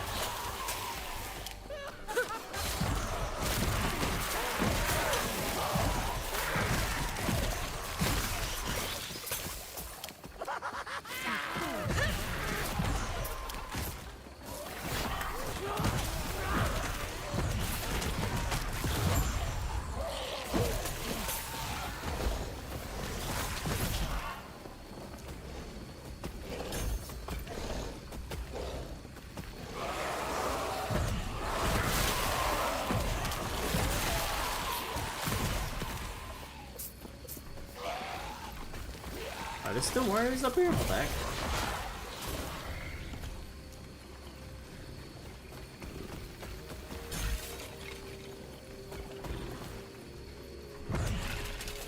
Oh my god, he's huge.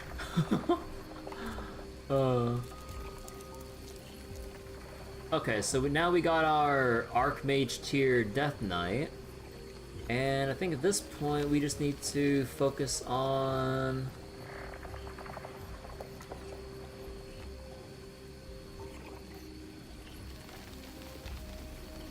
not move, more attack, more melee. Okay, I think we just go for necrotic damage at that point. Nemesis.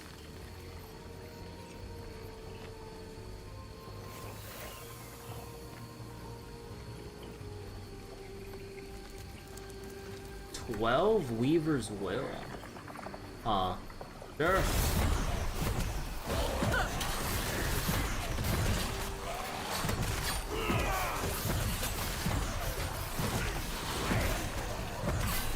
Ooh.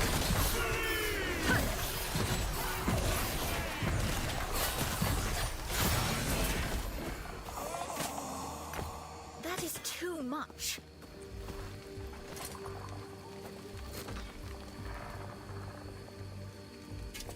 +1 to Death Seal?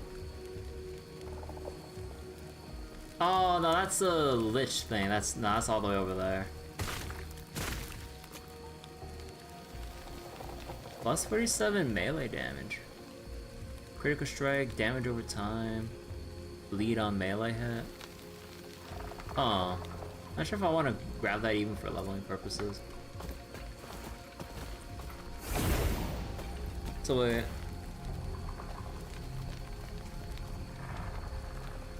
Oh, you gotta go head to bed. Alright, Cycle Punch. Give context, Ether's like a special attack the Lord character has, like a super crit.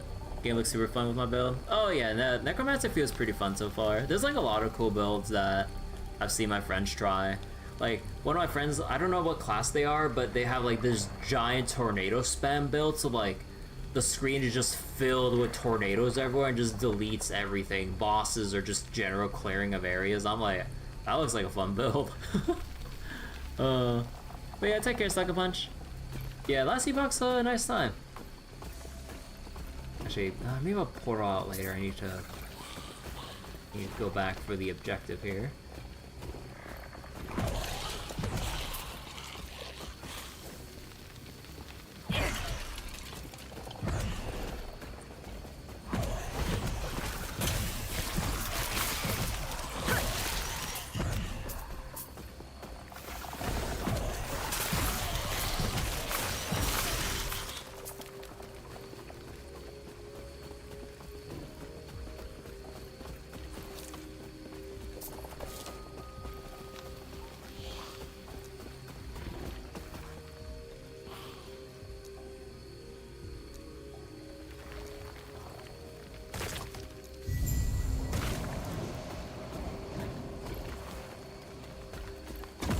Oh.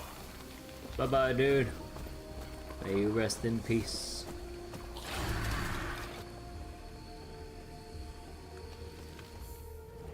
Oh, minions take 50% less damage from all sources? Oh, that I did not know. Path of Exile could never. No, just kidding. Actually, do minions in Path of Exile have some innate modifier for damage resistance? Actually, you know what? Let me go check that right now. Does Path of Exile actually have that? PoE 2 wiki minion.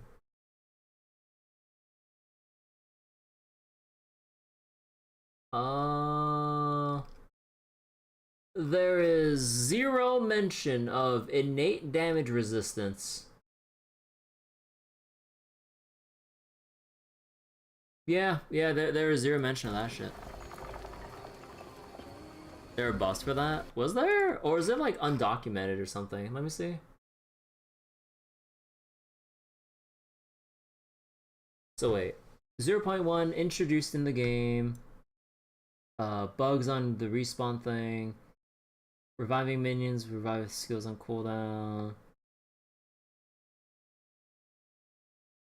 Minions have approximately 15% more life through early campaign, tapering down to be unchanged by level 30. Minions would do that much more damage. There is nothing mentioning like innate damage resistances for minions. Nope.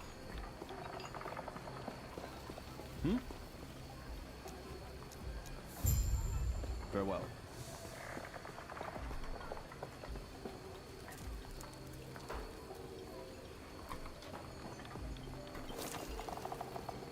Wait. Oh, the guy selling stuff is gone. Oh, I have to go back to another town?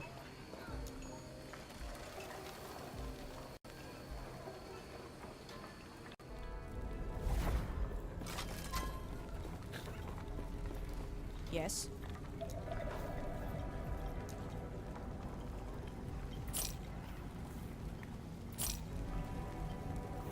Health regen.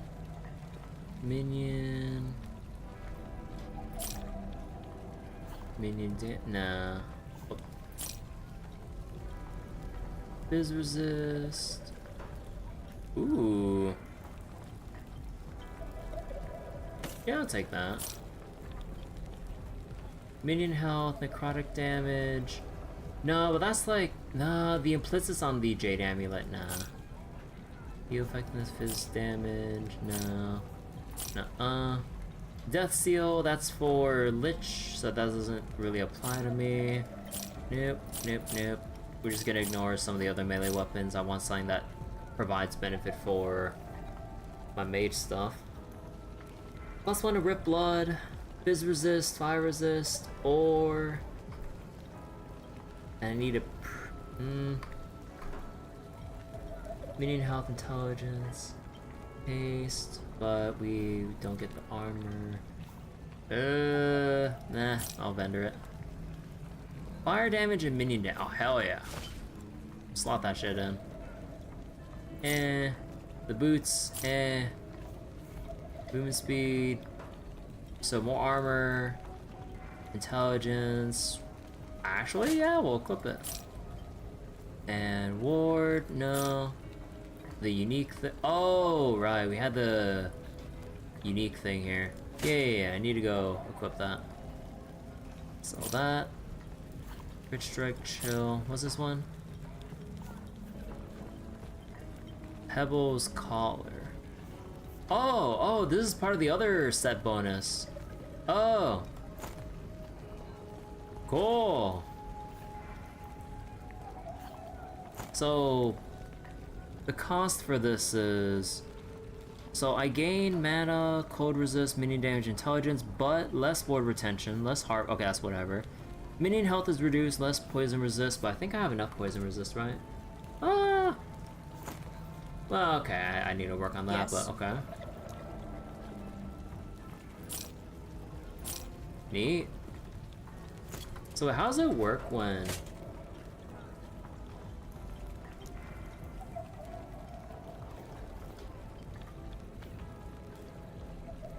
Weaver can't forge uniques. What about set items?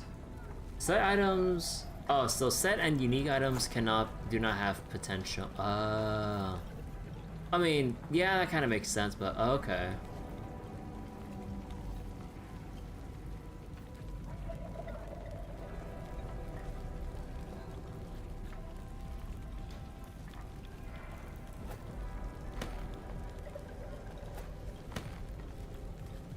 Oh yeah, this has 0 potential.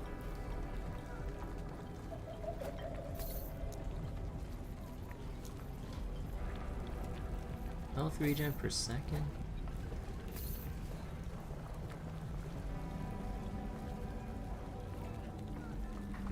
Follow your feet. Okay. So wait, with our set bonus right now.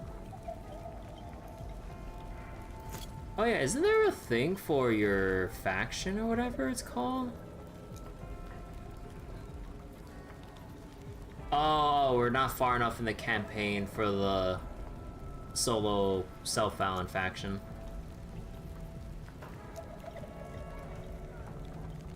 Yeah, when a set item drops, the whole set drops.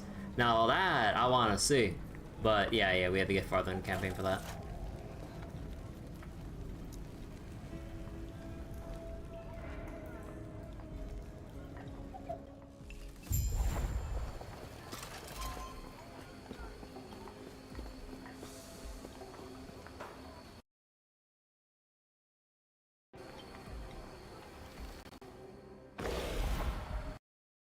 Wait, let me alt tab for something real quick.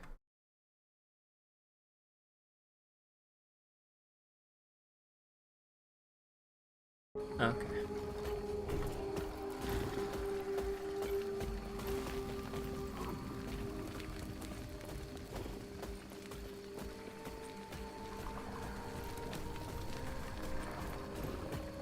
This place looks eerie.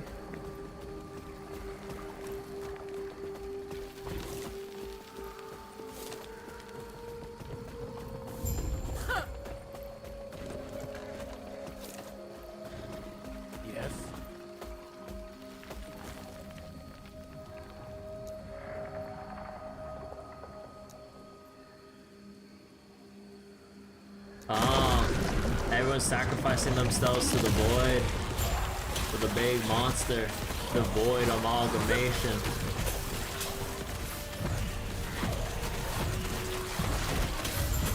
Okay, dead.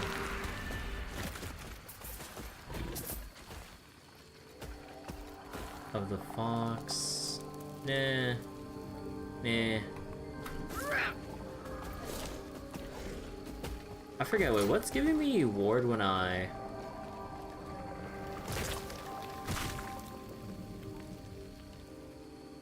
Chance to gain haste when a nearby enemy dies, less damage taken over time, or less damage over time taken when you have haste. When you gain haste, the refresher duration, you get ward.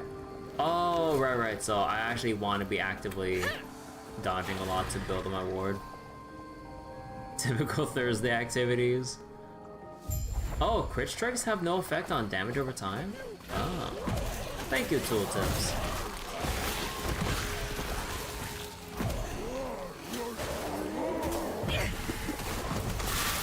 Abandoned tunnel? Abandoned tunnel to the lost refuge.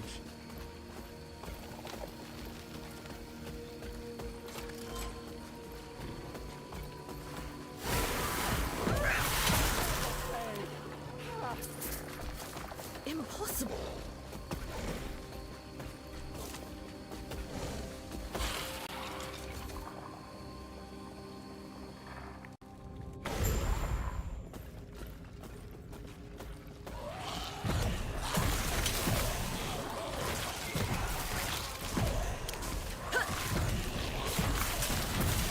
You know, these unique boots are really nice.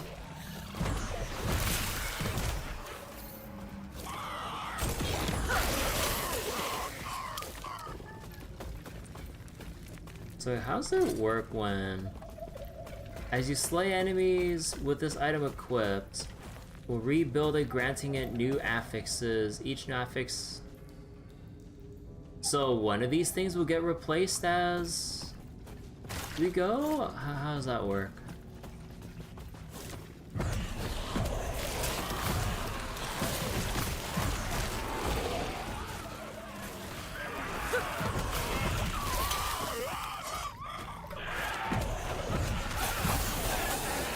fix has been added. Necrotic resistance. Oh. So it just adds. Oh, I thought it like replaces one of the. I was like, how's that gonna work? Oh. So okay, so you do have that kind of like evolving gear kind of feel. Okay. That's neat. Huh. It eludes me. It eludes me.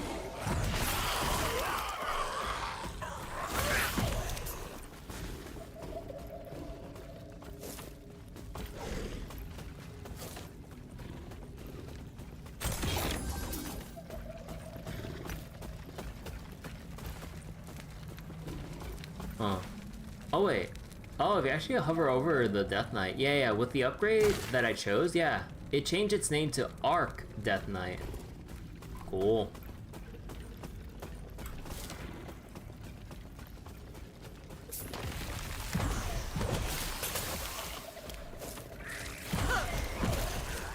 Oh my god, it's just deleting shit now. Oh my god, look at my Death Knight go.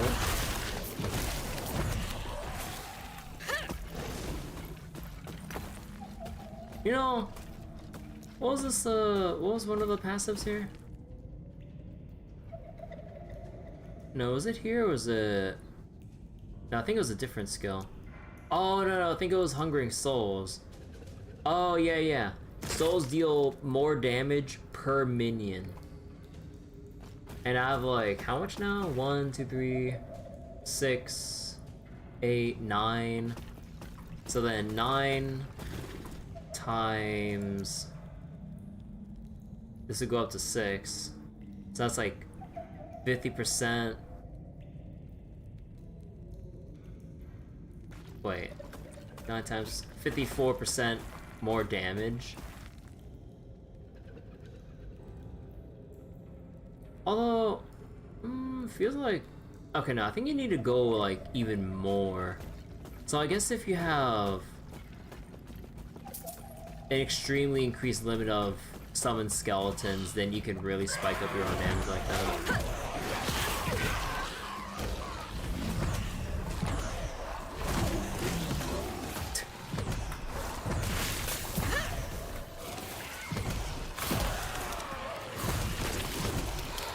Impossible.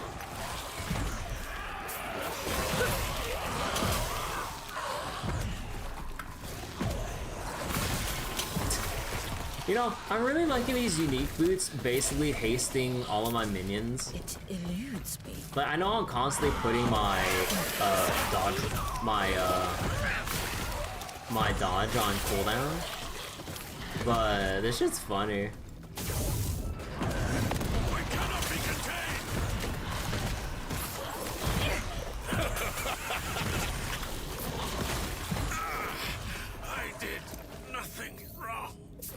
No, I did nothing wrong.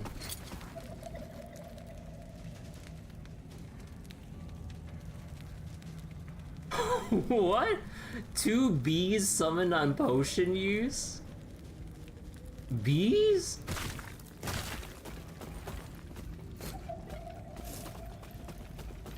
I don't even know how useful that is.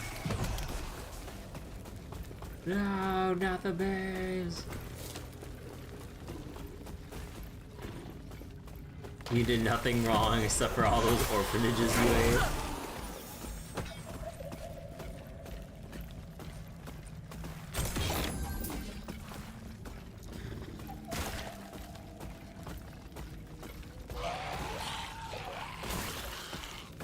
Oh, actually, we probably spec points into here now because we reached the 3-point threshold to get Aegis Fall for armor shred.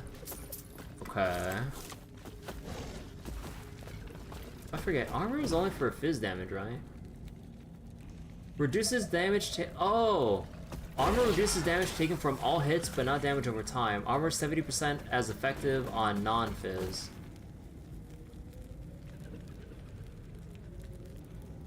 Okay, so armor is fizz, But for every non-fizz, it's 70% as much. Oh, so there is value in armoring up, like, regardless of... Oh. Science, we can never. But... Okay, wait, what's the next modifier on here? More necrotic resistance. Okay. I mean, I'll take it. Like, I'm almost capped out on my necrotic resistance this early in. Ooh, unique.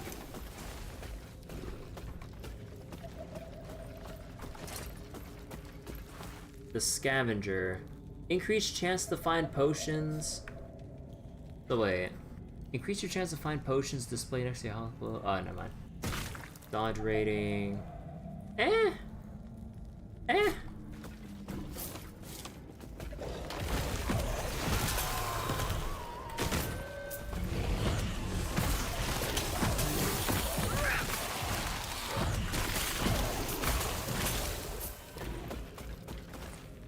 Spirit frequency with chthonic fissure.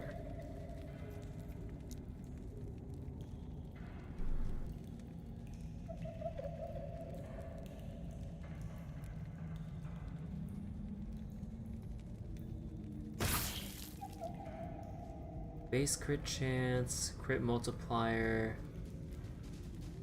I think we'll go more into critical for our Death Knight.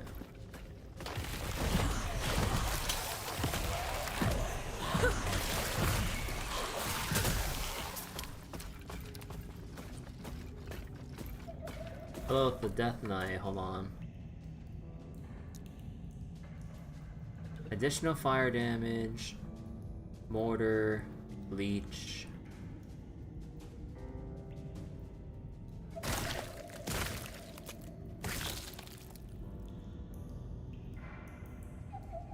Portion of the damage they deal. Chill. Sacrifice. Sacrifice melee. Sacrifice raids or sacrifice, huh?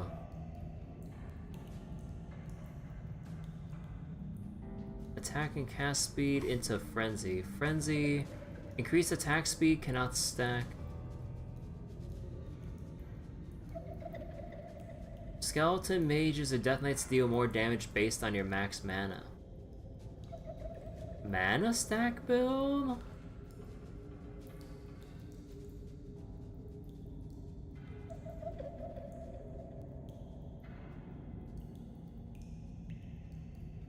Oh.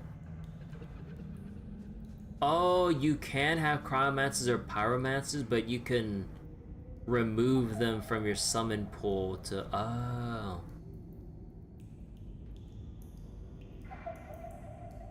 Aw.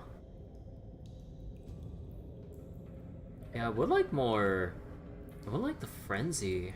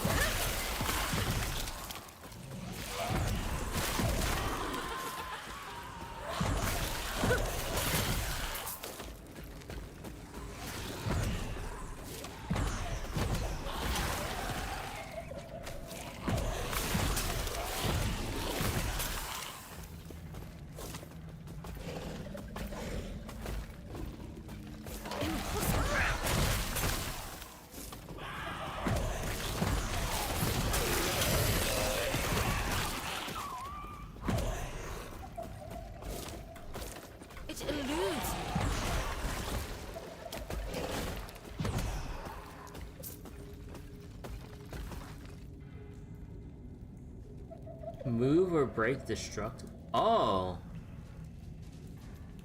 Oh, wait, so then... Oh, I was wondering about that. Yeah, move only, move break destructible, move return. Oh. Because there's so many times I wanted to break a destructible, but I have all my keys bound to minion skills, so I couldn't actually physically break stuff myself. Oh. I can actually break shit down. Okay. Let's do it again. What? How many times is it gonna keep improving the necrotic resistance? Oh my god.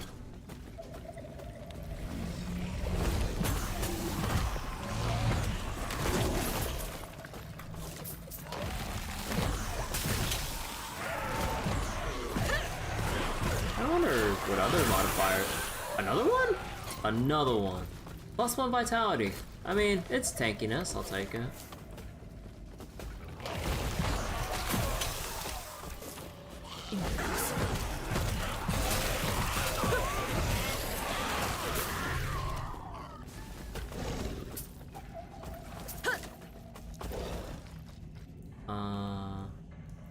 Skeleton.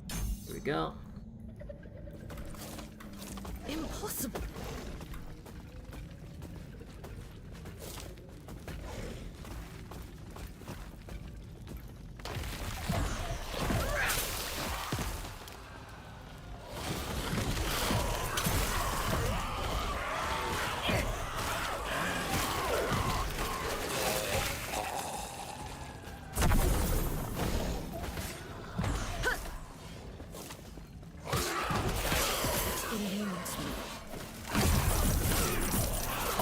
Shrine of Gold, give me all the money.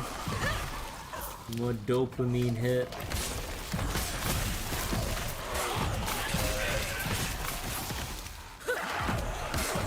Hey, this feels really nice when I just kind of powering through zones. Let's keep it up. Wait, that's a modifier for a magic mob? Focuses on attacking players? Oh, so they do have modifiers to counteract minion builds. So you could have like a golem with increased threat, but then those mobs would ignore and gun for the player. Oh. Well, I'm glad I'm aware of it now.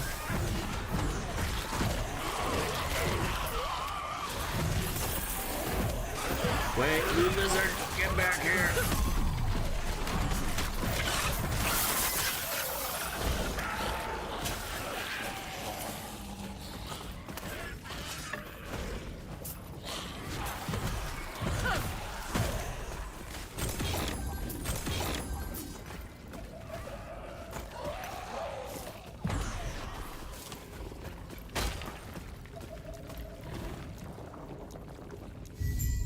Two passive points for that?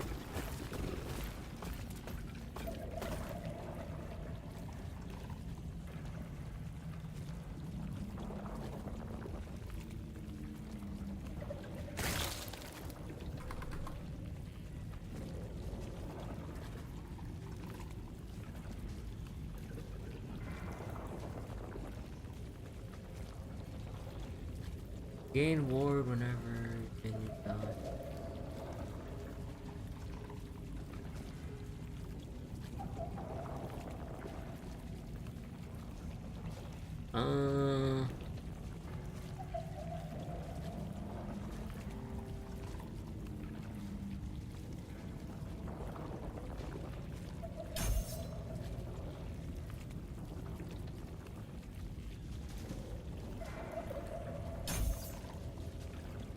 Alright, they just make our minions more tanky, give them some regen to sustain through.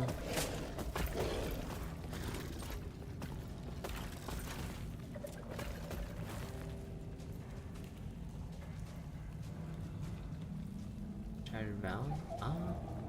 Is there any more to explore here though? I feel like there's something else that might be here, right? Or is it just more monsters?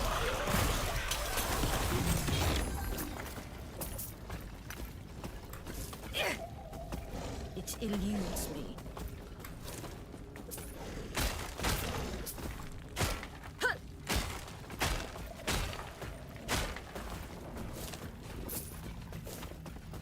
Impossible. It eludes me.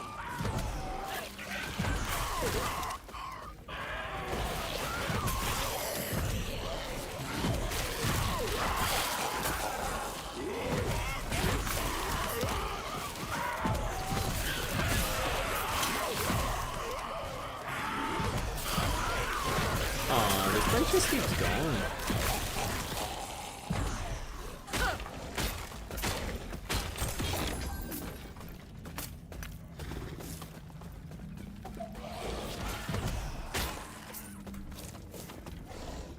Oh. Okay, I guess like, oh, that was a loot explosion of shards. I can't stop thinking about Trails of David Business shards. Impossible. Someone say shards? Hmm? It eludes me.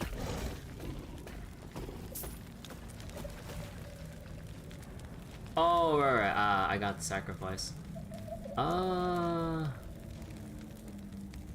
Sacrifice deals more damage but gets more expensive. Deals more damage to bleeding enemies. Sacrifice deals significantly more damage if the minion you sacrifice is your only minion. More damage if the sacrifice minion has more current health than you do. What? Sacrificing a minion creates a Bone Nova but increases the mana cost. Bone Nova causes bleed. Global increased damage over time. Bone Nova range, Bone Nova pierce. Sacrifices recast onto other minions in its AoE. Oh. When you sacrifice a minion, you have a chance to assemble a Blood Spectre. 15 mana is consumed when you summon one. You cannot summon a Blood Spectre by sacrificing a Blood Spectre, or when your mana is negative and below -100.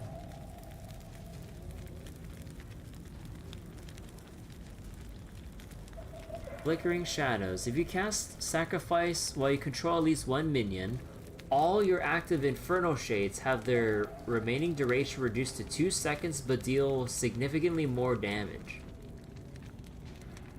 Ha. Faster dot burn, I guess? If you're doing Inferno Shade with Sacrifice.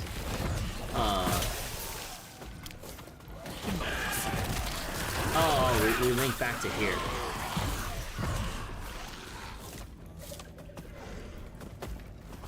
It eludes me. It eludes me. It eludes me. It eludes me. Should never stop saying if I'm spamming dodge while it's on cooldown. It eludes me.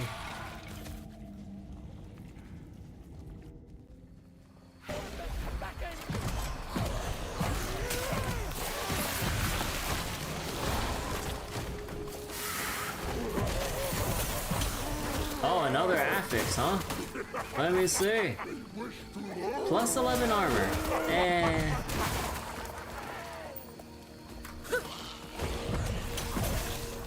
I mean, armor's armor, I'll take it.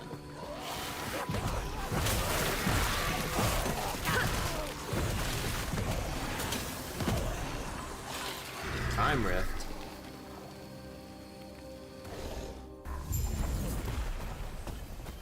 Oh, he's gotta explore this. Okay.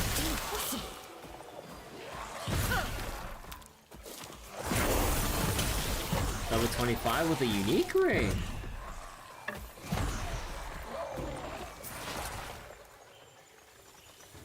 Ring of the Third Eye. Increase crit strike chance minus crit chance multiplier. Chance to gain ward on a crit. Up to 4 times per second. Ward build? Huh.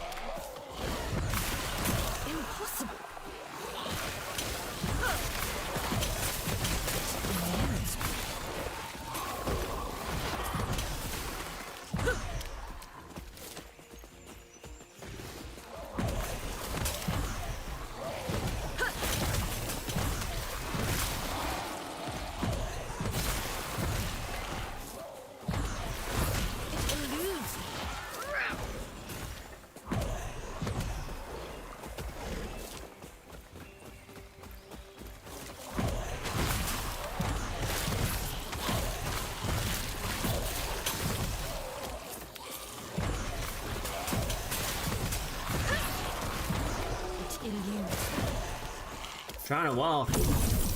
Yeah.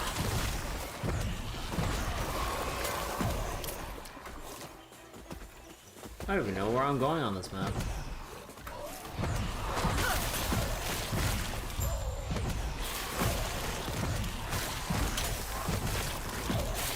You hear piercing roar nearby, investigate. Oh, it wants me to go east.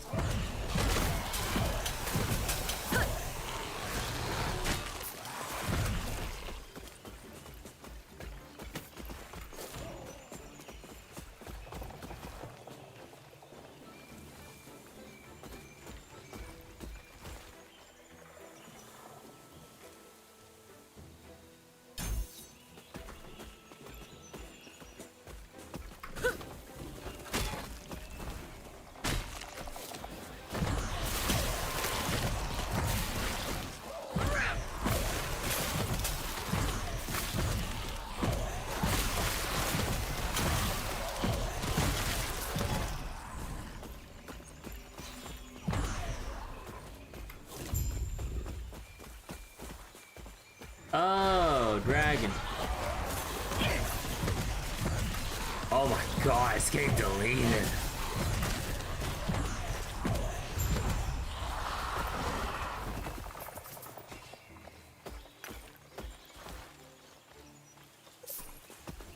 This is useless. Impossible.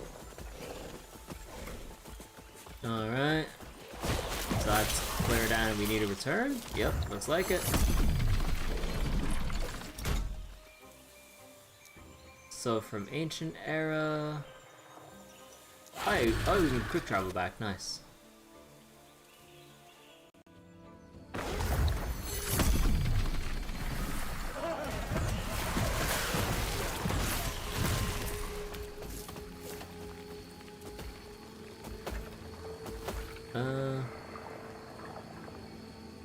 Yeah, hold on. Let's actually teleport back to the council chambers.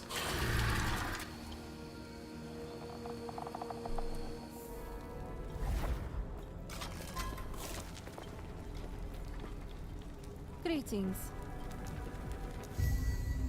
2 idle slots. Ooh. Do not dwell on. May Terra smile upon you. Farewell. Turn to... Greetings.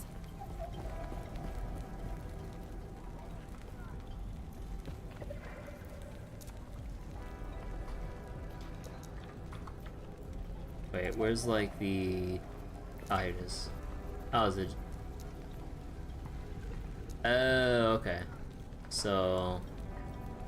You head down here now. Okay. I think I'll actually stop it here for tonight. Oh, feels like if I go through the next stretch of the area, I'll be here all night. So, yeah, build's looking pretty nice so far. I'll probably spend some time just messing around with like a skill planner, so I can actually have a better idea of what I want to do with this. But yeah, raids feel really good. The Death Knight feels pretty cool. Just gotta figure out what to do about the skeletons or whatever. Kinda unsure, but huh. Cause like if I want to go along with however this goes,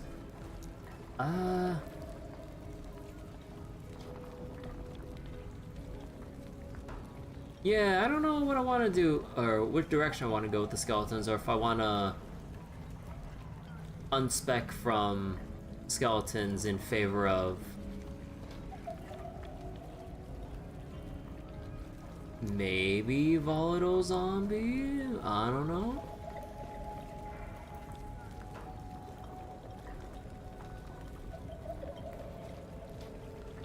Yeah, I would need to think about that. But yeah, okay. I'll go stop it here for tonight. Gonna go get some rest.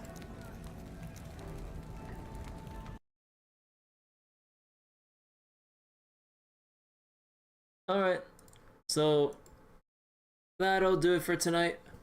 Hope you all enjoyed Last Epoch. I think I'll have another night of doing some Last Epoch so we can kind of just keep the comfy nights going with it. I mean, I do want to go back to Daybreak 2 considering where we left off in the story, but maybe one more night of Last Epoch and then we'll go back on Trails of Daybreak 2. I know that there's the update that's going to come out soon for Zenless with the 1.7 update. I do need to catch up on the story with that too. But I'm in no rush to really completely catch up to it. Even though I'm sure they would have their new event with the patch and everything along with the story update, so I probably want to get on that.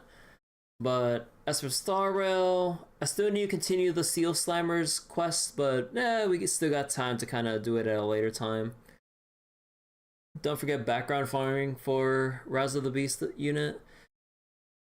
I don't want to farm if I gotta. Fuck. Yeah, I gotta go do that too.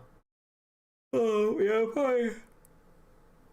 Wait, thanks for reminding me though, but yeah, I gotta go farm out Rise of the Beast in Grand Blue as well. FGO's on chill mode until Ilia Fest, and even with Ilia Fest, I'll be doing that off stream because lotto events, you just kind of power through it with all the farming you gotta do.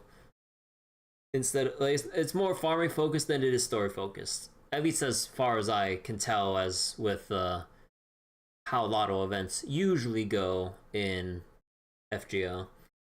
But yeah, so there's that. Probably want to, like I said just now, probably do another night of Last Epoch to just kind of have some fun with it. Then get another session of Trails of Daybreak 2 in to kind of make sure the momentum keeps going with it. And I still need to kind of mull over in my head how I want to split up the sessions between Star Rail and Zenless and everything, considering Zenless's update and me needing to wanting to wrap things up with Star Rail, at least with the small little event thing, which shouldn't take too long. But yeah, I'll go weigh my options after tomorrow. But yeah, that'll be for tonight. Thank you all for watching. Hope you all enjoyed Last Epoch. I've had a lot of fun tonight. I feel like I should have some music on, but obviously I don't want to get blasted by YouTube copyright bullshit, so because normally, like, this would be the kind of thing where you would have, like, any kind of ARPG on, just have, like, your own favorite tunes just kind of going. But ambient music can only do so much, as we have yet to get to an actual signature campaign boss fight or whatever. But anyways, that'll be it for today. Bye everyone. Good night.